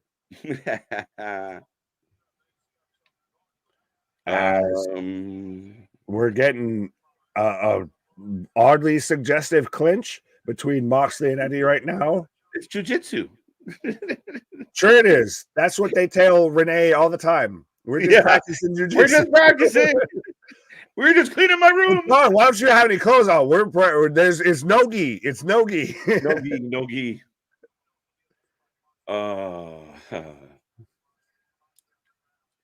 They will give Eddie the win. Oh, Cowboys 17-13, a lower scoring game than I anticipated. So that's interesting. I was gonna say I gotta look on my stats. I'm in the championship. They show the belt graphic before they reveal the belt. Oh, Tony. Did that honestly happen? I was talking to y'all. I looked away from next year's AEW pay-per-view will be 10 hours. Stop that, Eric Tate. No, though they're gonna start going to the yearly pay-per-views, and then now they're gonna or Monthly? the monthly pay-per-views, and now half of them, all 6 of them, are gonna have Yeah. controversy surrounded. Well, one of my my most bitter moment of 2023 doing this with you was Uh-huh. Ring of Honor going for 5 hours on a Friday Yup. with Yup. no substance to it. It wasn't like 5 hours of greatness. Yeah, and we're getting equivalent to that so far, I feel, without except it's on a Saturday instead of a Friday so far. The Kevin Smith of AEW. Come on. Hey, I I love Kevin love Smith. Kevin Smith. I CJ, think how we you said doing? that How at you the same doing? time. Honestly, I want Eddie to win, but Mox is more sellable to TV networks. Yeah, the Really? fucking skewers in the forehead guys really marketable for fucking commercials, especially around s'more season. Yeah, ask Domino's. Yeah. Ask Domino's about Nick Gage and everything like that. It fucking Right. really palatable to the fucking Listen, major markets. the thing about Eddie Kingston is he's raw, he's real, and AEW needs more authenticity. I know people talk about Eddie's physique, but listen, there's the Kevin Owens of the world, there's the Bronson Reeds of the world, there's the Otises of the world. There's plenty of pleasantly plump guys that have made a really good living in wrestling. And I got no problem with a guy with a dad bod coming out and punching people in the face. I need him to be authentic and real. If he's out here trying to do fucking, top rope hurricane ranas, then I got an issue. But I mean, for the Eddie, longest time, sorry, I didn't mean to cut you off, but for the longest time, when in pro wrestling did it matter how you looked in the photo shoot as if you could go in the fucking ring or not? facts. You're not wrong. Pro wrestling is defined on what you do within the ropes. And if there's a guy that can do what needs to be done within the ropes, it's Eddie fucking Kingston. Right. And that's We're why not selling pants. We're selling a pro wrestling match. Oh my god. Dude, the tope did not go. Oh, fuck. Fuck. Ow. Like, I'm not there, and that's not good. Mhm. That's really bad. Oh, they show a replay just in case. Just in case you missed Eddie clattering his skull into the barricade and instantly grabbing the back of his head and his neck. Ow. Ow. Moxley saw him coming and ducked. Shit, you asshole. Be a friend. Be a friend, catch a friend. Be a friend, catch a friend. Yeah, right? Son of a bitch. This is the most predictable match. I don't know. Well, it might be now. I still keep grabbing the back of my head because Eddie's still doing paradigm it. shift on the floor. And the crowd goes wild. John. Like, unless this is part of the story. Mm-hmm. And I don't think it is. Get the ambulance on standby. Shit. I think. Okay. He's literally. Eddie. He's acting like his shoulder's separated. Well, I mean, his neck's got to hurt. Well, no, he's literally holding in between his shoulders, like I said, to where he literally, like, it looks like he might have separated. What's granted, Kareem out here saying hard hitting match, but this is going to be your fucking down to brass tacks match. Mm-hmm. I truly believe that guys that can talk the way Eddie talks put people in seats. You want to sell tickets, you need more guys that can talk, that can sell the sport. I don't want to quote Disco, but I have to quote Disco of Disco Stew. That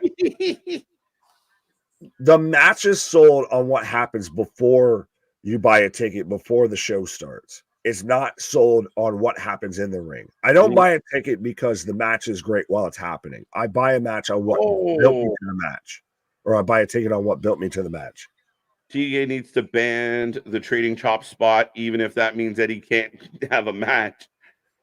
I think he should at least limit it to 1 or 2 spots per night, opposed to 7. Well, that's the thing that I worried, and I still worry of. As shout out just one dude going hard in the paint with getting hating on Moxley. But you have like 4 matches a night that do the same spots, just in different orders. Yeah, I agree. Setting up a pile driver. Holy shit! Are they trying to kill Eddie? Oh, well, I mean, this is Moxley, the same guy who's like, I'm already concussed, so let me take 2 tiger drivers, fucking back to back, strictly right on the top of my fucking head, like an idiot. Thankfully, I'm streaming this crap and didn't buy it.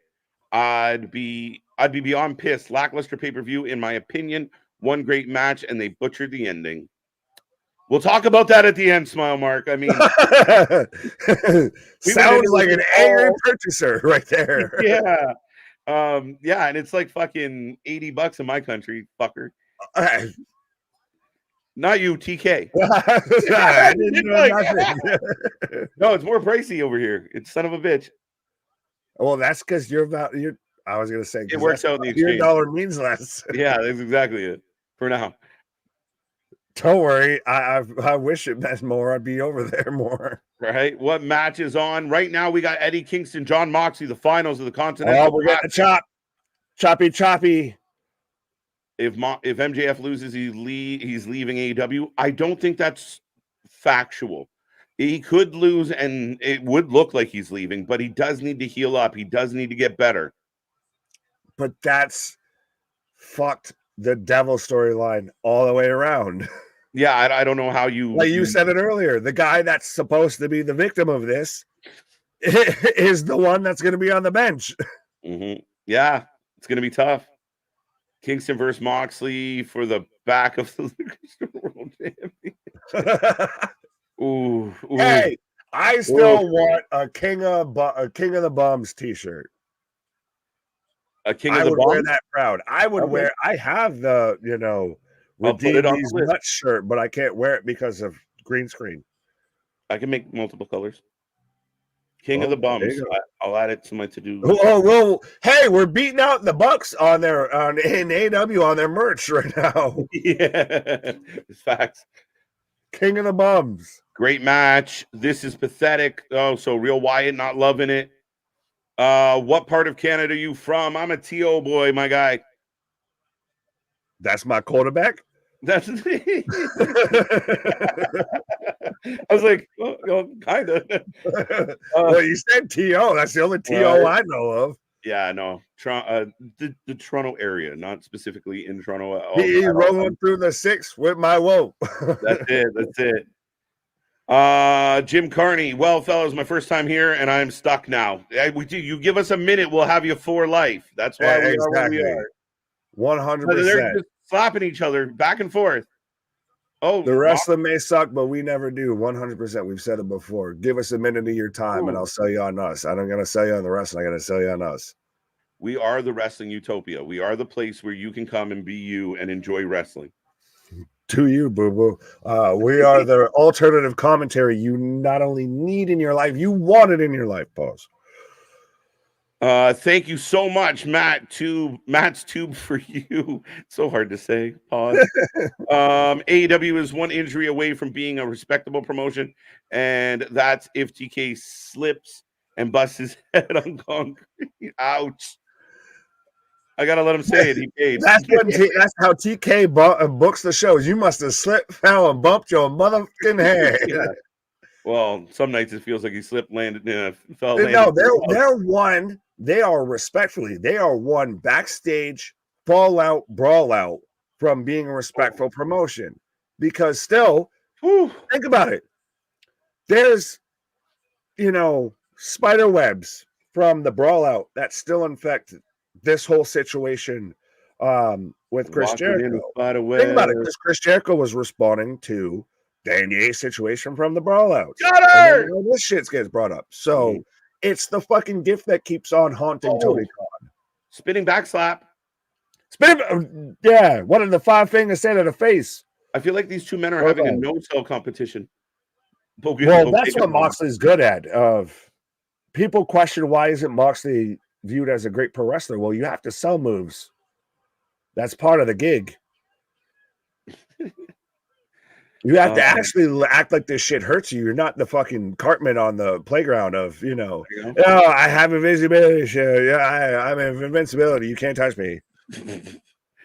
I'm originally from Hamilton myself, a hammer man. Yeah, I spent a good amount of time in Hamilton as well. That's awesome. Oh, The poutine district. That's instead of the red light district, you got the poutine district. That's Quebec. You got to drive through. They turn on the gravy light. Alf. Kingston is a workhorse and can make anyone look good. He deserves this win. Facts. I like that. Money's version of country. I have plenty of Cuban cigars in my house. Nice. I'm close to Hamilton. Across. Now, are you supposed to announce that when them shits is illegal? Well, then again, Canada, so different rules. Yeah. You're in Buffalo. I love Buffalo. We go to Buffalo all the time, so Buffalo's a good place to hang out. My guy. Let's go, Buffalo. Trust me, I got to be a Buffalo Bills tomorrow. Buffalo Bills fan tomorrow in the middle of New England when we play the Patriots. There you go. Yeah, that's we go to Buffalo for cheap sporting events because you can't get them here. Like the Leafs, we go wait until the Leafs go to Buffalo and drive over the border to watch them. Oh, I thought you were going to say good sporting events instead of cheap sporting events. No, we got good ones. Just they're hard to get into. It's mostly when the other team shows up. Well, right? I'm just trying to shit on you. The Bills were almost I'm trying to fight back. The Buffalo Bills were almost a Toronto team, my friend. And like I said, I'm just trying to fight back. I don't know what you're fighting. Rumors. I don't know. I'm fighting Eddie tapping out right now. That's what I'm fighting. Well, again, a lot of people sitting down, some claps. We're okay. Rumors are MJF hasn't signed. Yeah, there's mixed reports on this. I don't know. And I said it months ago. We've talked about this a lot, Nick. If MJF isn't locked, signed, sealed, delivered, Tony Khan might be the biggest mistake of ever. Mm-hmm. Sorry, yeah, that's you done fucked up, Ron. Ambrose, the king of sandbagging, 100%. Oh yeah, he 100% did that even to Roosh last week, to where he no-selled the fucking pile driver.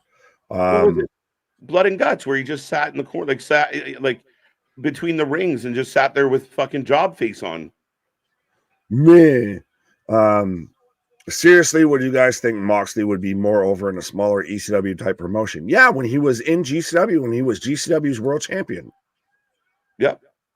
Yeah, that's his niche. That's him.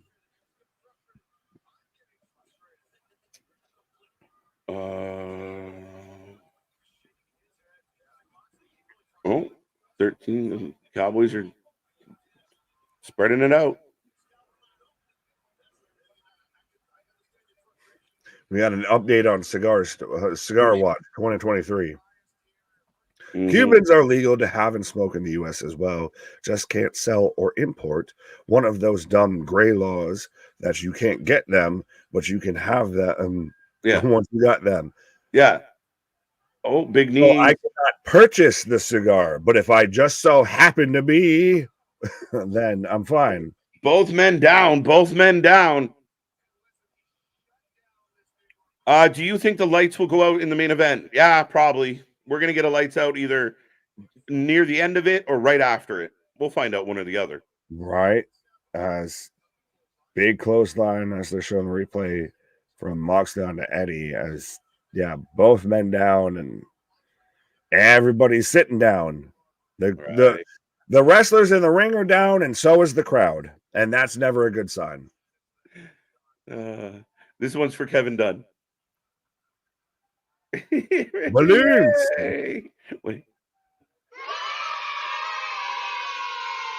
Yes, more condescending children. Edge putting Christian over is a cunning as now we're getting a headbutt spot because we can't do the chop spot. We've got to do the headbutt spot because concussions aren't a thing. Jay West says the crowd is very quiet. The most active the crowd has been tonight is during the Adam Copeland Christian match, and we never really got it back. This is why you need that breath, that fucking everybody go take a piss, take a walkabout, fucking get your shit together, the palate cleanser. But then so you put a palate cleanser in between those two matches, And this match is a standstill match. There's not a lot going on in this match. We're fucking off fighting. Spinning back. Over! And new Holy on that. On that. I respectfully. That was a bad match. I am happy that he won. I hate that fucking ending. Yeah, that was a shit ending. I'm glad that he won. But did you feel like that match ramped up at any point? Like the energy? Like they slapped each other around, then they slapped each other around some more, then they slapped each other around some more. Like there was no real energy, like it didn't peak at anything. Eddie Kingston's match versus Danielson was far better than that match. 100%. Eddie Kingston, there has been better matches by both men in the Continental Classic than what we got on the pay-per-view right now, which granted though, I will say good on my lad. Yeah, I was gonna say, I think I said it initially of the man wanted to defend his titles every match that he had, and now has somehow backslid, hero welcomed himself into now he's a Triple Crown champion. Mm-hmm. That is one of the worst pay-per-view matches I've seen this year. That is one of the worst pay-per-view matches I've seen in 2023. It was fucking bad. That match? Yeah, that was it did not, to me, deliver at all. That wasn't like oh my God, there was no jump spots of nothing. And the ref just, where's TK giving this man the new title? The new title unveiled. I wonder how Nick feels about the new title. I have to see it. We haven't even fully seen it yet. It's just all gold. I love gold. That looks like you picked that up for your fucking bowling league. And then I guess it got to fit. This has got a random ass Jerry the King Lawler crown in the middle of that shit. That is the Burger King Championship right now. 100%. I will rule you. Oh, man. Eddie, how do you feel, though, that we did a whole tournament and Eddie Kingston, which, granted, I still love Eddie Kingston, looked like he was going to out and outright lose all his titles, and the whole tournament still, he wins all the titles. I do like the comeback story. I do like the suspense of it, and I'm glad Eddie won. You and I have been big advocates of Eddie Kingston. We've watched you pop huge. That match just sucked. I popped bigger for him to make the finals than him winning the finals. Yeah. Is this like this? We're just here watching Power Slam. That's respectfully. That's an Eddie Kingston John Moxley match. And Moxley didn't bleed. You deserve it. Shit, by the way, yeah. Oh, there you go. There you go. He just slapped that man's titty. He did. He gave him a titty slap. Little titty grab. Little titty patty. Little Tommy Cutlet. That's a good question. Is this the first pay-per-view without anyone from the Elite? It may actually be, yeah. I believe it is, actually. Well, think about it. Even All In, before they weren't a company, had the Elite on it. Mm-hmm. No Bucks, no Page, no Kenny. No Kenny. Wow. I didn't even make that connection till now. Yeah, and so Eddie Kingston is now your Triple Crown champion.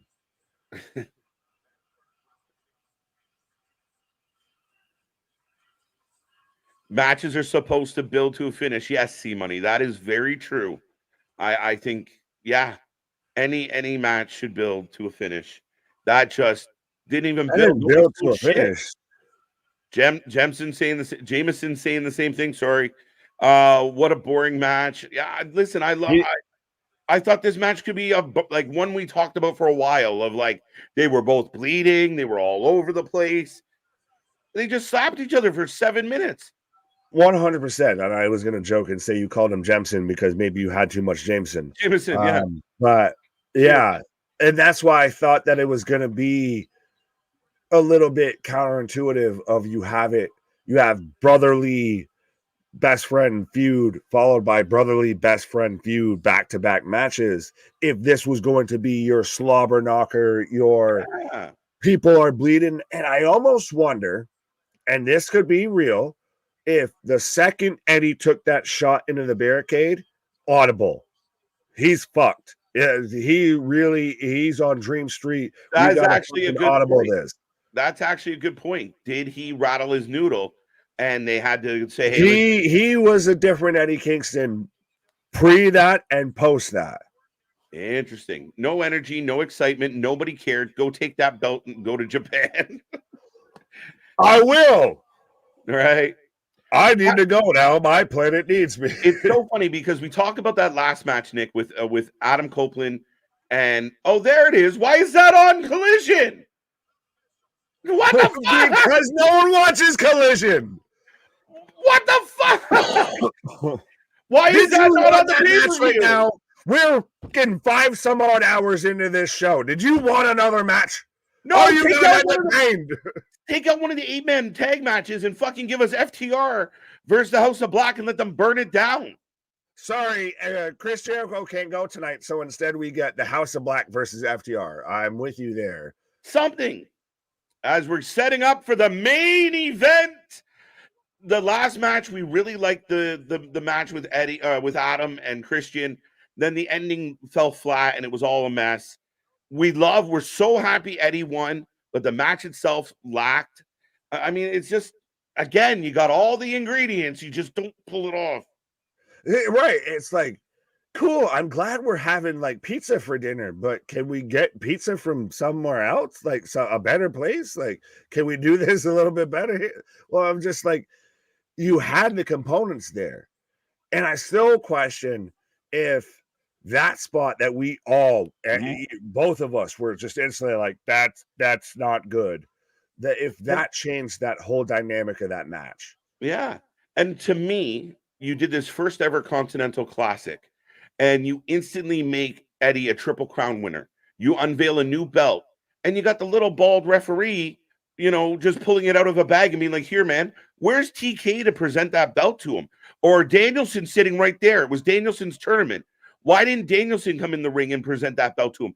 Why did you not make it a big deal that man just won this groundbreaking, first of its kind tournament? That would have been a big deal if Danielson had to bend the knee and has to acknowledge that Eddie Kingston won it. And then, hey, guess what? You have a storyline going the fuck after that. Yeah. Holy shit. Yeah. Worst case scenario. Almost like you expect this company to last longer than a week. Worst case scenario, you got Shivani sitting right there. He loves doing shit like that. But they should have made it feel special. Give me some streamers. Give me some fireworks. Give me something. Some confetti, a pump, some circumstance. All right, here comes Joe. Joe versus MJF, folks. Last prediction of the night. Your last chance to score a point in the run for the title. Dude, I'm out of breath. Yeah. It's still so interesting to me to still think that at one point this man had been released multiple times from WWE, was calling WrestleMania 37 in a poncho with Michael Cole.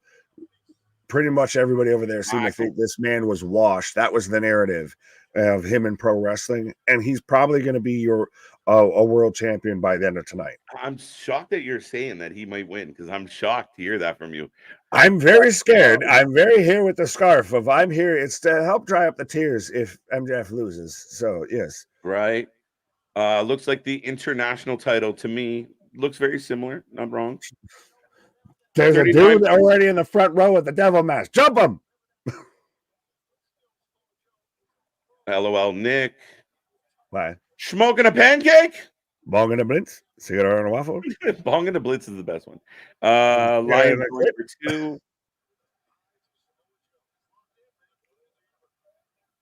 He's our Triple B.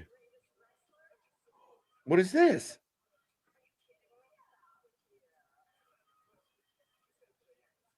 What in the Long Island shit? Oh, you're just hanging out at home, hanging out in front of fucking Staples, taking interviews? Yeah, what the fuck is this? Oh my, that's 100% what they're doing though. They're gonna make him the ultimate babyface. This is in Long Island. We're gonna fucking hometown boy. The prodigal son has returned. And then he loses. That's the thing is I'm gonna fucking Shang Tsung. I'm gonna fucking build you up and I'm gonna rip your heart out. I agree with Boston on this. I believe he's referring to the belt. It's muddy. The new belt for Eddie. It was very scarf. Everybody's putting on the scarf. We've been on for 4.5 hours. Nick's biggest pop tonight was he also has his scarf. Scarf.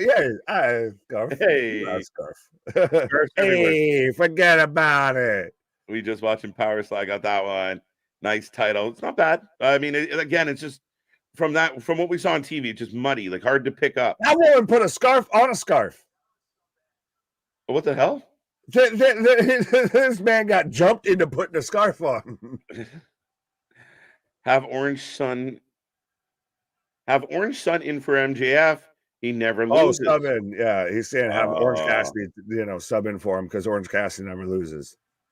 Long Island represent, yo. There's a he's our scumbag chant right now. But again, this is the most active the crowd has been outside of Copeland and Christian. But this is the main event. Like, this is what, at the end of the day, like you said, if you're going to book it like a UFC card, you still want your biggest reaction for the main event. Right. This is your Daniel Cormier versus John Jones. This is your Conor McGregor versus Michael Chandler. Right. Oh, look at this. The most magical place in the world. Out here looking like Ric Flair. The king of Long Island. Joe and gets help from the double Adam Cole. Yeah, I got Joe, folks. I got Joe. But I could see MJF beating Samoa Joe and then the double show up. That's honestly, which would make me kind of bummed. But what if the devil's already there? Dude, and he wins. The lights go out, come back on, and MJF's wearing the double mask. It would be one of the most convoluted things in pro wrestling because they were allegedly working together. And I pulled the pool. I worked you. MJF. OF, the Cowboys, lucky ass bastards. CJ Walks, how would you rate it so far? We're gonna save that. We're one match away, so hold on tight. Because I know my rating's not going to change a whole lot in the next. I was going to say, preemptively, not good. Not good. Oh, not this good. Match flatter than Cameron Diaz. Be nice to Cameron. She's a cutie. Well, no, I mean, is it her with, there's something about Mary? Because there was a part that was a little bit there. Yeah, that match was you got a raise out of her at one point. So right, that match might be stickier than something about Mary. Yeah, it sticks to you. Nick KJ, any Wrestling for Life chat room awards? Interesting. Like for you guys, we'll have to take that under advisement. I was gonna say, how are we gonna police the shit out of that? Y'all gonna vote amongst each other? Like, no, screw you, screw you. So right now, MJF sitting on the turnbuckle, taking it all in. As we've still got, he's our scumbag. Why do I think this man's done? He's teary-eyed, and I get he's trying to obviously be the old uber baby face, but it's his last show in front of his hometown to where they're going to do this shit. You're literally seeing this man wait. with a fucking sling on his shoulder. Baby! Oh! No way! Oh, he's the double. He's the fucking double. Come on. Oh, fuck. You got that fake boot on. You know that somebody's getting crushed at some point. But Adam Cole, baby, is here. Where were you last week when we had a title defense? Right. God damn it. Rob Hoblin, leave me alone. Tiny Tim coming out to the ring right now. Ladies and gentlemen, Adam Cole is coming. Tiny Tim is perfect. So what does he just put on the mask? Or he just like and just puts it on, or the lights cut out? There's gonna be a moment. He's gonna do a whole gimmick change. No, I think there's just gonna be a moment where like you're not gonna pull the mask. I think we're gonna get that moment where somehow he gets involved, and then MJF turns his back. Hits him with the crutch, and then he. What we just saw on Wednesday, Samoa Joe do to him. So yeah. But ladies and gentlemen, we're in the main event here tonight. We've been live for almost 5 hours today. We are the channel that just watches more live wrestling than anybody else out there. We are your tag stream champions, and we will never disappoint. We are here all the damn time. We're back for day one on Monday. Make sure you hit like. Make sure you hit subscribe. We just flew past 3.2K subscribers, and we're growing by the minute. We're not even 2 years old yet, folks. We got so much coming your way, and if you're watching right now, be a part of the family. I love this place, and I appreciate every single one of you for joining us. We got 184 people watching us right now, as I have 192 likes on the stream right now. Dun, dun, dun. The devil is a woman. We'll find out. Fuzzy Wuzzy was a woman? What? Fuzzy Wuzzy was a bear. Fuzzy Wuzzy had no hair. Whoever shows up as the devil, do we really care? Well, we're about to. I mean, Adam Cole being put here, man, that makes me so this is what it feels like you're just putting it on the platter. But isn't this such the red herring, though? Maybe. It's almost one of those of is it so much on the nose that it's you see the forest before the trees type shit. Maybe. Again. I'm just hoping. I'm hoping. Yeah. Nick's on the hopium here on the channel tonight. Right. Or at least the last two matches, all the hopium for you. 100%. I'm on a hopium overdose. Yeah. MJF beats Joe. The Devil Crew comes out, kills MJF. MJF goes away, comes back. I never lost the belt. And we have a tournament for the interim. Wow, everybody just takes time off. By the way, right. Refresh, and we're at 213 likes on the stream right now. Right. MJF is never leaving. I agree with that. I think MJF is a AEW guy, but I could be wrong. Like Cody Rhodes, Jade Cargill, CM Punk. CM Punk said, "I'm home." Fuck is you talking about? Yeah, I think Maxwell would be the biggest shock for me if he was to change. And I said it. I mean, I can't imagine a world that Tony Khan doesn't have this kid locked up till 2029. I couldn't imagine a world where Tony Khan did a lot of shit that he does. Facts. But we seem to somehow be there. Right? We are 8 away from 200 live. People, I need 8 friends. 6 away. Let's go. We need some friends here. We need 6. Please let the devil be Colt Cabana. Please let the devil be Colt Cabana. Jungle Boy. Big Uranagi. Oh, big burnage there from Samoa and Joseph. Last call on your predictions, by the way. Make your prediction for this match for your points to count. Last call for fuck it all. 100% on who you're taking in this match. I'm taking Joe. I'm stuck on Joe. I'll stay with the Maxwell. I know I'm hoping against hope, but this little light of mine, I'm going to let it shine. The crowd after all of that is mild.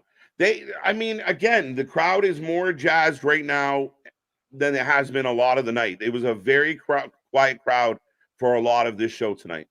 Yeah, but it is mild, like extremely spicy compared to none. Like this is a tepid crowd, if anything.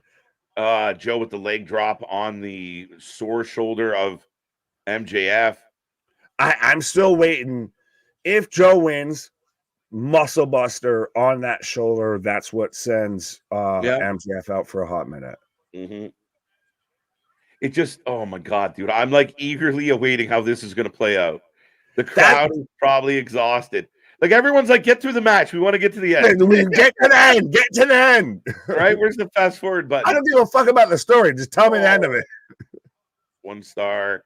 I hope the devil is. Oh, is your shit glitching? Okay, mine's back. No, I still think that low blow, but I still think this has very much the potential with both men involved to be a fantastic match. Yes. I'm worried no one gives a shit about the match and is only caring about the story. Samoa. That's what we're gonna get mid-match. Samoa. I was for MJF clone. AJ, MJF what's your all the favorite Girl Scout cookie? Samoa. Devil and Henchman better not be Dark Order. Oh my God! If it's the Dark No, Order, it's the Kingdom. it's got to be the Kingdom. Oh, going for it! Oh, he flips up. Roast. Oh, hops out of it. At Nick, this is MJF's swan song. The next time we see MJF is in Philly at WrestleMania 40 when he confronts Roman to end Mania. Woo! Jason, bold. 201, by the way. You can have that. This is 1 out of 10 pay-per-view if they botch the ending. We'll see. Hold on tight. I'm not that low yet. Thin Mint. Someone actually answered my question, which, by the way, Thin Mint was the right answer. 220 likes. Big kick from MJF. Do I hear 300? Do I hear 400? What do we hear? Yeah, let's go. Looking forward to Mindy's muffins after all the shit talking. No, what was the pickle company that MJF had? I think he's got his own now. I think they're like Maxwell Pickles. I think he's got his own pickles now. Well, no, with that company and everything. Trust me, I almost bought a jar too. Right? I hate pickles, so you're on your own for that one. Oh, MJF tried to skin the cat, can't do it. Oh, wait, he powers through. Let's go. Yeah, going to do it. Yeah. And Joe kicks him in the face for trying. Beautiful. I love Joe. And his head bounces off the rope. I'm going with Joe. MJF is going to minority owner in the Jacksonville Jaguars. Yeah. Well, he was already executive producer in the Iron Claw. And when I watched that, I get a bit why, but if you blink, you don't see MJF. I just sit there and nudge my wife. Oh, you see the producer there. The blonde guy. Yeah. Everblast, good to see you. Hi, everybody. Nick, I've really been thinking the mystery person is Dolph Ziggler because I was just playing his theme song and it was getting in my head. All right, Nick, that one's for you. What's in your head? Then cut to the Dolph Ziggler gif of "It should have been me." Right, it should have been me. MJF will serve one more contract period with TK, and then he will go to the WWE. It will be the room for him to rise. Then, to this day, I haven't heard him say anything negative about WWE. No, I mean he's been very political, very smart about what he's going about. 2 count, but yeah, I could see him doing like a 2-year contract. My only fear with that theory is that you hurt his value if you continue to put him in wonky shit. 30 day. 30 day.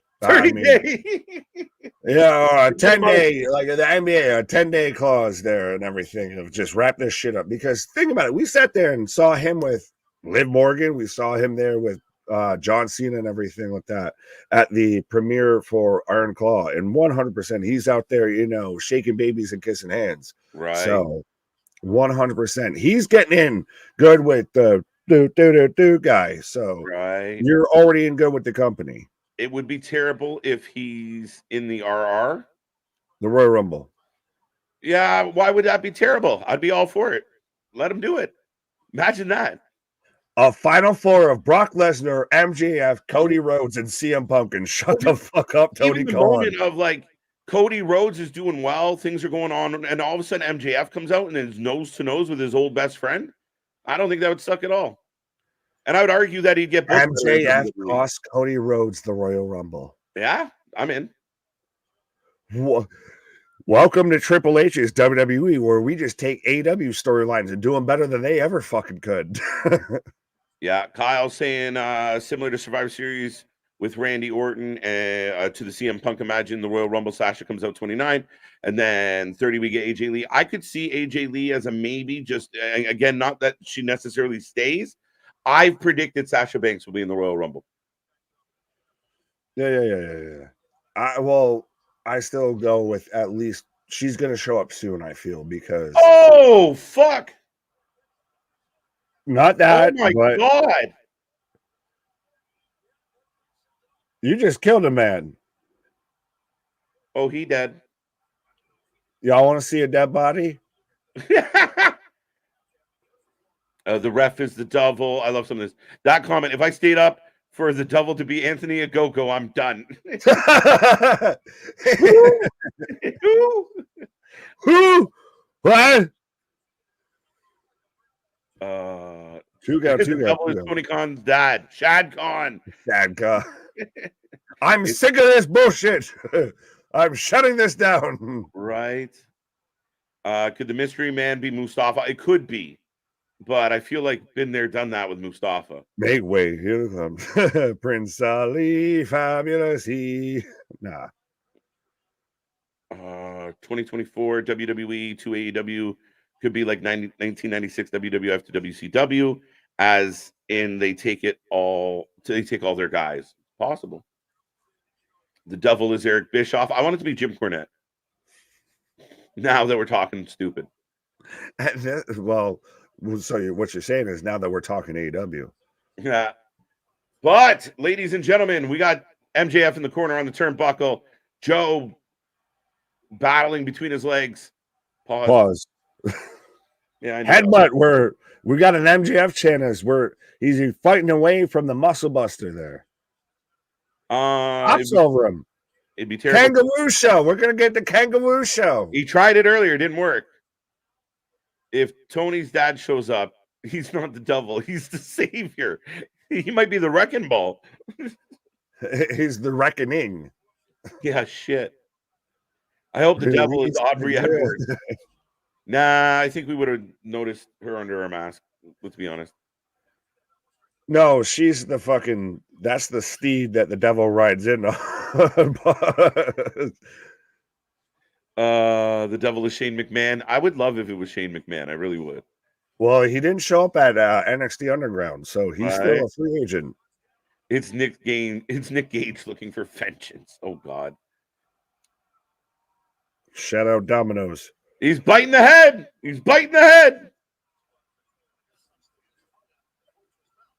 The devil is David Arquette. No, he already played that role once upon a time in a wrestling company. It's been well documented that my ex-wife is the devil. I quote Bobby Boucher's mama. She's the devil. Yeah, I relate to that comment. I got you, brother. Plug. Is her name Vicky Valacourt? Right. I wish. Christian is a bright spot for AEW. Yes, that's not wrong. He's been good. He's been great. Bryan Danielson as the devil. Oh my God. Out of left field. Oh.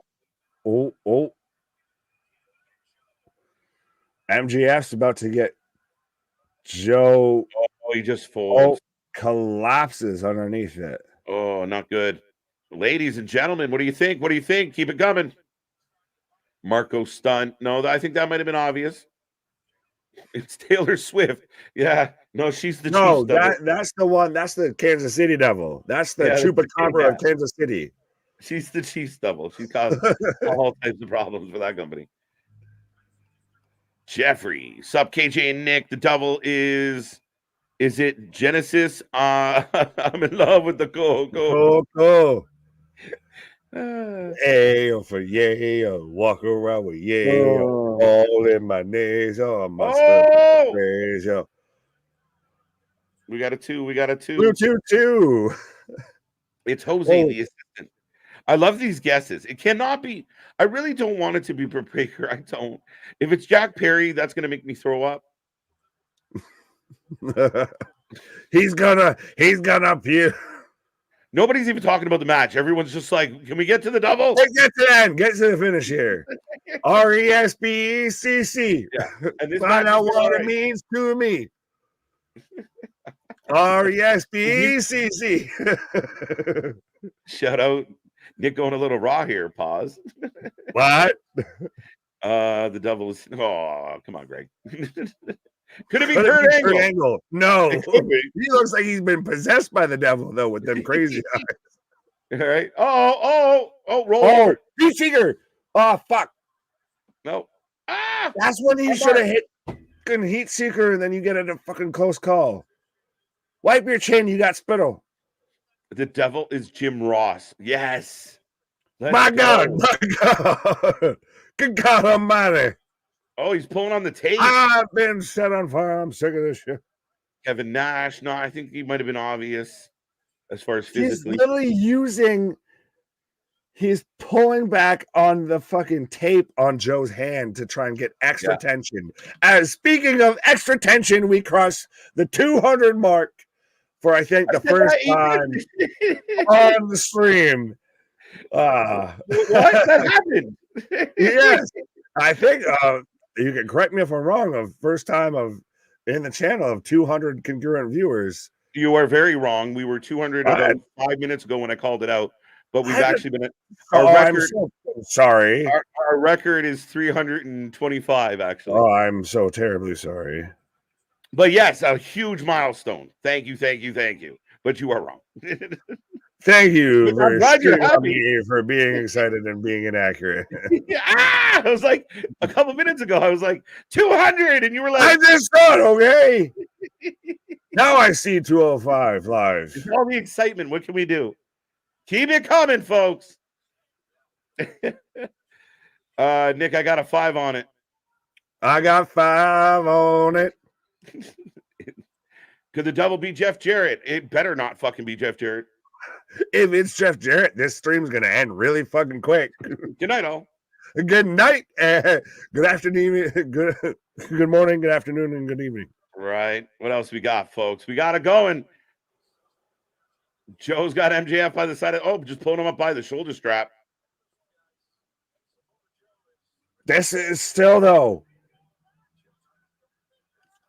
There's got to be something here to where it's Coquina clutch, but there's got to be something to where they very much sell us on MJF. At least looks like he's going to win, and that's when you here's get the ref bomb. Here we go. We got the ref bomb. Everybody in the building stands up. Everybody just shuts the fuck up and starts looking at Adam Cole on the entrance ramp. Oh, you're just playing for the moment. Oh, he's smiling. And I feel like Jim Ross, he's smiling. Oh, wait.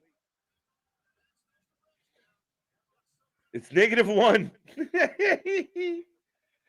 Somebody said Ryback. No, Ryback, he might end up in that place. Low. As he's got Samoa Joe up. You know what? Where's all the chubby guy jokes for Joe? But we get it for Kingston. Oh my God! This man hit an F5, or if you're Fight Forever developer, a diverticulitis. Yeah, look. Holy diverticulitis, Batman. I wonder if he did that on purpose. It's For Roderick. 100% he did. The devil is Brock Lesnar's daughter. Shit. Guesses are getting ridiculous. Now the ref is still down. They killed the ref. Yeah, I like this. Well, this made me think with saying it's Roderick Strong of It's the Roddening. 1, 2. Joe kicked out well before this. Yeah. F5, Brock Lesnar confirmed. But now, if you do another thing to set up the devil, does this feel like, all right, we're doing it again? We're doing too much. I bet it falls flat, perhaps. Devil is Andrade. Well, that's very fitting with this. This is 100%. This is flat soda. This is something that's outstayed its welcome. You pop the top on this. Go get a clutch that got the Hajime. We got the clutch. And but he's got the ring. Yeah, Adam got the ring. Rolls through 1, 2, 2 down, back into the cut. The chokehold. It's Dr. Sheldon Cooper. The guy has more ratings than anyone on AEW, so that might work. MJF fading. Oh. struggling and halfway looked like he tapped. Does Adam Cole throw in the towel or something? Like how? Oh. Where do we go here? Oh, One with the pass out spot. I don't know what just happened. I'm with you, Keyshawn. 2.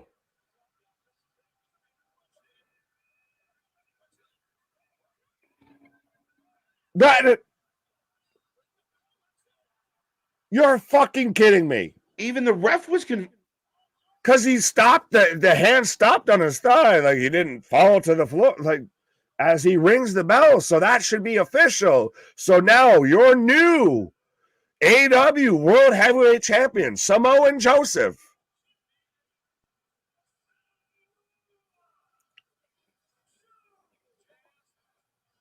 I was right, but not good. No, not happy about it. That was some bullshit. Like that's tiptoe by the window. That's you don't commit to any storyline. He didn't pass out. What the fuck? No, most of the people reacting to the finish of that is what? The whole building the whole building had the life sucked right out of it. And not only does he lose his belt, he's about to get fucked by his best friend. Pause. That's the extra Snyder cut version of this. That's the con cut. Oh my. I hope MJF's leaving. Yeah, I'm with you. Right. MJF going to WWE would be bad. It couldn't be worse than that shit.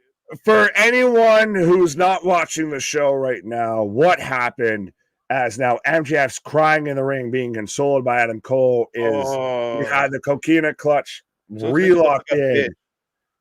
Let's make the former world champion look like a bitch. Just sit here and cry. Just how do you castrate a man publicly? But so we do the one arm drop, the second arm drop, and then we're about to go for the third, and it falls on MJF's thigh. Bullshit. Do we get it? The match restarted because it doesn't help that the ref even looked confused as to what the fuck to do. Here it is. Exactly what. Look, Masked Man, the dude standing behind him. He just got fucked that way on Wednesday. Fucking Seth Rollins, Jesus H. Christ! This is paint by numbers. Oh, they're attacking Adam. No. Nah. So why would you not tie this into the fucking match? Because you don't know what the fuck you're doing. You're asking someone who's in second grade to do fucking calculus. They don't know what the fuck they're doing. The Masked Men are holding down MJF and Adam Cole. Hit me! Hit me! God! This is fucking Negan at the end of the fucking Walking Dead right now. Oh, you just chopped this man's balls off in so many. Lights out! We've got Masked Man with the chair as the lights are out. Lights out! Could it be neither? If it's neither of them, holy shit. Oh, yeah, then I would be. But if it's not someone good, it's going to be fucking bad. Clearly. This whole show's been bad, so it would be keeping with trend. There you go. There you go. Oh!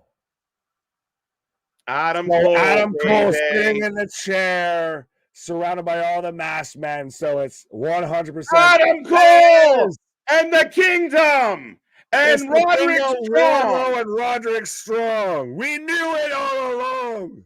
It was you, Cole. It was you on all a fucking along. platter. MJF's balling like a baby. Stevie Wonder saw this shit coming. But as they're just decimating MJF, and boy howdy, have you fucking killed. You killed Swerve earlier tonight with by the way, Wardlow's part of the crew, by the way. Yeah. I missed that. A symphony of power bombs. But yeah, you killed Swerve with you were gonna face Keith Lee, so instead you faced Dustin Rhodes. And now here, with no real motivation, we're just gonna have you lose like a bitch and then just beat the shit out of you. So not only does MJF loses his title to Samoa Joe, guys, he is no longer your world champion. And then after that match, he gets decimated by the Devil and his crew, and you can't even get the payoff because MJF has to go heal up. And Cole's still hurt, by the way. Let's not forget they didn't just, magically Cole's fine. So, by the way, the whole fucking time I've been right, and I'm mad that I was right. You're fine with I'll give you credit. You were right. I'm not happy about it though, because I wanted you were right. I wanted to be surprised. The only surprise here is Wardlow's a part of the crew.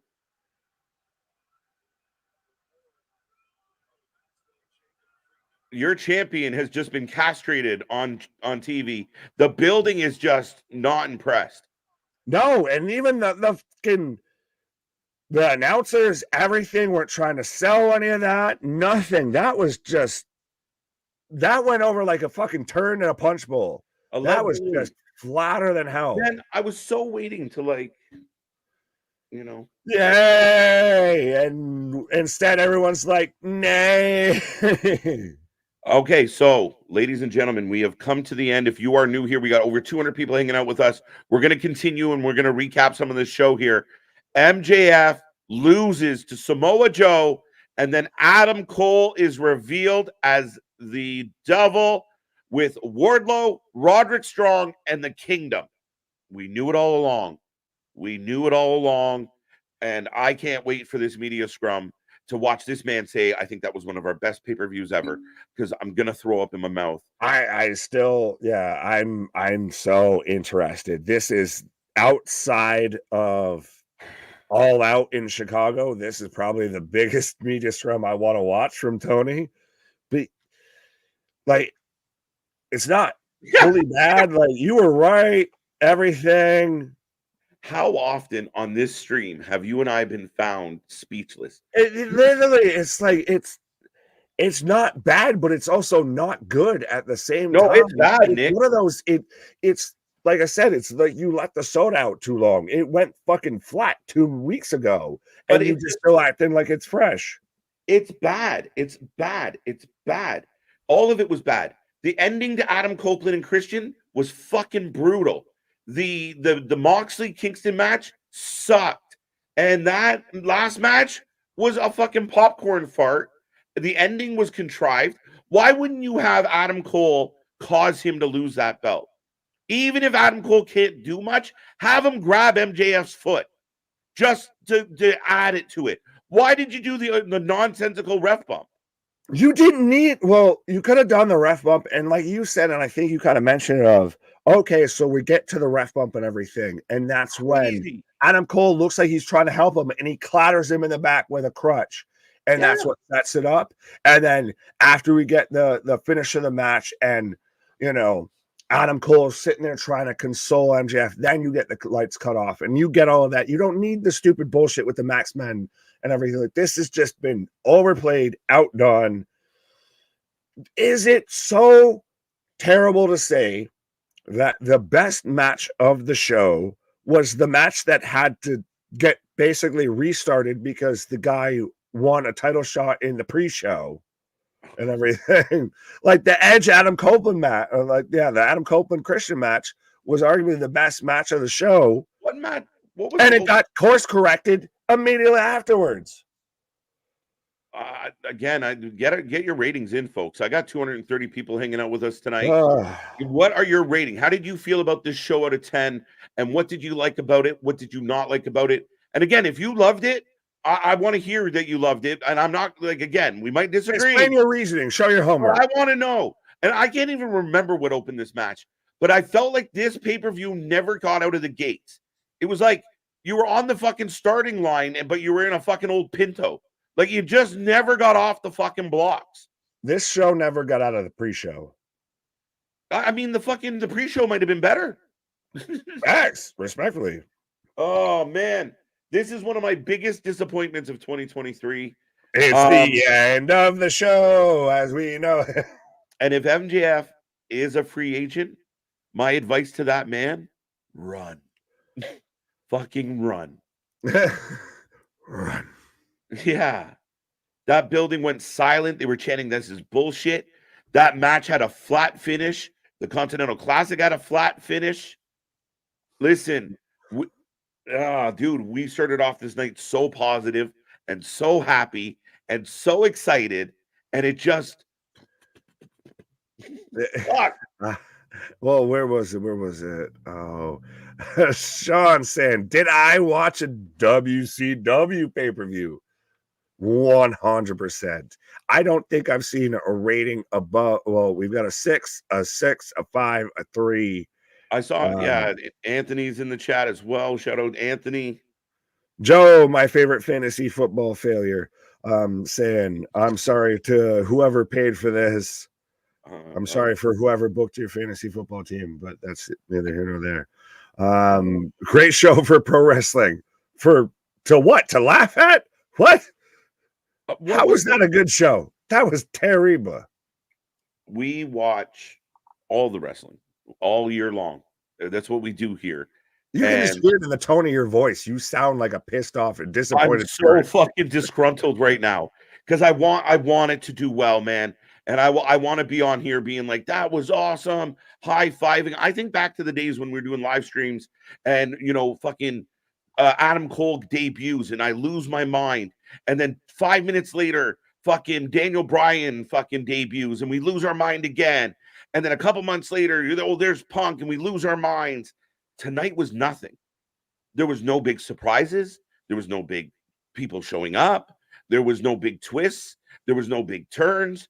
It was all fucked. And the best parts of the show, which were the final 3 matches, all had terrible endings. It was all filler, no fun. 100%. Didn't even yes, Edward, the scrum is usually on YouTube. I'm right now waiting for that to start.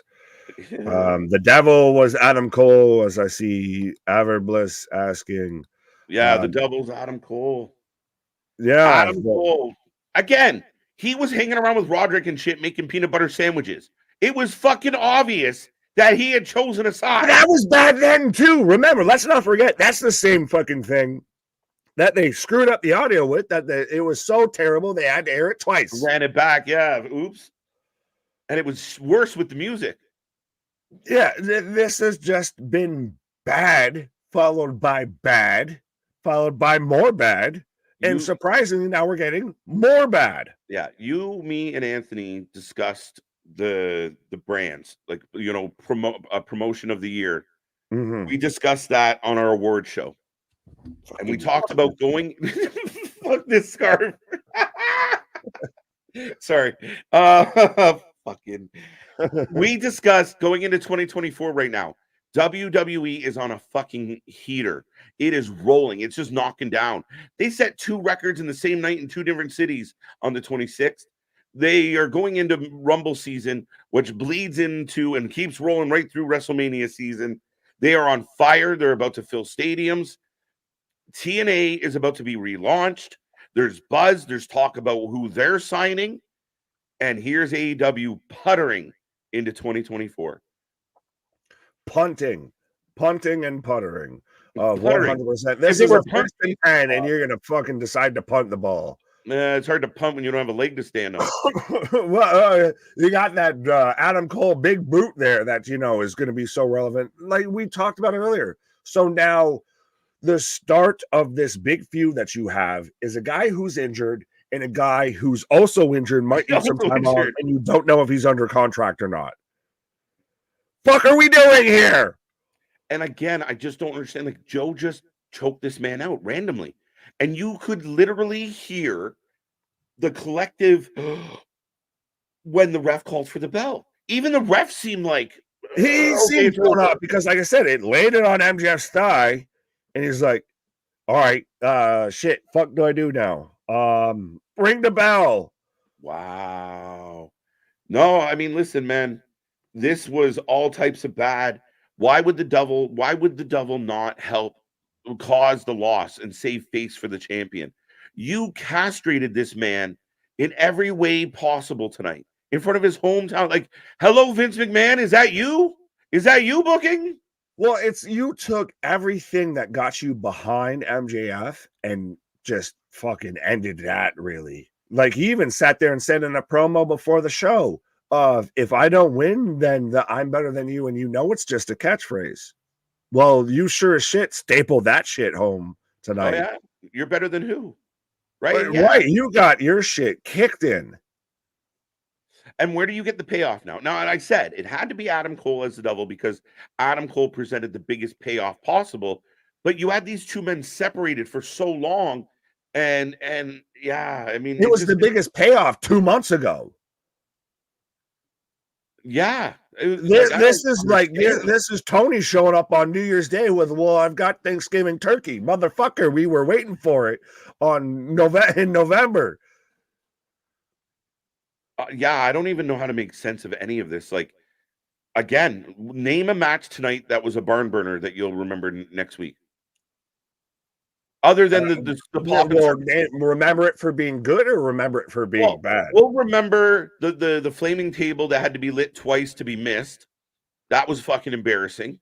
And that's Edge. That's not some fucking rookie. That is a Hall of Famer who lit that table on fire. Two Hall of Famers, technically. Well, one should be. But you have this big spot that was a waste of time. You barely burned the kid's ass. Like Jack be nimble, Jack be quick. Fucking Nick missed the whole fucking he flipped over the candlestick. I agree with Paul. Yeah. I agree with Paul. Thank you so much again, Paul, for the super chat. But yeah, I mean, the Moxley Kingston match was fucking hot garbage. It was like mailed in. And again, I wonder if he had hurt his head on that tope, but that was literally a slap fest and then bap over. Even again, another moment where the crowd was dead. The main event just was dead. And the fans in the building tell you everything you need to know about what Tony Khan did tonight. Once again, up with this. Well, what Kenny was saying, AEW CW. That needs to be a fucking t-shirt for us right now. Is AEW CW. But seriously, it's not anyone that's critical of AEW. It's not anyone that supposedly wants it to fail. It's not the anti-AEW bots that Tony likes to talk about. The problems within AEW are internal, 100%. This company is dying out of internal bleeding, 100%. And we've seen this story play out. And the difference with Tony and some of these other ones where Tony's like, well, I put all this money into this. That's the only thing. You're the fucking boss. That's what you're supposed to do. Well, and again, it's not really his. We know that. But I mean, at the end of the day, man, it doesn't translate well. It really doesn't. And he's not delivering on his promises. Just go back to what you were when you were hot and exciting. Stop overworking this shit because you're not good at it. And listen, if you watch the beginning of this stream and the energy you and I had when we got on this stream, when we first bumped into each other tonight, we were like, let's fucking go. Can't wait for this pay-per-view. Let's see what happens. And nothing moved us. Nothing moved the crowd in Nassau Coliseum. And then when they did get into something, it got ripped out from under them right away. Well, and Keyshawn's even saying, and I know we both talked about it, the arena was packed out too. Like this was pretty much a sellout for them. And you proceeded to just disappoint everybody. Like, now I just got to go and sit on a train with a bunch of pissed off, smelly wrestling fans. And we're all just upset about how terrible that show was. What are we doing? Yeah. And I mean, I don't really have the energy to debate with fucking people about how this is supposed to go. But man, it didn't go well.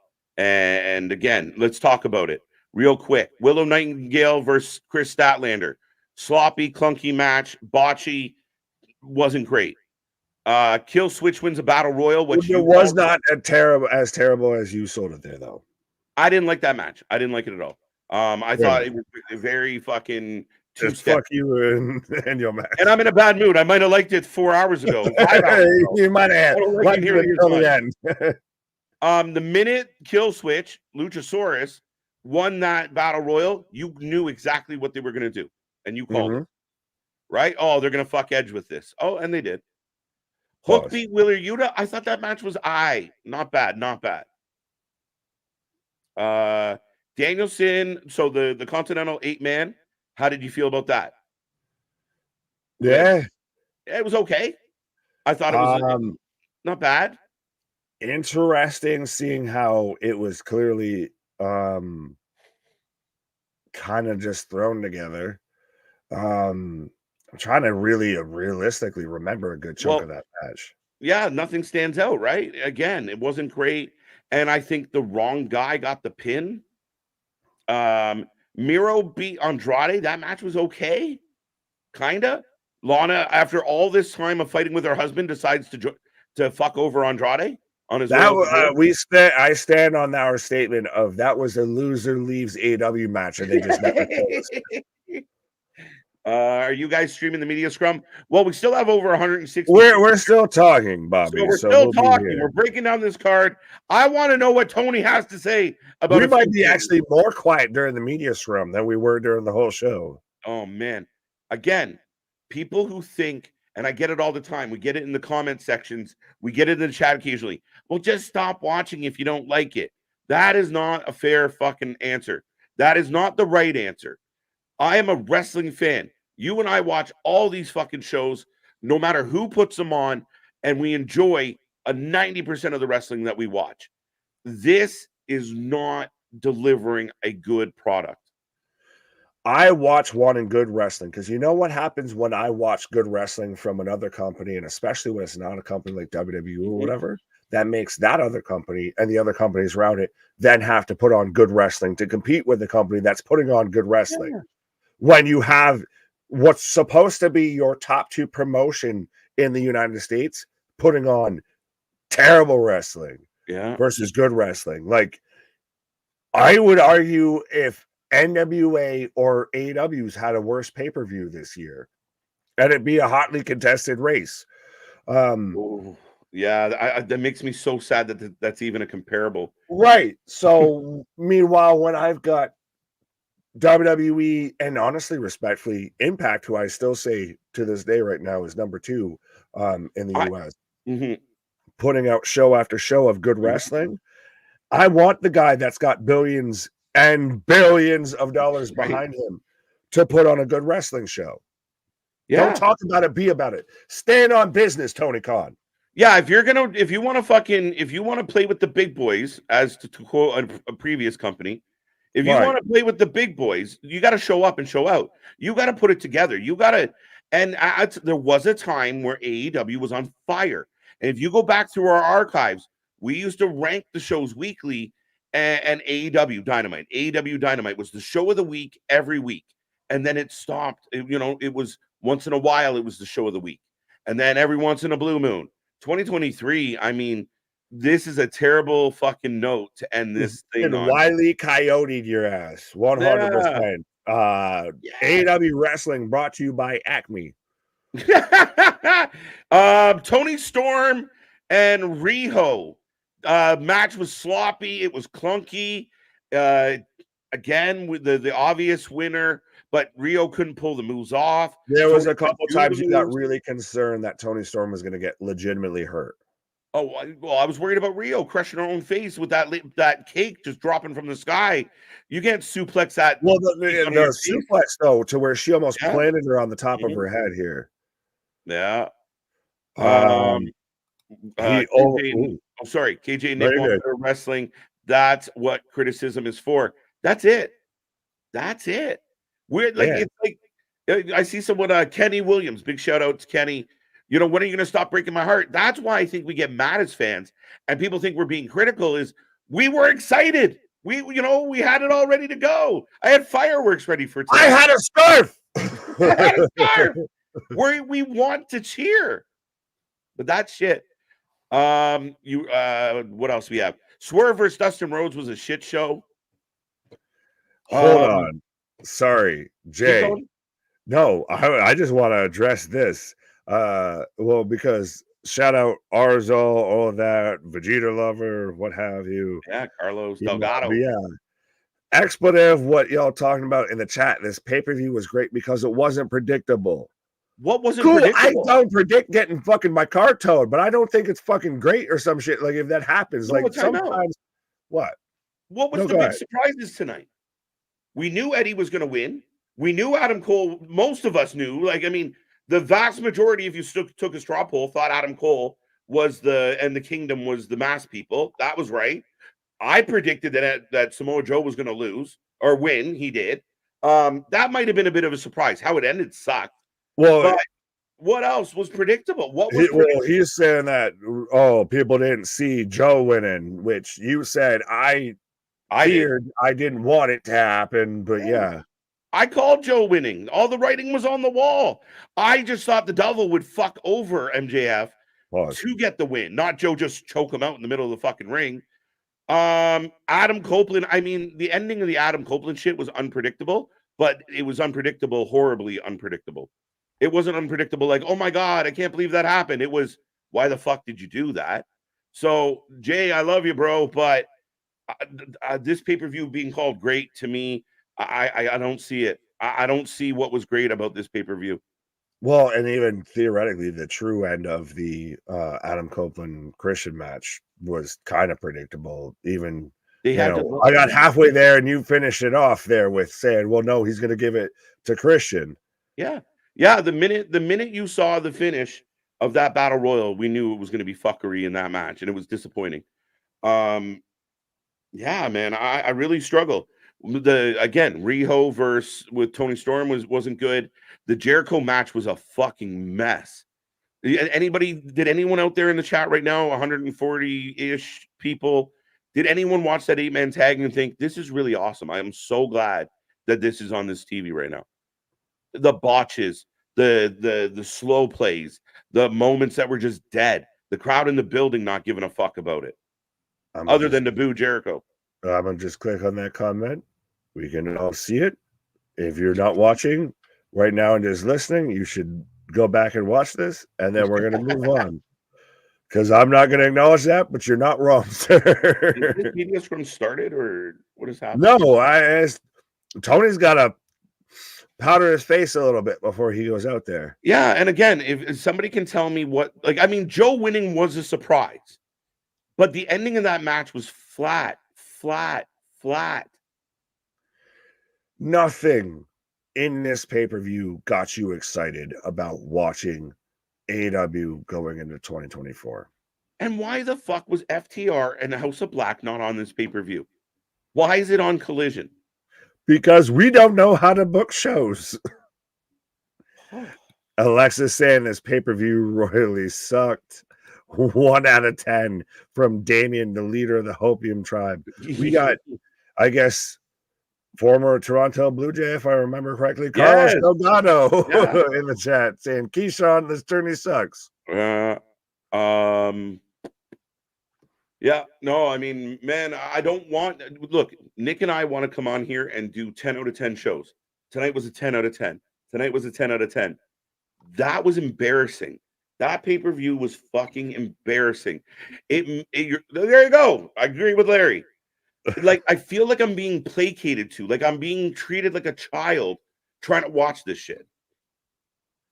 Not even that. It's one of those of you treat me like I don't understand. Well, I guess I misinterpreted your comment there of like, oh, well, we just need to explain everything for you. It's more of, for me, it's more of, well, you don't get it, so we'll just, do whatever, and you'll just still like it and clap like the fucking seal, because you got the fish at SeaWorld. Right. Like, no.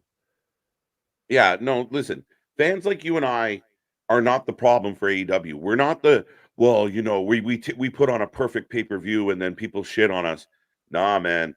That, again, I just went through the card. We can talk about the last few matches if you want, but Julia Hart, Abadon, not bad, not great, meh. Adam Copeland versus Christian Cage, probably the match of the night with a horrible ending. Eddie Kingston, John Moxley, match was terrible. And then MJF, Samoa Joe, I didn't think the match was great. It felt rushed.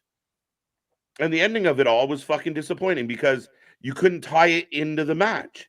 So Sorry, I was just going to say, is Christian Cage versus Adam Copeland the match of the night until the second half of that?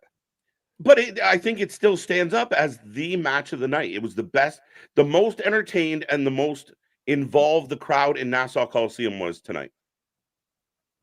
I think. They did fuck up the ending. The fact that we have to question this is not a good sign. Right?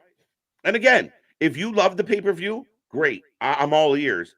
But again, I compare every company. We recently watched an Impact pay-per-view. We recently watched Deadline. Deadline from NXT was so much better than this pay-per-view with 6 matches. In and out. Beautiful. Much better pay-per-view than this one. This is shit. AEW is becoming TNA during the Dixie Carter days at this point. Or WCW during the Russo days. WCW. You treat it like one of your pillars. It has been established by Tony Khan that MJF is the future of this company, and you literally castrated him on TV. Well, Jay responded saying, I know folks aren't happy with this pay-per-view, but I liked it and I can't be dishonest. I'm upset a little that y'all didn't enjoy it like me family. Jay, what did you enjoy specifically out of this? Put him on the spot. Again. No, fuck. I didn't put him on the spot. If you're going to sit there and ask, say multiple times about I enjoyed this pay-per-view, so what did you enjoy? Right. If you can say that, you should be able to explain yourself. Mm-hmm.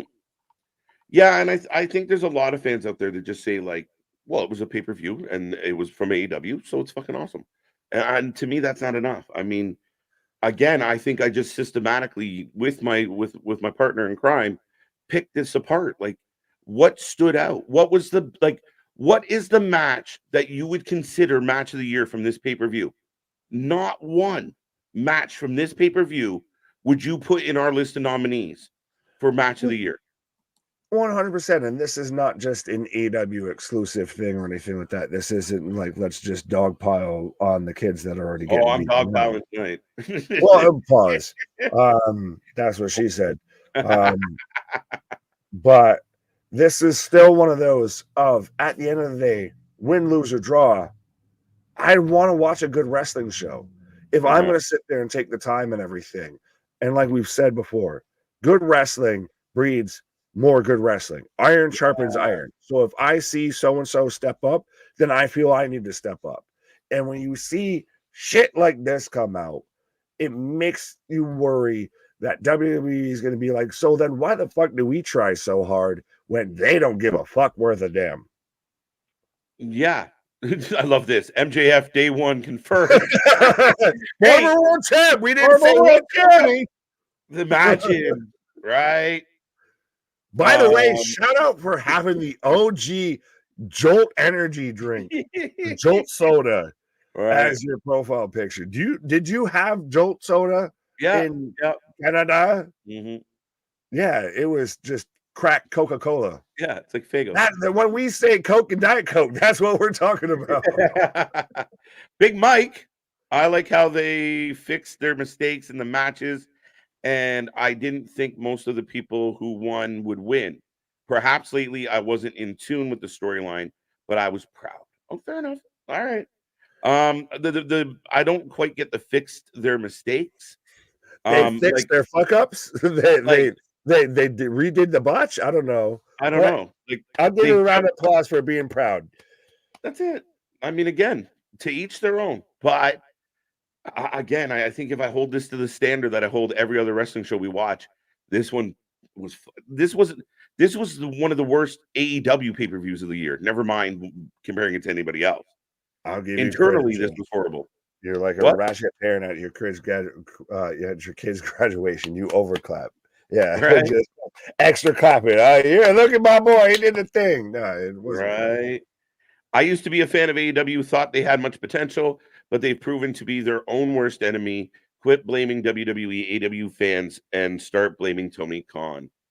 Facts. I like it. That was the biggest FU moment of all time.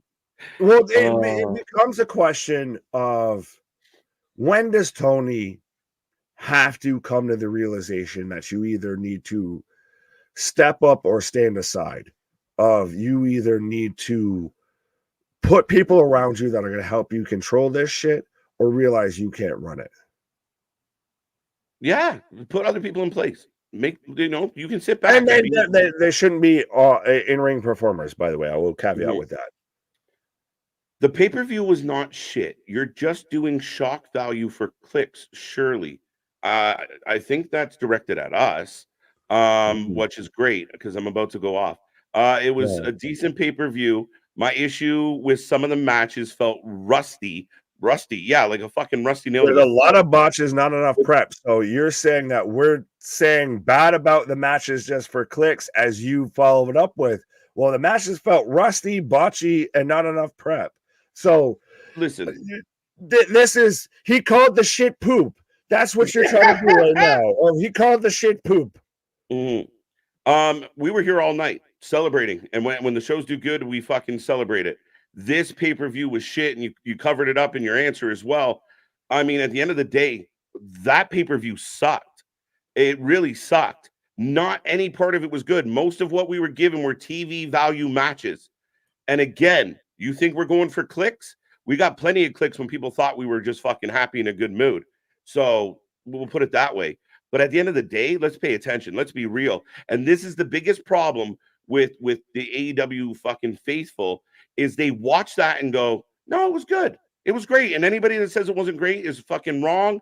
They just want clicks. They're just attacking the company we love. It is bullshit. It is absolute bullshit that you watch the Adam Copeland situation play out the way it did. You watch that Eddie Kingston match the way it was done. You made a big deal about Continental Classic, and then the ending of the tournament was like, here, Eddie, bye. Nobody, it wasn't a big deal at all. Where's the fucking streamers? Where's some pyro? Where's something that made it feel like a big fucking deal? Didn't happen. Then your champion, one of your pillars, got choked out of left field. That entire building, go back and watch it. Go hit rewind and watch it right now. That entire building in Long Island was fucking dead. And then when you fucking killed your champion, then you fucked him over again and buried him some more. It was bad. Match after match was bad. Toni Storm versus Riho was bad. The 8-man tag team was bad. And when you say they were botching and didn't have enough prep, it's your fucking job to prepare. It is your job to practice. It is your job to deliver a fucking product that matters, period. So say we're fucking looking for clicks. Well, I'd rather not have the clicks then.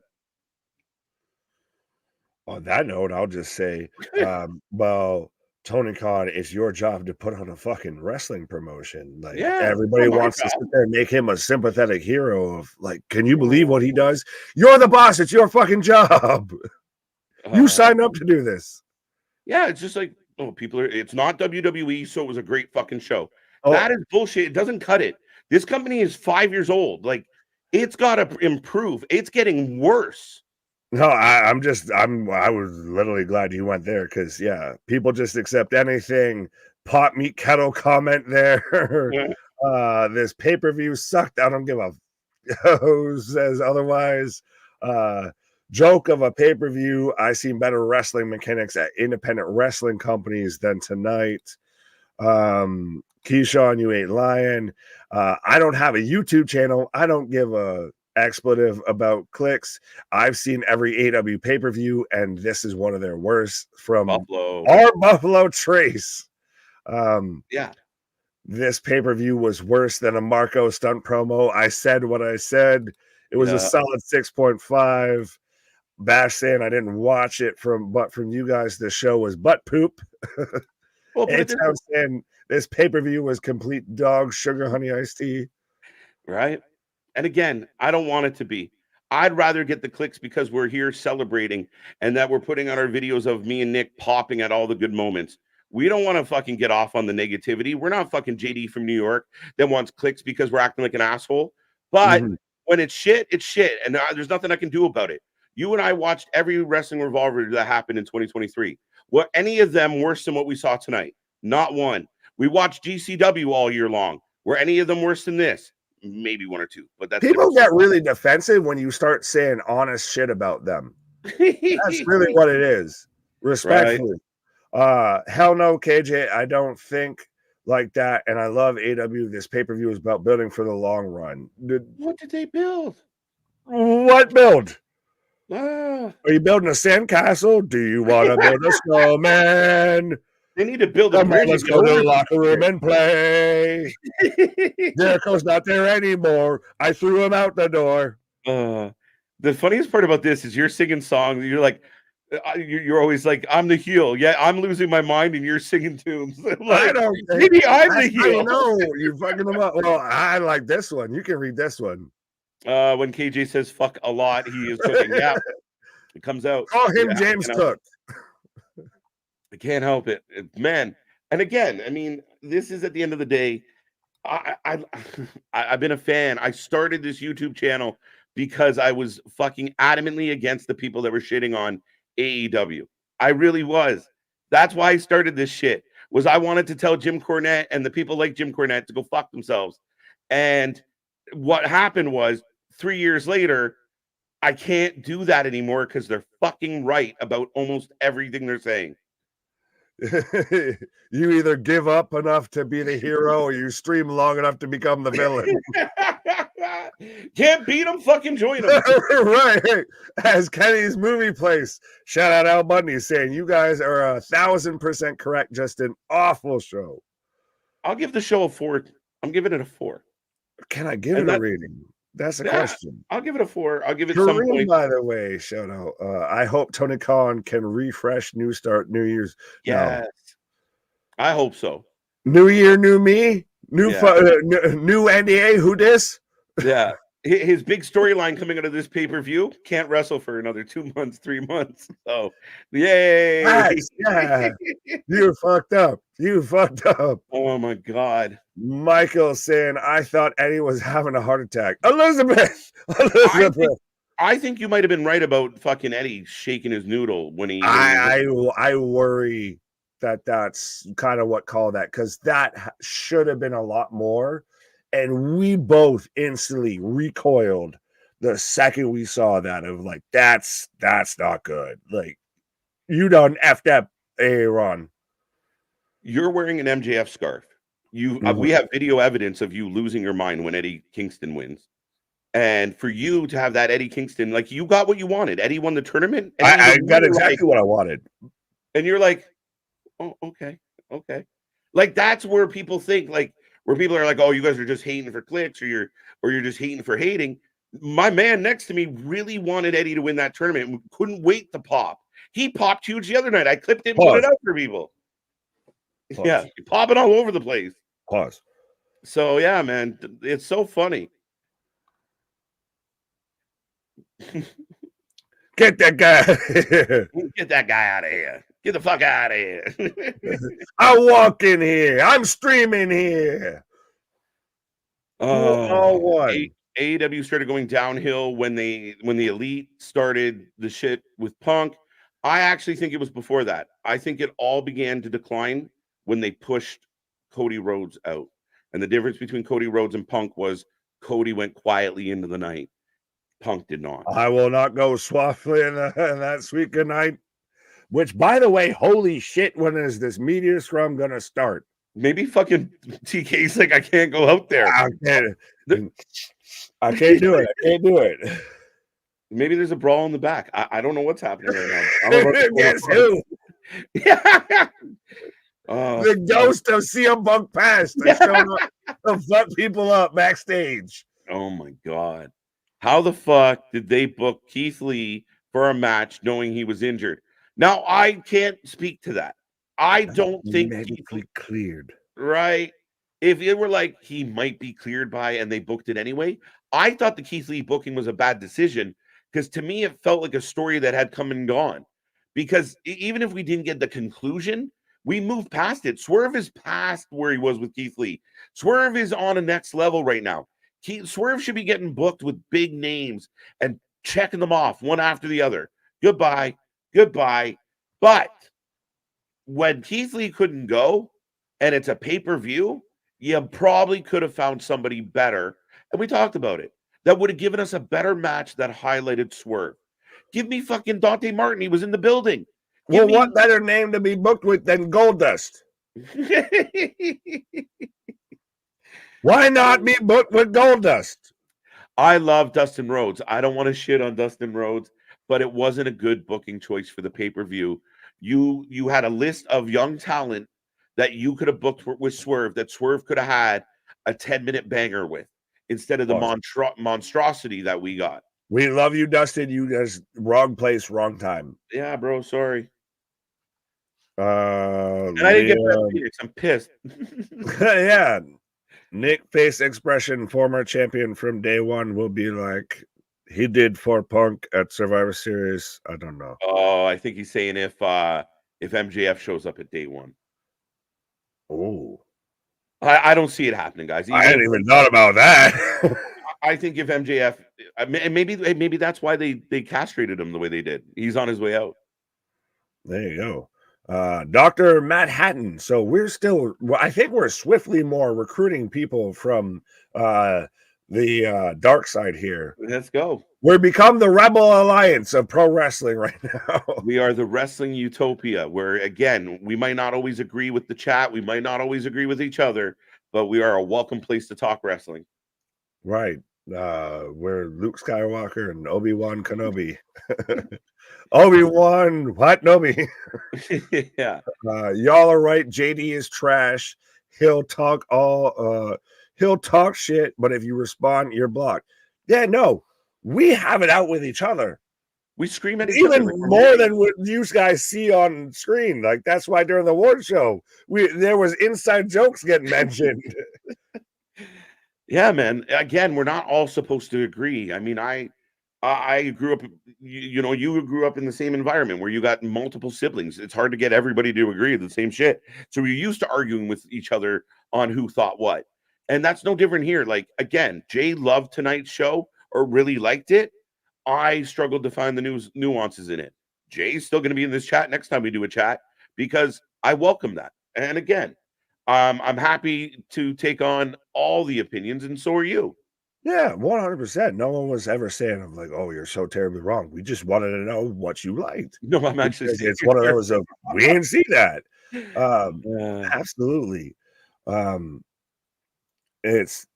We're not out there of, you only like what I tell you to like.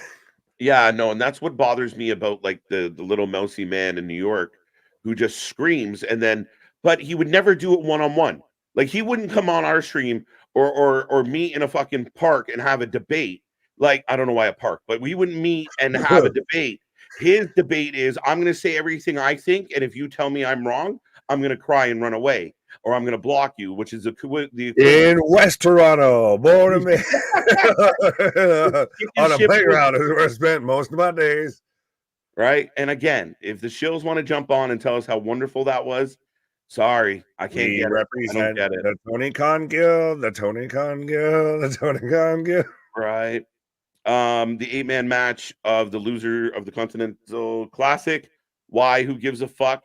Invincible. Here's a more. You made that worse than he did. He said fly. Like Boston said, the fucks come out when I'm fucking mad. The freaks come out at night. The freaks come out at night. Okay, this match, fine, do it, but you did it back to back with another 8-man match.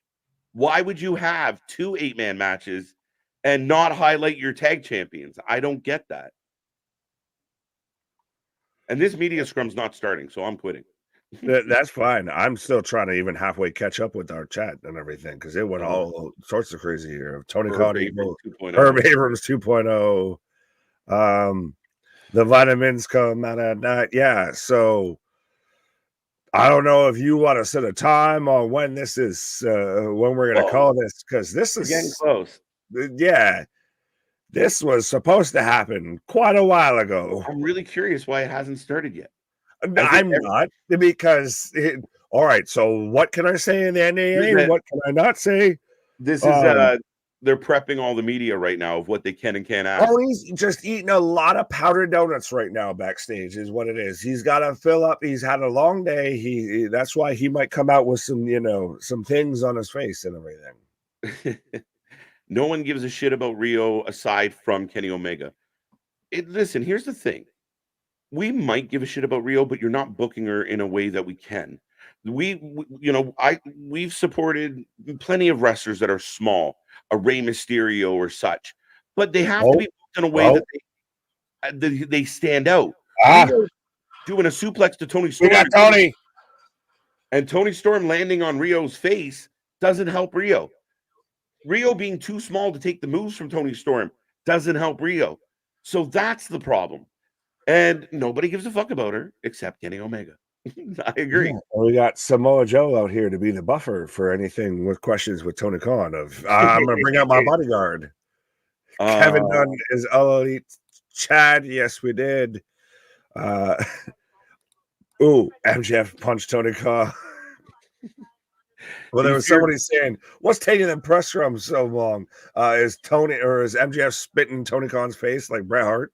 That's what we were getting the whole situation. What a weird ending to that match. Anybody not like what a weird ending. TNA Hard to Kill will be instantly better than this crap. Tonight's pay-per-view should be called AEW's End. You know what's funny? Because there is a contingent of AEW fans that the minute Impact comes up, they're like, it's shit. They shit on it right away. It's indie. It's shit. I can name 3 Impact pay-per-views off the top of my head that were miles better than the last 2 AEW pay-per-views I got. Right. Oh, I can hear you're starting. I'm apparently... oh, there we go. Yeah, I've already got Joe talking and everything. I'm on the YouTubes. Wow, Tony looks frazzled. That's his permanent look. Like, let's not act like that's new. Joe bringing back the black strap. I feel so. We're not going to get DNO. 3B. Yeah, no. He doesn't want that Burberry. It was a great pay-per-view. Money well spent. Tony Khan's bank account. Nah, it's Shad Khan's bank account. Correction. Thank you, KJ.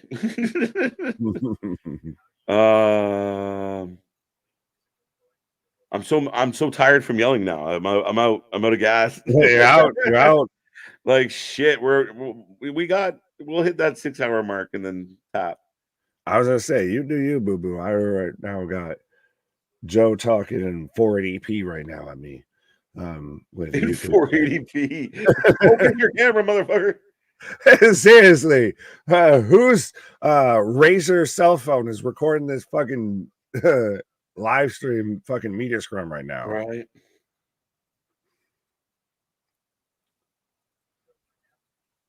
Why, respectfully though, respect to Joe, why the fuck is we're not asking Adam Cole, why the hell did you turn on MJF, your best friend? Why is that not the start? And that's the thing. We convolute on convolute. We had a hat on a hat on a hat. Gimmick on a gimmick on a gimmick.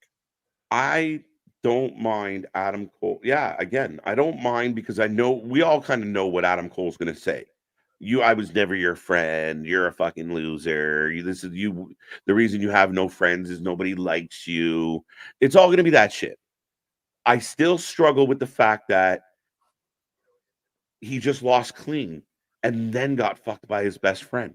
Like, that is a hit and a half for your ass. Period. Yeah.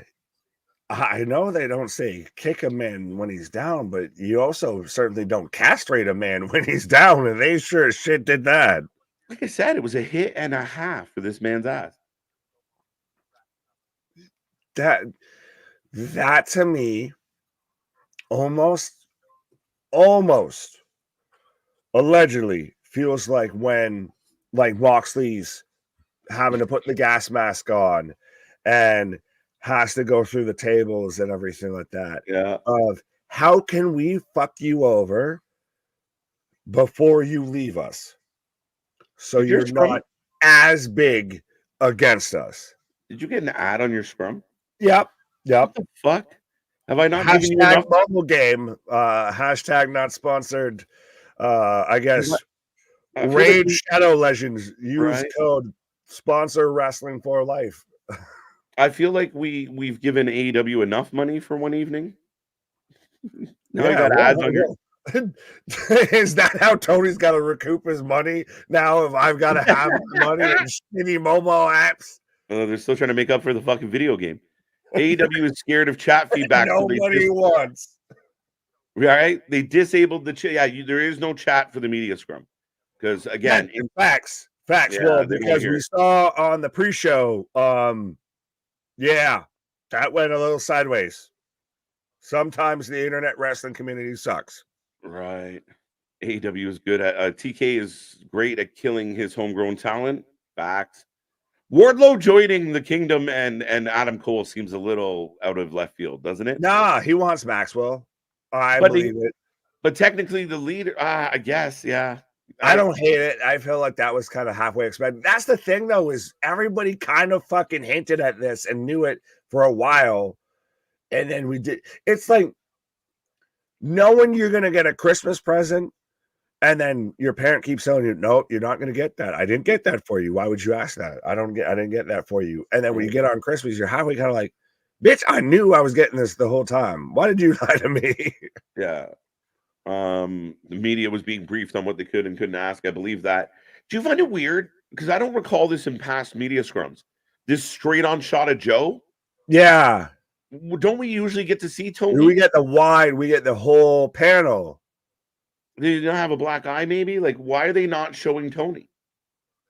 Why would Toni have a black eye? Well, the Bret Hart situation. I was gonna say, did MJF really go fucking whole, Somebody should have. Bret Hart, WCW, WWE. Samoa Joe sounds like a face. Yeah, I mean, I get it in this dynamic. So, but again, he's so articulate and well spoken. It's hard not to love Joe, but man, yeah.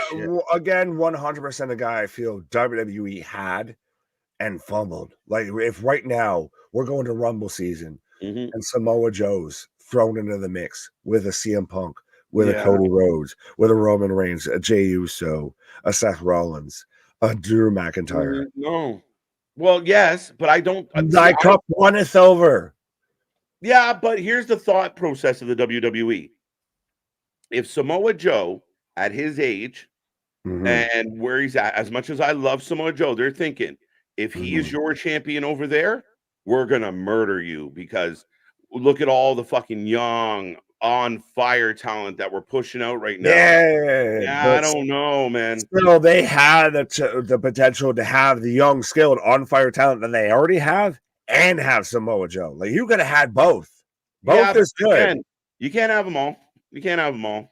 Again, but I don't think Swerve, it's still one of those of you kind of kick yourself. It's like it's being, whatever team you're a fan of and going back and looking at the draft picks that you could have had of like so-and-so was picked a pick or so right around where your team picked. Like, think about it. There was 2 people picked ahead of Michael Jordan. But yeah, and I get that. But I also think it's when you look at your roster and you go, all right, what's expendable? I love Joe. I really love Joe. So don't get me wrong on that. But at the end of the day, again, I just don't think that. I think they're okay with it. I think they have enough moving parts where they're like, again, we're going to pick and choose. Joe's not going to make our roster. Dana Brooks, oh, that's not bad. I don't want to go there. Let me go another direction. But at the end of the day, Joe, again, I love Joe. Could Joe be helping a WWE? Sure. But at the end of the day, if they're thinking if that's the AEW's champion, we'll be okay. Boy, howdy, though. This is really weird that they're hard focused on Joe right now. It's odd. It's not something usual. Like, it makes it kind of, you don't really want to watch it, I feel, respectfully.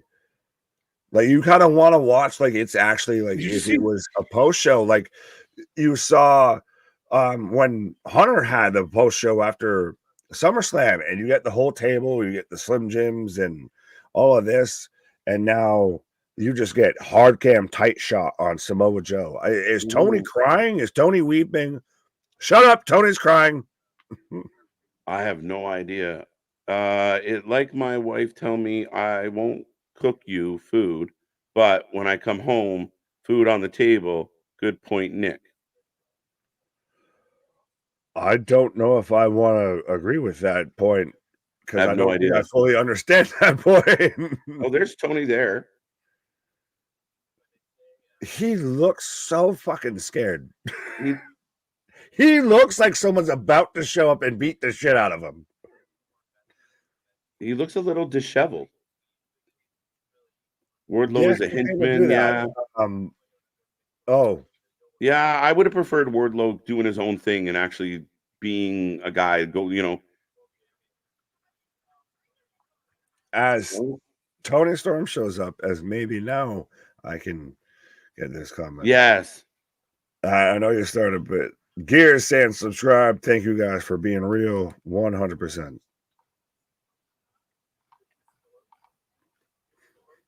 Oh, there's something. What the? This is odd. Tony's even making faces. This is the closest Tony's ever been to a woman. It's just the Long Island screw job. But he didn't really get screwed. He got beat.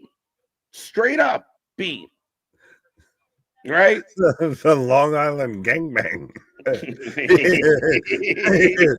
better. Accurate. 100% of he just got screwed over. The Long Island Express, because they ran a train on that motherfucker. I think MJF not. Yeah. Oh, now he's wearing the fucking hat. He looks like if Hasbulla grew up to be a real boy. With the Khabib. Get out of here, man. 100%. I'm too tired and fucking.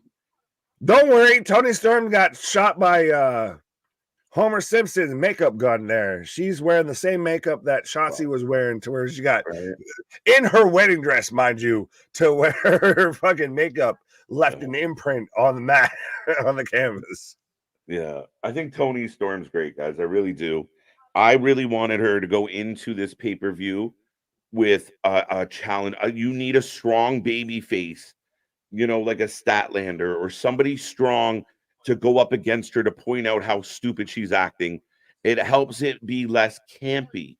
Because right now, imagine her right now. Sorry. You imagine her as the women's champion on SmackDown and Rhea Ripley as the women's champion on Monday Night Raw. I'd be great with that. Yeah, for sure. Yeah. She would 100%. I feel like it almost comes off camp because of the surroundings. Yeah, she's playing with herself. Pause. Accusations. Right? So only fans. Only stands. Only marks. Right? Only cons. It's so hard to get into it because she needs somebody to counter her campiness. You need somebody playing it straight, going like, what is wrong with this lady? And that way it pulls it into, okay, it is kind of crazy. She is nuts. But when she's the only one that matters, when she's going up against Riho and she's acting nuts like this.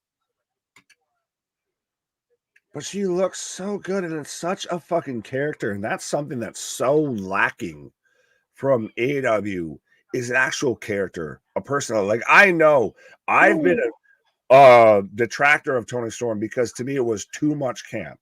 But at this point, you can't deny she is their women's division. Yeah. She is the help us, Toni Storm. You're our only hope. Yeah. So if you bring in a Serena Deeb, if you bring back Britt Baker, and you give her competition that can compete, then it matters. Her dusting Riho did nothing for her tonight. No, and I like she just sold that Tony's drinking the Hart stuff there. She asked for a sip of his beverage. That is a tasty beverage. And she can bug-eyed. Hey, Toni, is that a microphone in your pocket or you just happy to be here? Is that a microphone on your head or are you just a market? He looks like a fucking microphone. Bro, this looks like a fucking Make-A-Wish kid. He's teary-eyed. He's teary-eyed right now. Maybe it's just glossy eyes, actually. Sir, I need you to follow my finger right now. I need you to quote your bookings from backwards from Z to A. The hat is an improvement over the hair. He looks like he's fucking Fred Flintstone in the fucking what's the fucking club that they're in with the fucking hat like that with the horns on the outside there? The Buffalo Club? Yeah, that's 100%. Whoa, no, fuck that. I'm a Oh, Buffalo dude. Bills fan. We don't want Tony Khan in the Buffalo Club. Sometimes I gotta mute this guy. I missed who she said, man. I don't know what it was. I don't know what we were building up to. But yeah, Tony Storm was talking about a free agent. If anybody caught the joke, I'm all ears. Water buffaloes. Yes. That's what you were saying. The water buffaloes. Grand poobahs. Stonecutters. That's what we do. Who fucks every paper, every we do. We do. Who likes blood in every match? We do. We do. Holy fuck.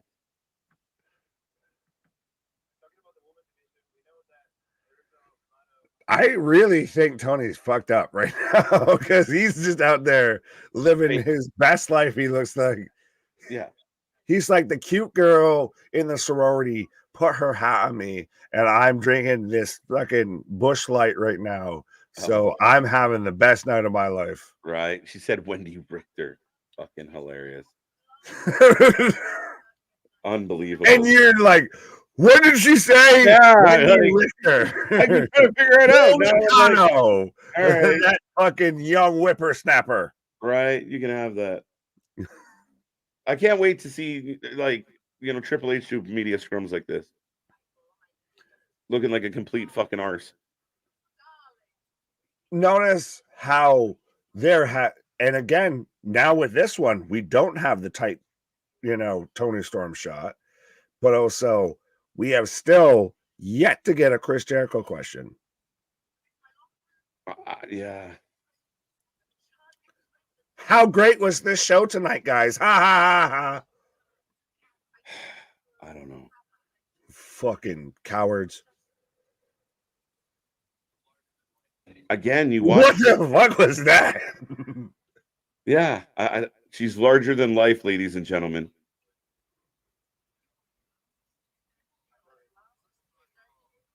Oh, he wants I almost feel like she's like, how can I make my boss look like more of a joke? Asshole, yeah.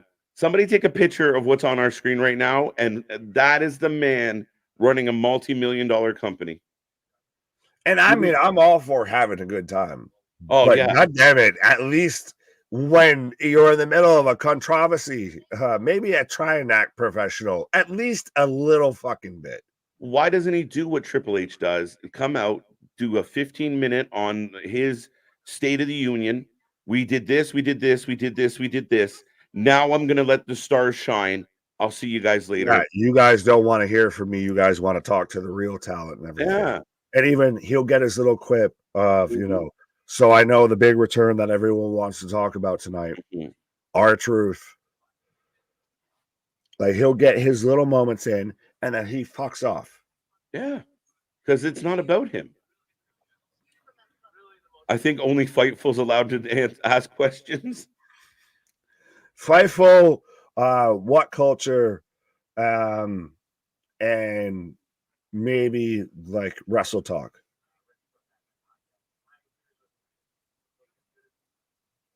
Wait, what? Who are these fucking hack reporters? Because this is softball. This is how can I kiss your ass? Please, Tony, let me kiss your ass. Now, sir, when I kiss your ass, do you prefer I go counterclockwise or clockwise? Mm-hmm.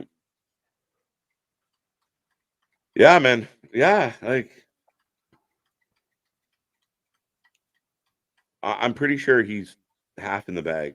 Oh, he's 100%. I've taken about 40 screenshots. My man. My God, this is 100%. Dark Side of the Ring, the fall of AEW. I chuckled so much of so many people have said, and cut to the, clip from Jericho and Kevin Owens of Chris Jericho narrating his own episode of Dark Side of the Ring. Why is my name on this?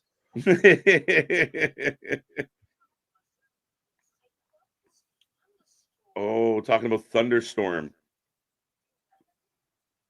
Oh man. Yeah, I feel like I'm watching Fear and Loathing in Long Island. Like, what is No, this? you put some fucking respect on Hunter Thompson's name. I will not have that be sacrilege. I have tattoos from that book and everything like that from fucking Fear and Loathing. So fuck off with that. Well, No, that's sacrilege to say that compared to this. This looks like special needs child is out there on the podium with Maria May and Toni Storm. that's funny. TK is Dr. Gonzo. Jim Cornette. Oh, this is gonna get murdered by Jim. Murdered. Bro, we're being polite with this. Yeah. Like, I respect it. Jim can get away with some shit we can't. So, Grand Puma. I like it. I wanna be where you are, Brand.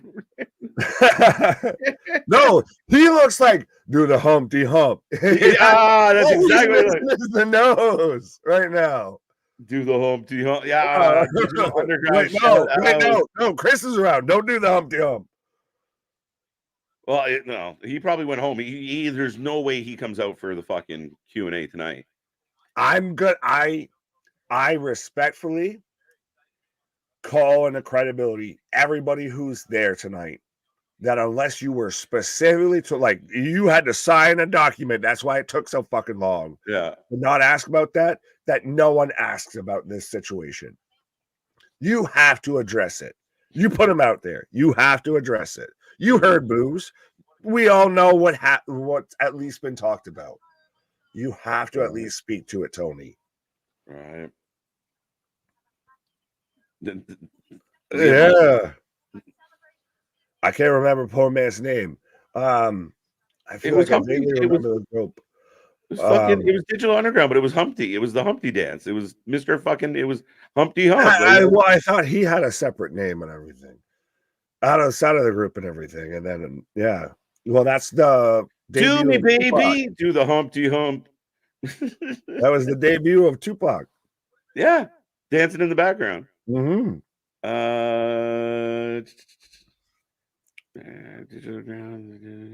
What the fuck was his name? It's not Slick Rick. When no, not at all. Jim Cornette goes after World's End. AEW is never progressing. They're just maintaining. I think they're regressing. He's still wearing the hat and the glasses. This man is fully in the bag. No, he's on Dream Street. He's fucking trying to cope. And the smile on his face. He looks like he's not of this planet. Mm-hmm. Yeah. It's the same song. That's right, it was, buddy. Yeah, I feel like AEW is becoming the same song. Yeah. AEW is regressing 100% right now. Look at their fucking owner. My guy, we are two people right now talking about the media scrum dressed more professionally than the owner of the fucking company on the media scrum. Just saying. Yeah, but he is gone. Yeah. This man is he's lit like a fucking Christmas tree. I don't even know what to say. Yeah, there you go. MJF called it perfectly. Right? Fire me, you fucking mark. I saw a comment the other day of like, what's Tony's favorite book of the Bible? Mark. Oh, dumb, but yeah.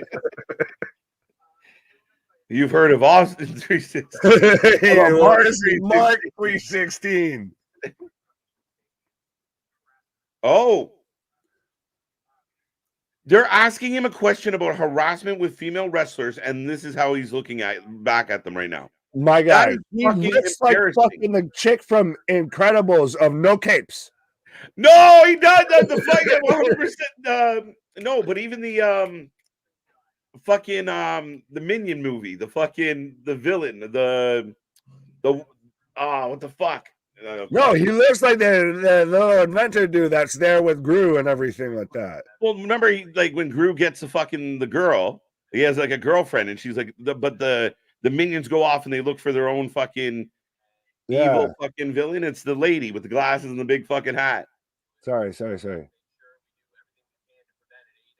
This man is talking about a serious question about harassment dressed like this right now. I want to hear him before I say anything. It's the safest place for pro wrestling.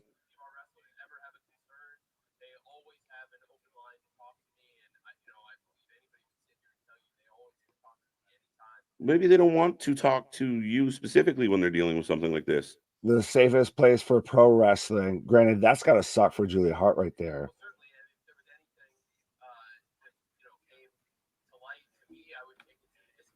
We'll take it to the disciplinary committee. So Danielson and the gang.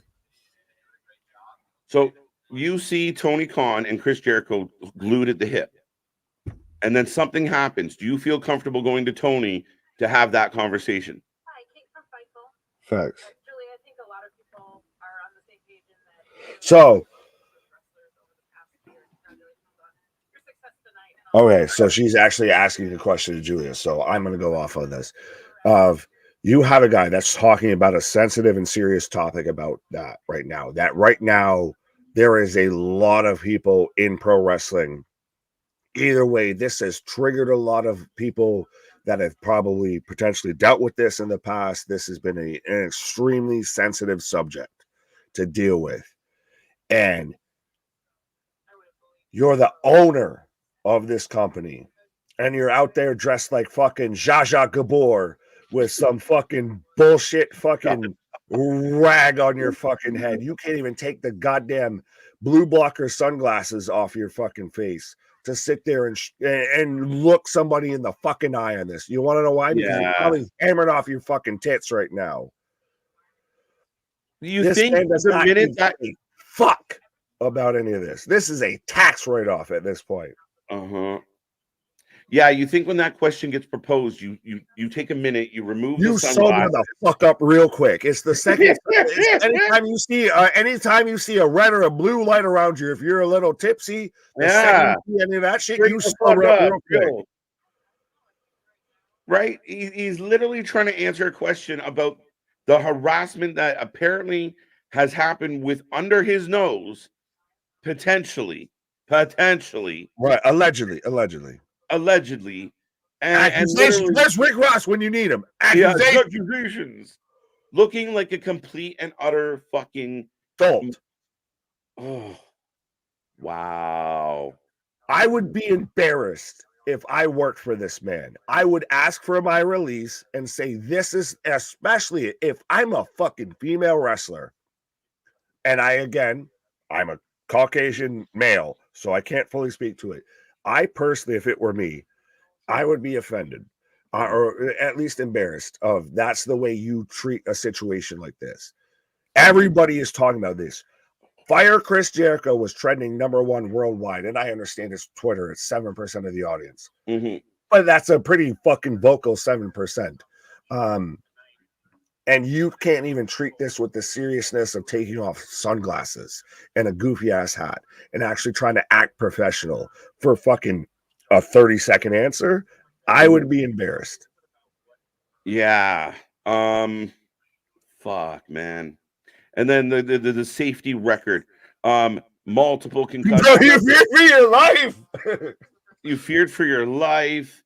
There's been brawls. There's been fights. We've had broken legs, broken arms. And I'm not saying wrestlers and other companies don't get hurt, but for him to sit there and say we got the safest fucking company going seems a little bit ridiculous right now. And again, if something bad happens in my company, just come to me. Well, wait a minute. That's not always the most comfortable out. You don't have anything set up? You have Daniel Bryan, and a couple fucking lawyers? There's no HR? Like, really? And again, when you see Toni glued to people that you want to complain about, what do? How comfortable do you feel? Anybody that can hear the sound of our voice right now, anyone that's watching this on a replay and everything, if this is how your boss is addressing national public media, allegedly, and everything like that, this is how your boss right now is talking to people. And this is the guy you're supposed to go and confess,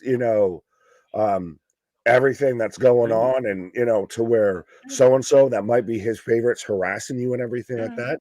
This is the guy with the fucking, poofy Buffalo Bills hat and everything. I feel like I've almost got, my Buffalo hat that I now almost feel embarrassed to own now, looking at Toni here with the blue fucking sunglasses and everything. That's the guy that's supposed to be trusted with your deepest, darkest, issues and everything.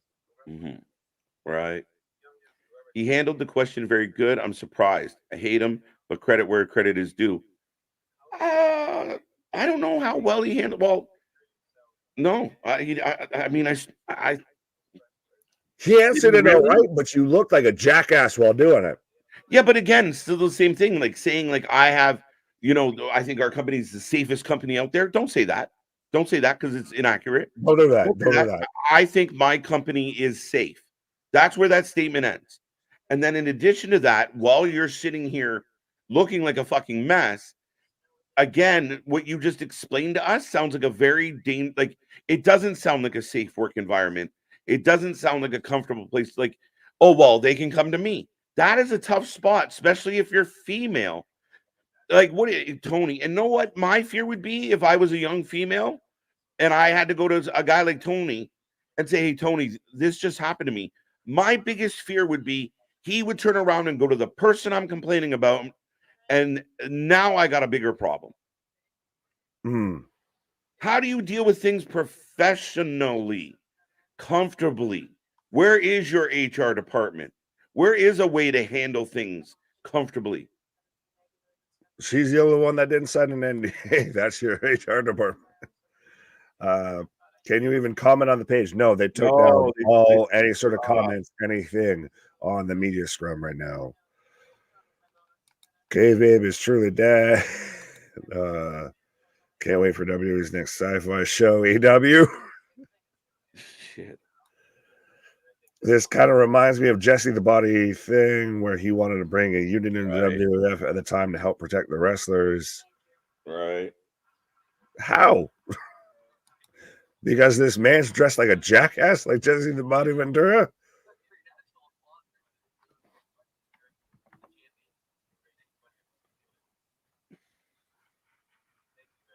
Oh, she went for the handshake and he brought her back in for the hug. Let's go.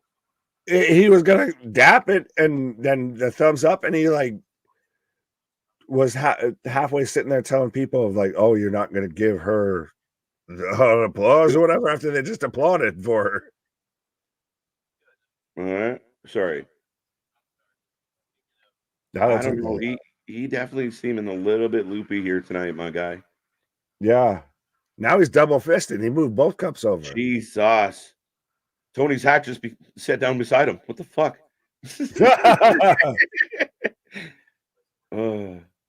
Top.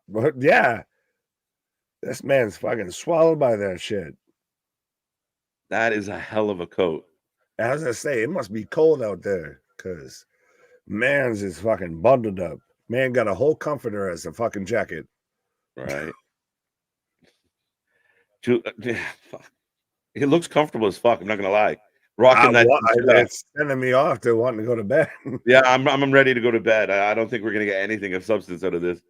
Outside of Toni being a drunk jacket. Yeah, I mean, it's not going anywhere, and it's all the same bullshit. Should have kept the hat on. And then I laugh at this. Now LaRue said Tony Khan is a powerbomb. That's amazing. He should wear Swerve's coat with the hat. If you're gonna go jackass, go full jackass. Right now, Swerve Strickland sitting next to Toni, miles more, like just miles ahead of him in any type of being able to convey himself, being articulate. he's again a guy that 100% he's fumbled. Like it WWE fumbled, and Yeah. when the ashes are still laying there of AEW, don't worry, Mhm. WWE will sign him. You're gonna have to hit rewind XWE. A lot happened. I know MJF didn't win. I know. Not a lot of good, but a lot of things Yeah, happen.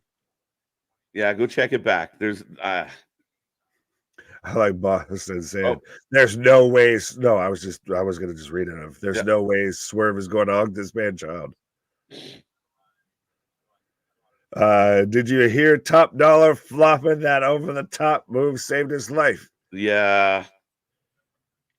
Yeah, yeah. But the man found out something very important, and And yeah. Jesus, he found that Jesus with the fuck. Um, Oh, that saved my life. Why? Because I was about to fucking crash into my head.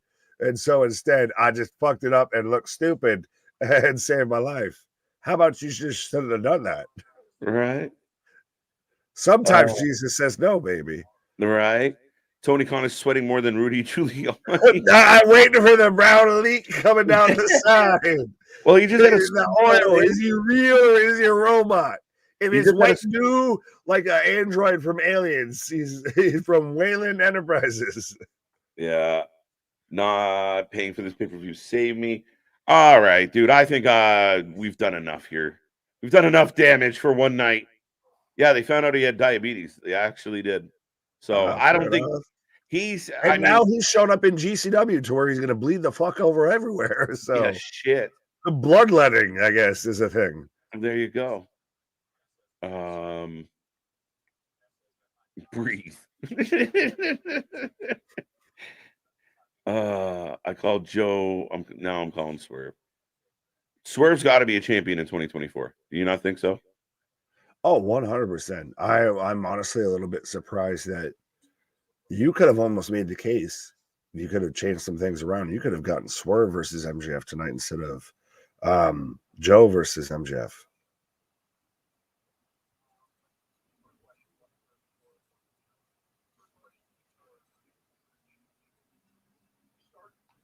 This man's a walking fucking audio booth with this fucking sound deafening fucking fur coat here. I can't hear anyone talking. What is it? Yeah. Why is he talking through a megaphone? How many koalas did Swerve skin to fucking make this joint this decade? Granted, at the same time, I want it just because it looks comfy as shit. Like I want to sleep in that as like a onesie. Fucking hell. Tony Khan literally looks smashed right now. Like I said, like he's a Make-A-Wish child that owns the company right now. But you know when someone's talking to you, and you mentioned earlier, like blue and red lights, like when you're trying to be serious, so you're like opening it, and you're kind of just bobbing. Yes, your I head. know. As a former bouncer, I 100%. Yeah. As a former bouncer and former house attendee, I am 100% recognizing every sign from Tony Khan right now here of you are staying away from the fucking keg because you are going to be nothing but a problem right now. Right. Where does Sasha go? Sasha is going to be in the Royal Rumble, folks. Me and Anthony have a little friendly bet. He thinks she's going to be at Hard to Kill. I think she's going to be at the Rumble. Loser has to do the whole stream by themselves. Oh, man. I don't know. I was just trying to come up with some sort of stipulation. Right. All right, ladies and gentlemen, boys and girls, for the 60-odd people that are still kicking around, hanging out with us. It is late. We're about to hit, we're past 1 a.m. So shit. Yeah, we're gonna say goodnight. We're gonna pack it in and we're gonna get some rest because we're back at it again on Monday.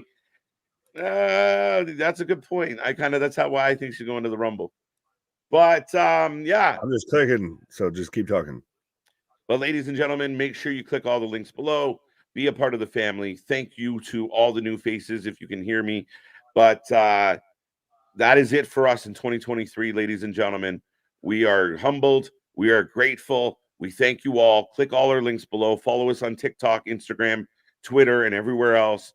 But, man, I really wanted to go out with a bang. We went out with a little pop, but this stream was definitely a bang for us, Nick. Pause.